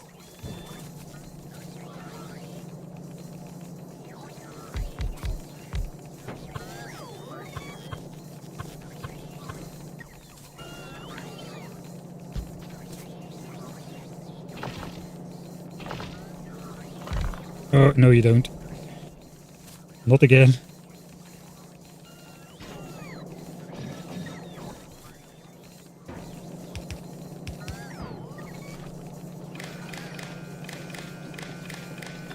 Okay. Only when we have less than... Like 1 iron ore turns into 10 concrete, right? Yeah, 1 iron ore turns into 10 concrete. I got 49. So we need 71. I cannot count. Yeah, 71.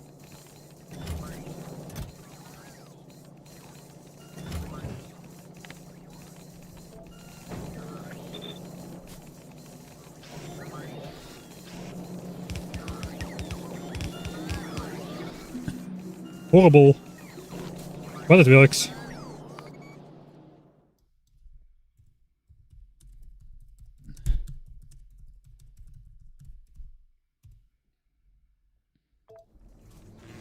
Something is wrong with my counting.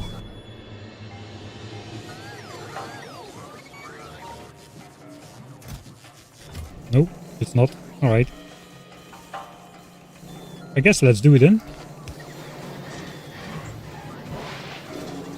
Hopefully it will generate that much before the entire chest is full.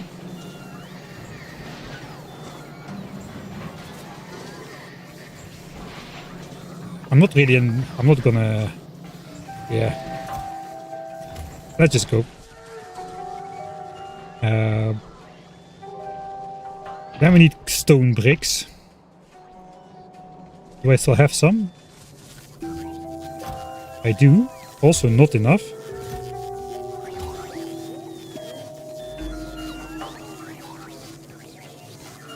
We have this though, so I suppose we should be okay. We need 600 at least. I'm gonna just grab 300 and... That is another 100, 200, 300. Something like that.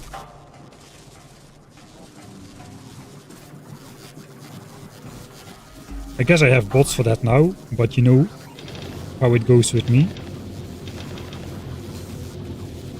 That should make more. That is for bots are for remote use, man. Yeah, that should bring back the stone bricks to this chest. There we go. Right, that is running.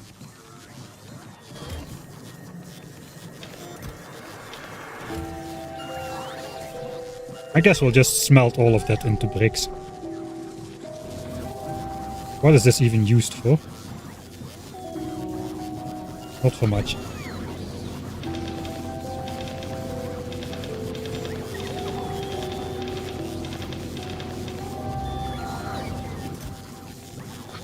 Of course we got a multiple. Be gone. Alright. Distractions, that was why I had to go back. Okay, 10. It's working.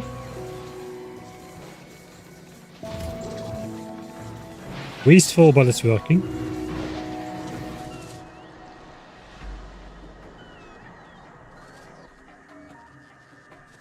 Alright, we can make the one we need though.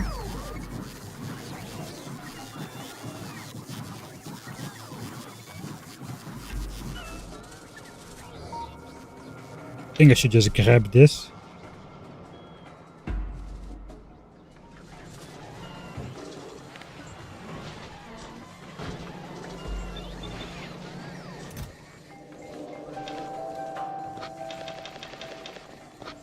We're gonna make one now. And the rest later once we have the stuff for the rest of the turrets as well. Now we just need the one. So 6 iron ore.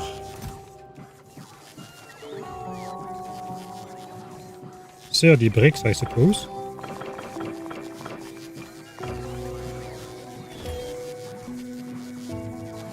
And then some steel and iron sticks.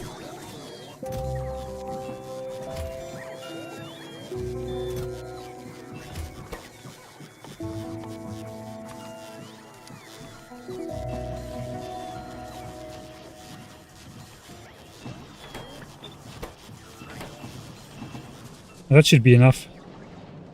We'll go to the waterfront, which I have deconstructed apparently, but not entirely. Looks like we got more concrete here. We need just some water. Refined concrete.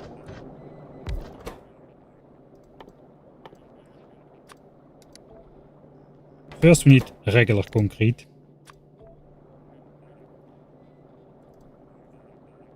In quality form.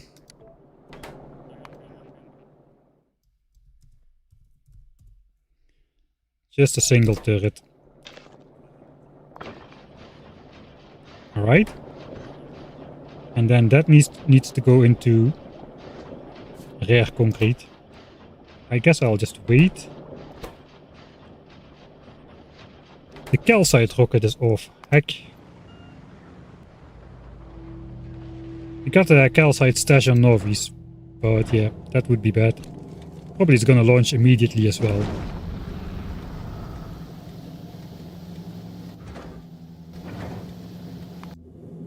Yeah, we're waiting.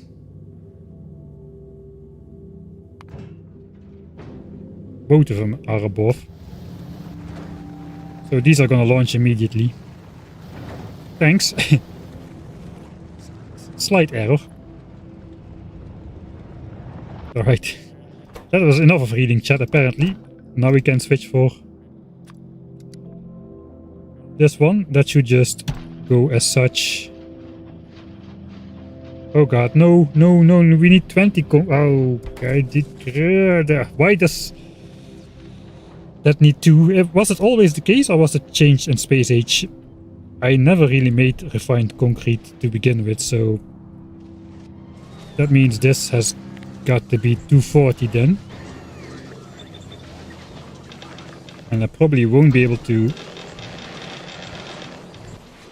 get away with it. We need another 6.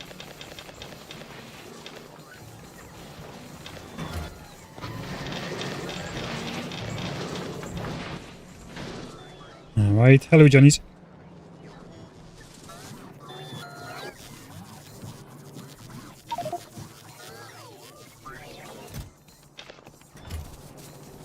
And another 30 bricks.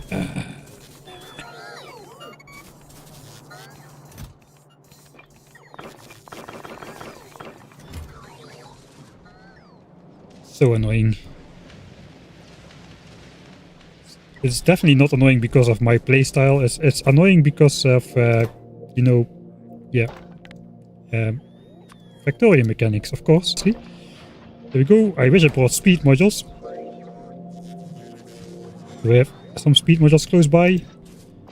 Why, yes, very conveniently I do. There we go. Let's speed it up. Alright, one more time. Refined concrete. Here we go. That's our artillery turret. Nope. I'm putting the mic on mute.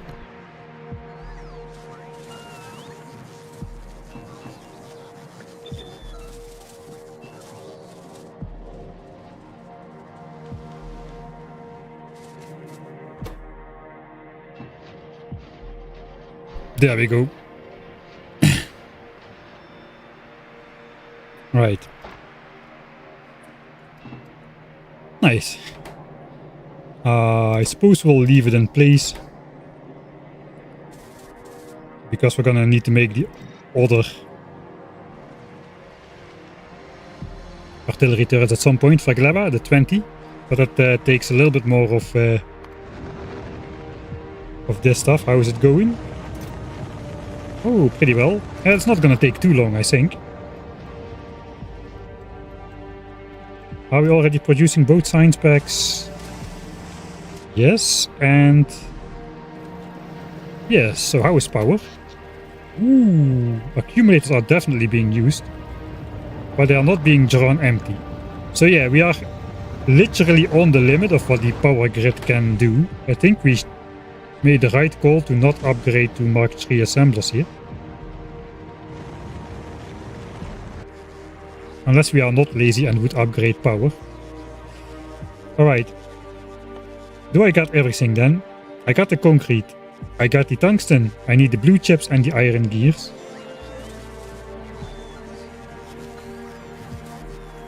And I don't need anything else, really. Radars we need.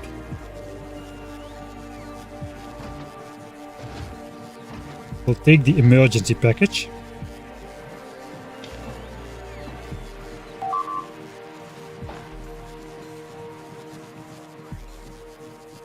Concrete and foundry. Yeah, I should have maybe. I think we'll just grab the rest from Volgora. We have it laying around there, not doing anything.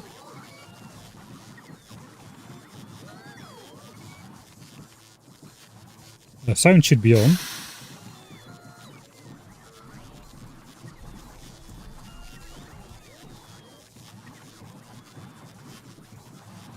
Yeah, I'm not making it in foundry, just like the power poles and EM plants.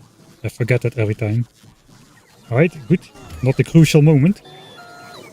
Okay, it is finally time to take the celebratory rare coal, rare sulfur. We need... I think we just need our inventory. In general, we have no chemical plant in there. Alright, never mind.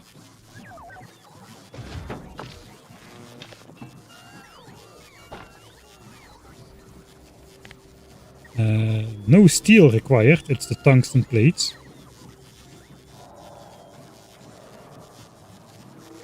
Then 10 rare blue chips and 40 gears.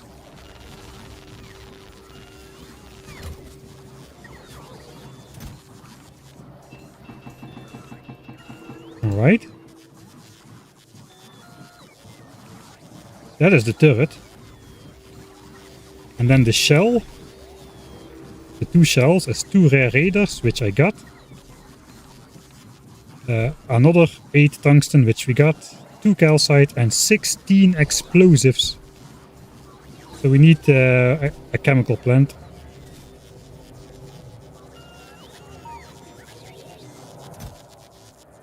I guess we'll use a rare chemical plant for the occasion. Let's check the tree. Coal and sulfur with water makes explosives. Explosives are then required for the artillery shell. I think that's all we need.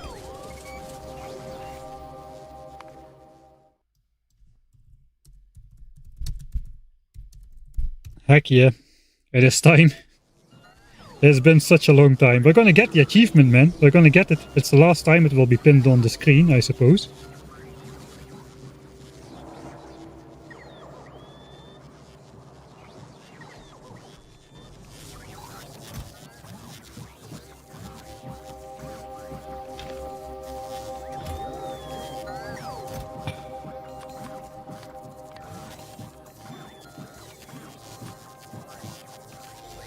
Alright. So we just need to find water again. Guess we're going back up there. We don't have any pipes. That could be annoying. Make sure.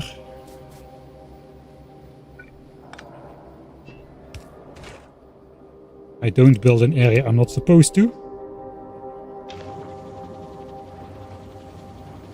Rare explosives are being made. I'm gonna milk this moment, man. It's been coming. 430 hours it's been coming. How long does it take to get keeping your hands clean on 1000 times science cost and default settings? Probably not quite 430 hours if you just focus and get to the task, but it's not a goal of a playthrough to get this achievement. The goal is to finish the game. We could have done this earlier, but we chose to not do it earlier. Alright, now I could handcraft the artillery shells if only they were not of rare quality. Unfortunately, we cannot handcraft quality stuff.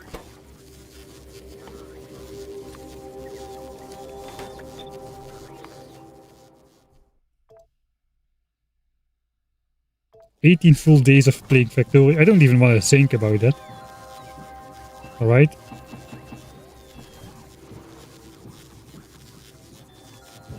And one raider.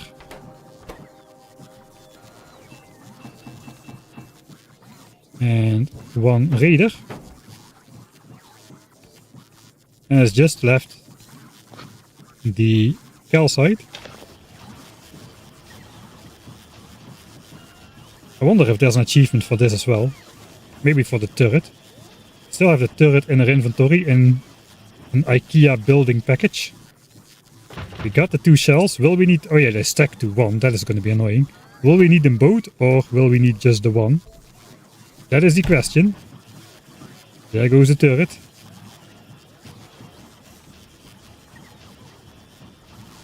We need an artillery remote. It should be available in this menu right now.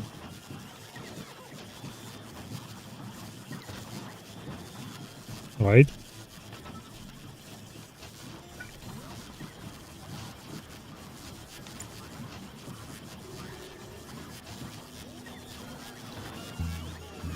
Oh, that doesn't go in the inventory.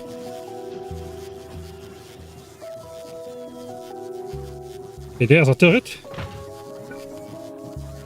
You have to enable that on the sting here then, or what?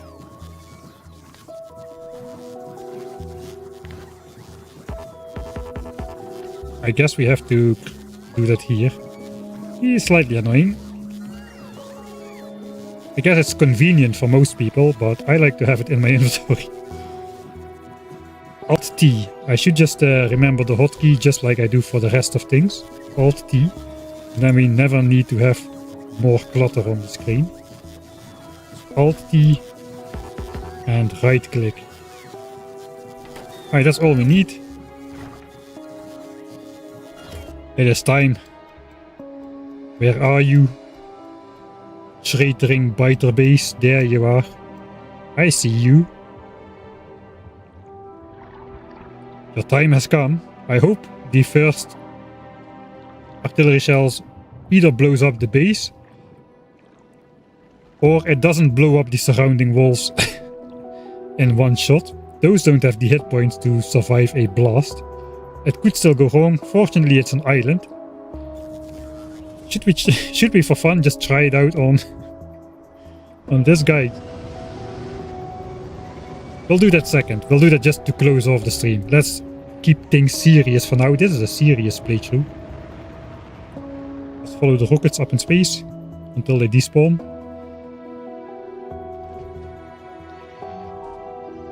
Let's see how many repair packs? We spent 8. Yeah, not a lot.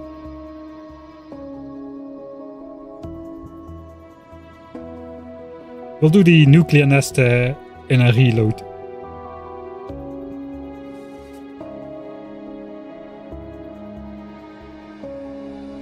Oh yeah, for those of you who didn't see it yet, this is a pizza slice splitter.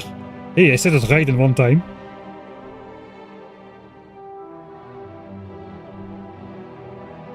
Where are we? Is it still far? No, we're there. Oh yeah. Rare artillery turret. We should set it to not auto-target. That's a thing. It should target this nest first. We can set it to auto-targeting. Can we do this from map view? Oh yeah, we can do that from map view. So that's better then. Right. Time for artillery biter base, so I can find it when I try to search through my saves. No music. I said.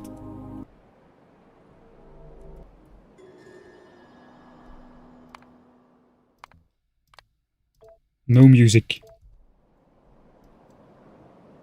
That quiet.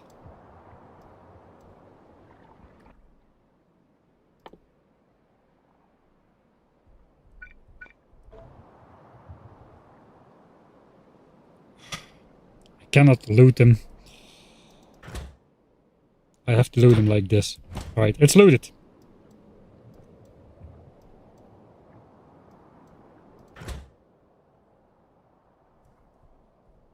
It is time.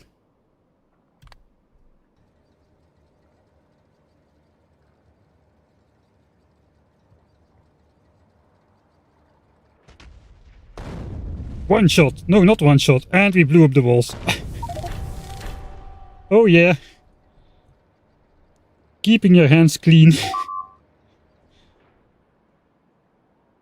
Didn't see it with the interface off, but it is green now. Heck yeah. That felt somehow way less satisfying than it should have. Kill the first... What? Kill the first spitter spawner. Of course I killed the first spitter spawner. I cannot follow this man.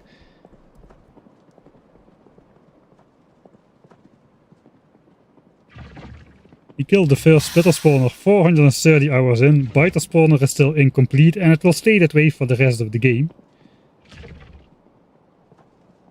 Alright, that guy gets to live until he despawns, which will probably be pretty soon.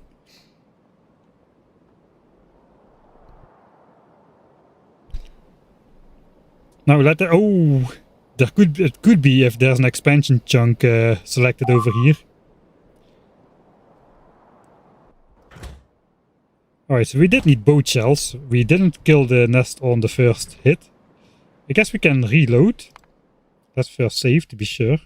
We will have the achievement already though. So we'll have to grab this from the footage, I suppose. But the sound was hardly audible from the map, which was a waste, a shame. I guess we need to do it from a zoomed out position then. It's a little bit annoying to control that. I wish I could just do it fully from the map view. Thanks everybody for subscribing and the bits and stuff. Okay, so I need to zoom out. Unfortunately, I am in the middle. So I guess that's about as scenic as I can make it from this point of view. Okay, artillery shell. Now we should get the sound.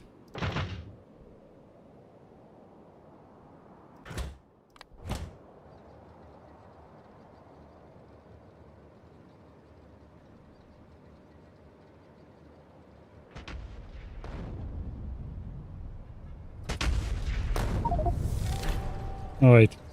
I guess I'll have to refilm that in a couple different sections to get the audio right. Alright, we'll do the nuclear biter base then. Let's see how that goes.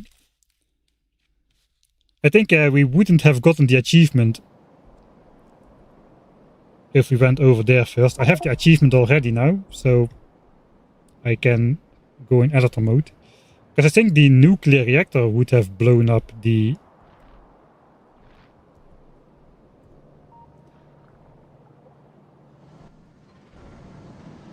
The nuclear reactor would have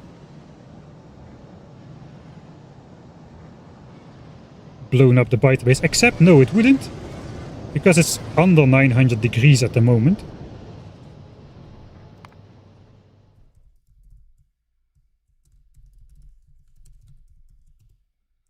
Separate save here.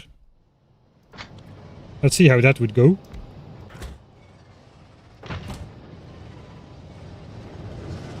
I think I'm gonna explode myself. Hey, what are you doing? Oh, that's not good. That one is clearly more close by. Maybe it's 2 chunks away. Maybe just counts like orthogonally. It scans around it from the... That is how map generation works with radars. Just makes squares and starts in the top left. Oh, that's good to know that is how it works. Alright. That's a good way to save. I guess let's see what happens. Oh, they come immediately. Okay, this is not gonna end well. I'm gonna hide in the nuclear plant. That's probably will save me.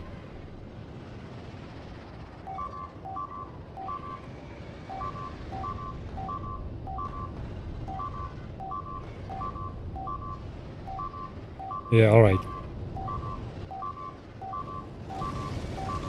Actually, they are going through it quite fast. I wonder how long it takes before they stop being angry. Oh, finally they go for the turret. Okay. And now they stop. Really? Oh, okay. What is going on there? I guess they re-aggroed on the turret for some reason. They re-aggroed on the turret because it's a military target, but what happened before that? Why did they stop attacking? I guess now they'll figure out that this is in the way and one of these guys will start attacking.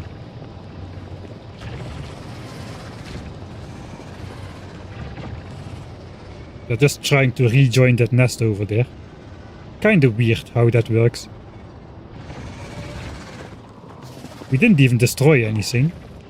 We destroyed a worm, I suppose. Alright.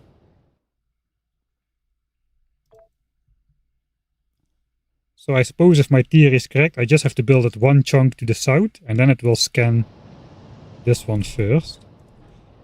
Actually, no, it will still scan these first. I just need to build it 1 chunk more close by, and hope the nuclear explosion doesn't blow that up.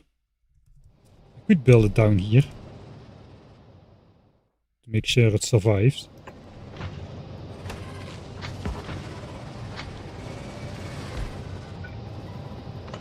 It needs to be in... it's in this chunk. So this should be the first chunk it scans then, if that theory is correct. There's nothing else to disprove me, so that's not a sign of a good experiment, but oh well. We'll go for maximum rotation. The nuclear plant is at 700 degrees. It will not blow up.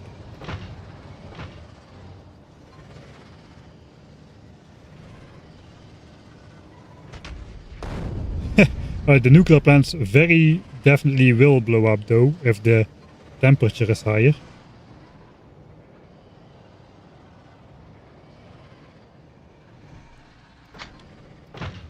Alright, so we can blow it up. Okay, we'll do it one more time then with the nuclear reactors at the appropriate temperature.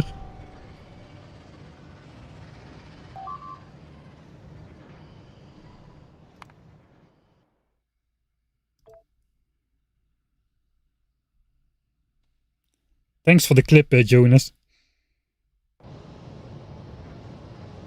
How is it going with the mod obsolete? Did you already manage to give byte bases neighbor bonuses for nuclear plants? I could imagine that's such a weird side case that it might be not possible to do even.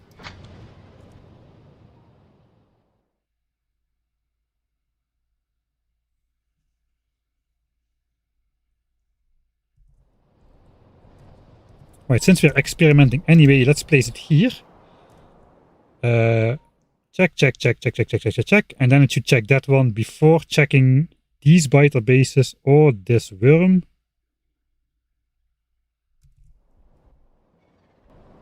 So that should be okay.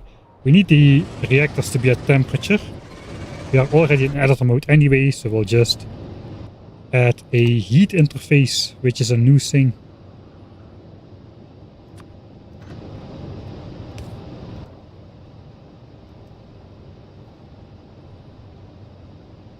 So to 999 degrees.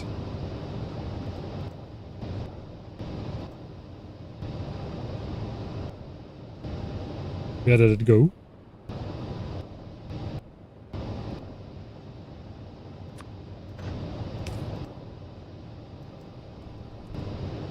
There we go.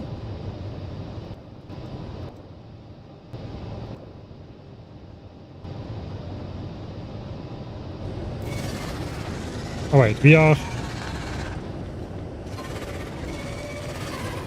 at the temperature. Okay, this is quickly heating up to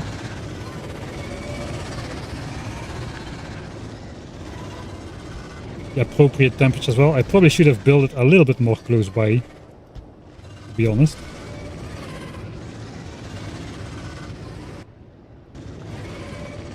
Alright.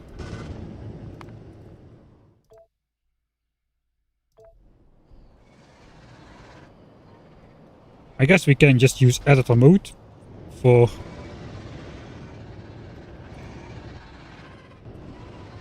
the effect. Okay, we'll do it manually.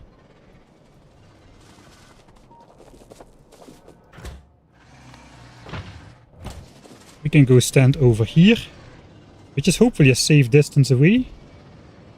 I'm not entirely convinced it is. We can look from map view if I'm fast enough.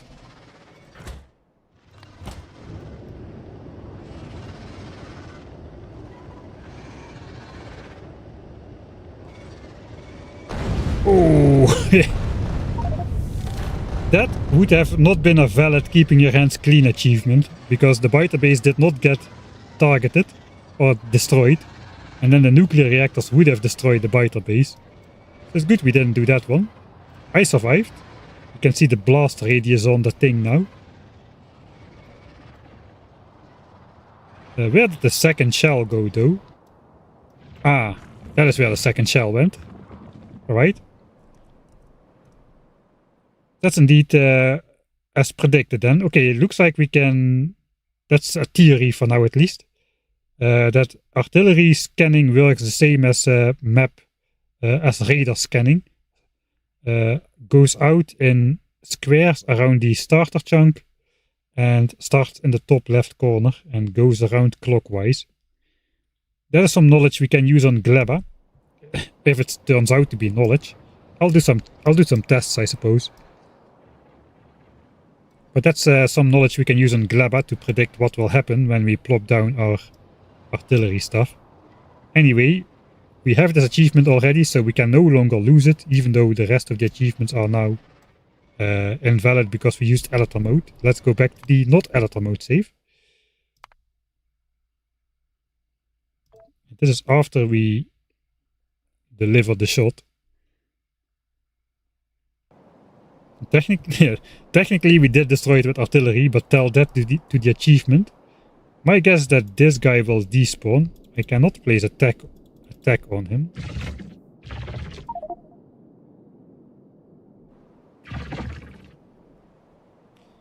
So we won't be able to see him. I guess this artillery turret is gonna just stay here as a memorial. Hopefully it will not trigger any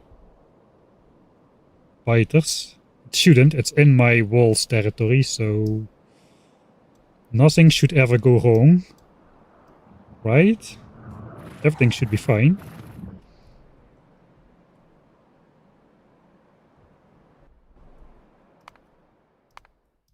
Music may resume.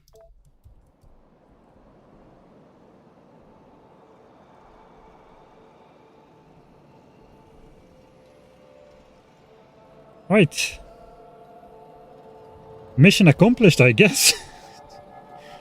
It does feel a little bit weird. We no longer have to worry about not making the achievement. That part is gone. That part is gone.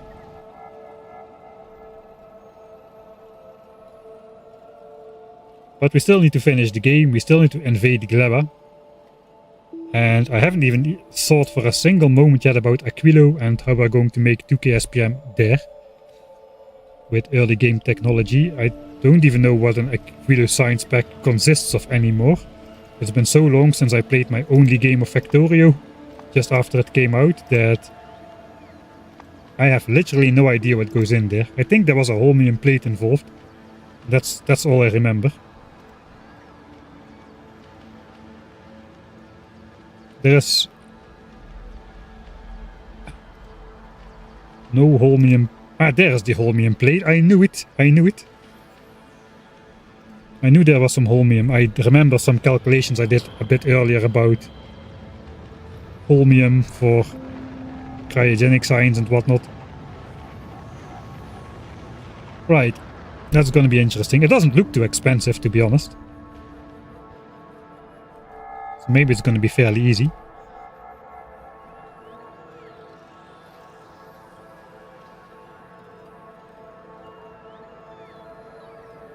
Are we going to cleanse some part with artillery? No, everything is going to stay as it is. The biter bases are actually being useful as pollution vacuums, as you can clearly see going on here, for example. And the entire pollution cloud has indeed shrunk again after we stopped using steam to the size of the spawners. Oil is stagnant, so that's good. Is that then the end of stream save? I suppose so. I think what next on the menu is just going back to Vulcanus to set up actual artillery shell production of the regular variant. So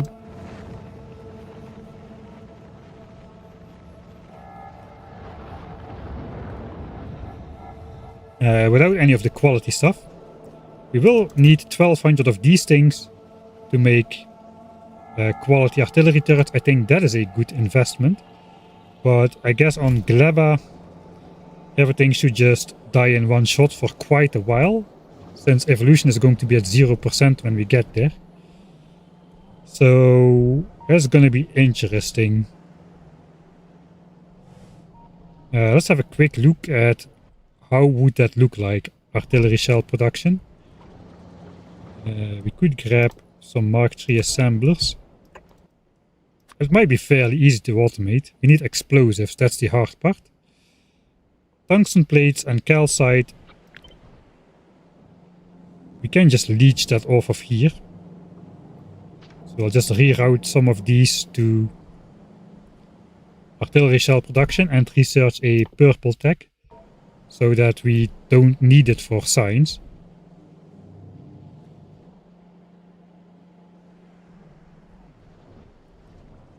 So this comes in on a belt, this comes in on a belt. Raiders is super easy.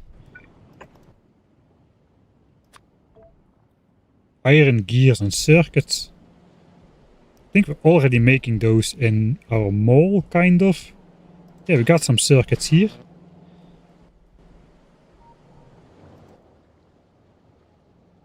We need 1 raider per shell. We need 10,000 raiders though, so that's 50,000 circuits. I think that's more than I have in stock, so I actually need to bring them out on a belt, but that's fine. We might just set up a larger ratioed setup, which does produce stuff in the right quantities. But this could produce 2.5 raiders a second, except it needs 50 items a second inserted, which is not going to happen.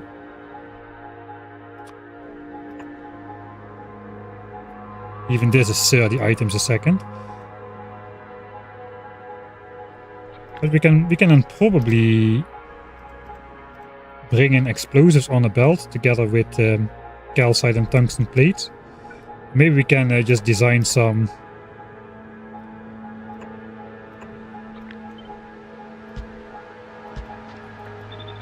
something like this should be easy to feed.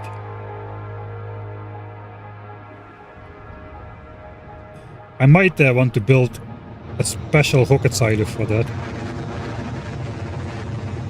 We're gonna need 1,000 launches to launch up the shells.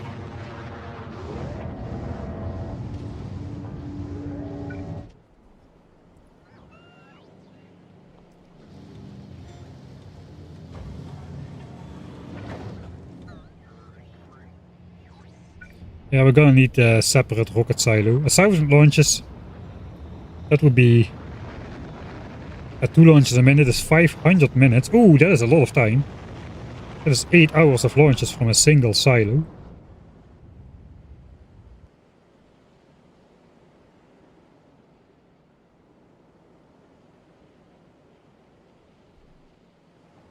And 1 hour of launches from 10 silos, like we got on Norvies. Oh, that's a lot of launches. So we might want a couple silos then. Looks like we're gonna have to... If we can do 2 launches a minute, that's 20 shells a minute. They launch in stacks of 10. So 20 shells a minute. That's not very accurate, but let's go with it. This makes 5 shells a minute. So this already would need 2 rocket silos then.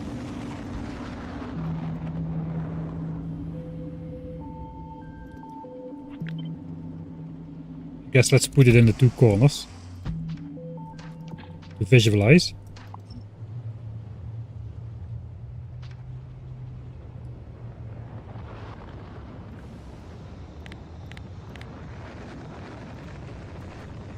That's 40 shells a minute. If we need 10,000 shells,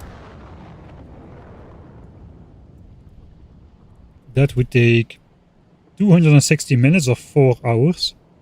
I guess it will take a time to produce those shells. But that is quite a bit of time. The best way is just to launch them up immediately, since storage of shells is pretty costly. We can store like 50 shells in a chest.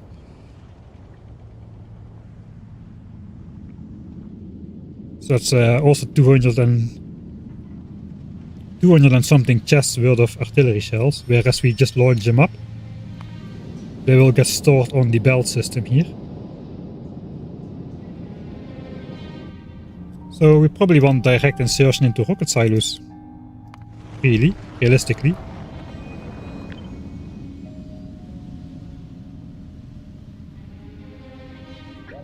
And we'll figure that out next time, how we will precisely do that. But this is 4 hours, so this could be 2 hours. And this could be 1 hour. But we have to measure that against how much time it takes to set up the actual infrastructure, to make all the explosives and the radars and whatnot. So if it takes 4 hours to set up the infrastructure, it would probably be faster to just do this. But yeah, we'll see. We'll see how that goes. But that is a sizable amount of time that will go into that. Of course, we do need to wait for the tungsten plates,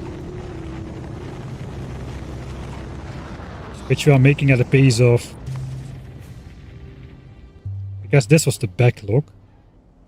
But no faster than 400 a minute.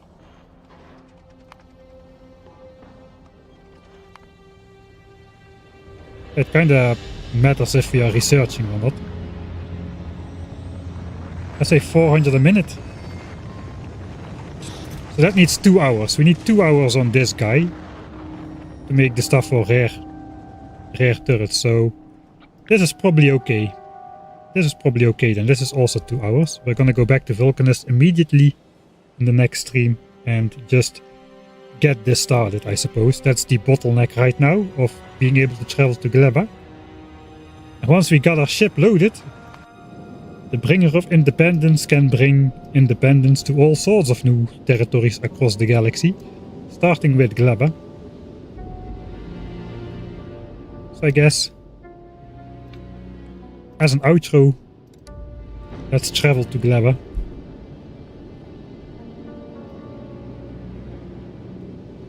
I wish there was a way to keep just this area on. Again, we're slingshotting, and the asteroids should start appearing now. Yeah, that is why we are doing it on belts, because the hubs just cannot store enough. I didn't do the math this time, but 32 inventory slots on 16 tiles is 2 artillery shells per tile. A single belt piece already has 8, and if you triple weave, it has 24 shells per tile. That's 12 times as dense as these rare cargo bays are. At least for this part of the storage area, which is the central dense hub. So yeah, each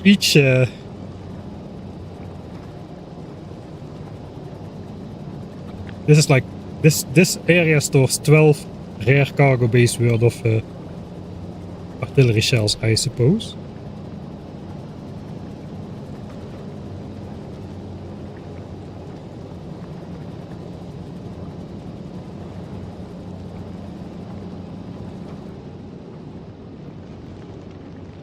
And it could be even better with the rare shells, with the green belts mixed in there as well. All right, mission accomplished. At least we can no longer fail the challenge by me doing something dumb, unless it's something of how is it called? Of major magnitude. That's not the word, but you get the idea. If I do something incredibly stupid, then we can still lose.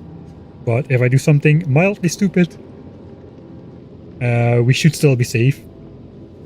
So my bets are on that we are able to finish this. This is our next destination. We will make this look. After we rain down all the artillery shells from the sky, it's gonna be looking like this. Once we're done with the planet. That is all though for the next one.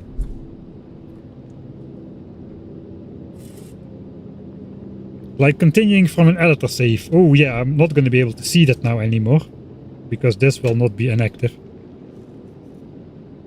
Alright, that's all I have today. Thanks everybody for tuning in. It was a fun one.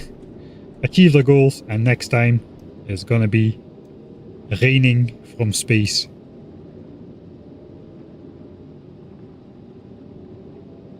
And of course I should end with next time.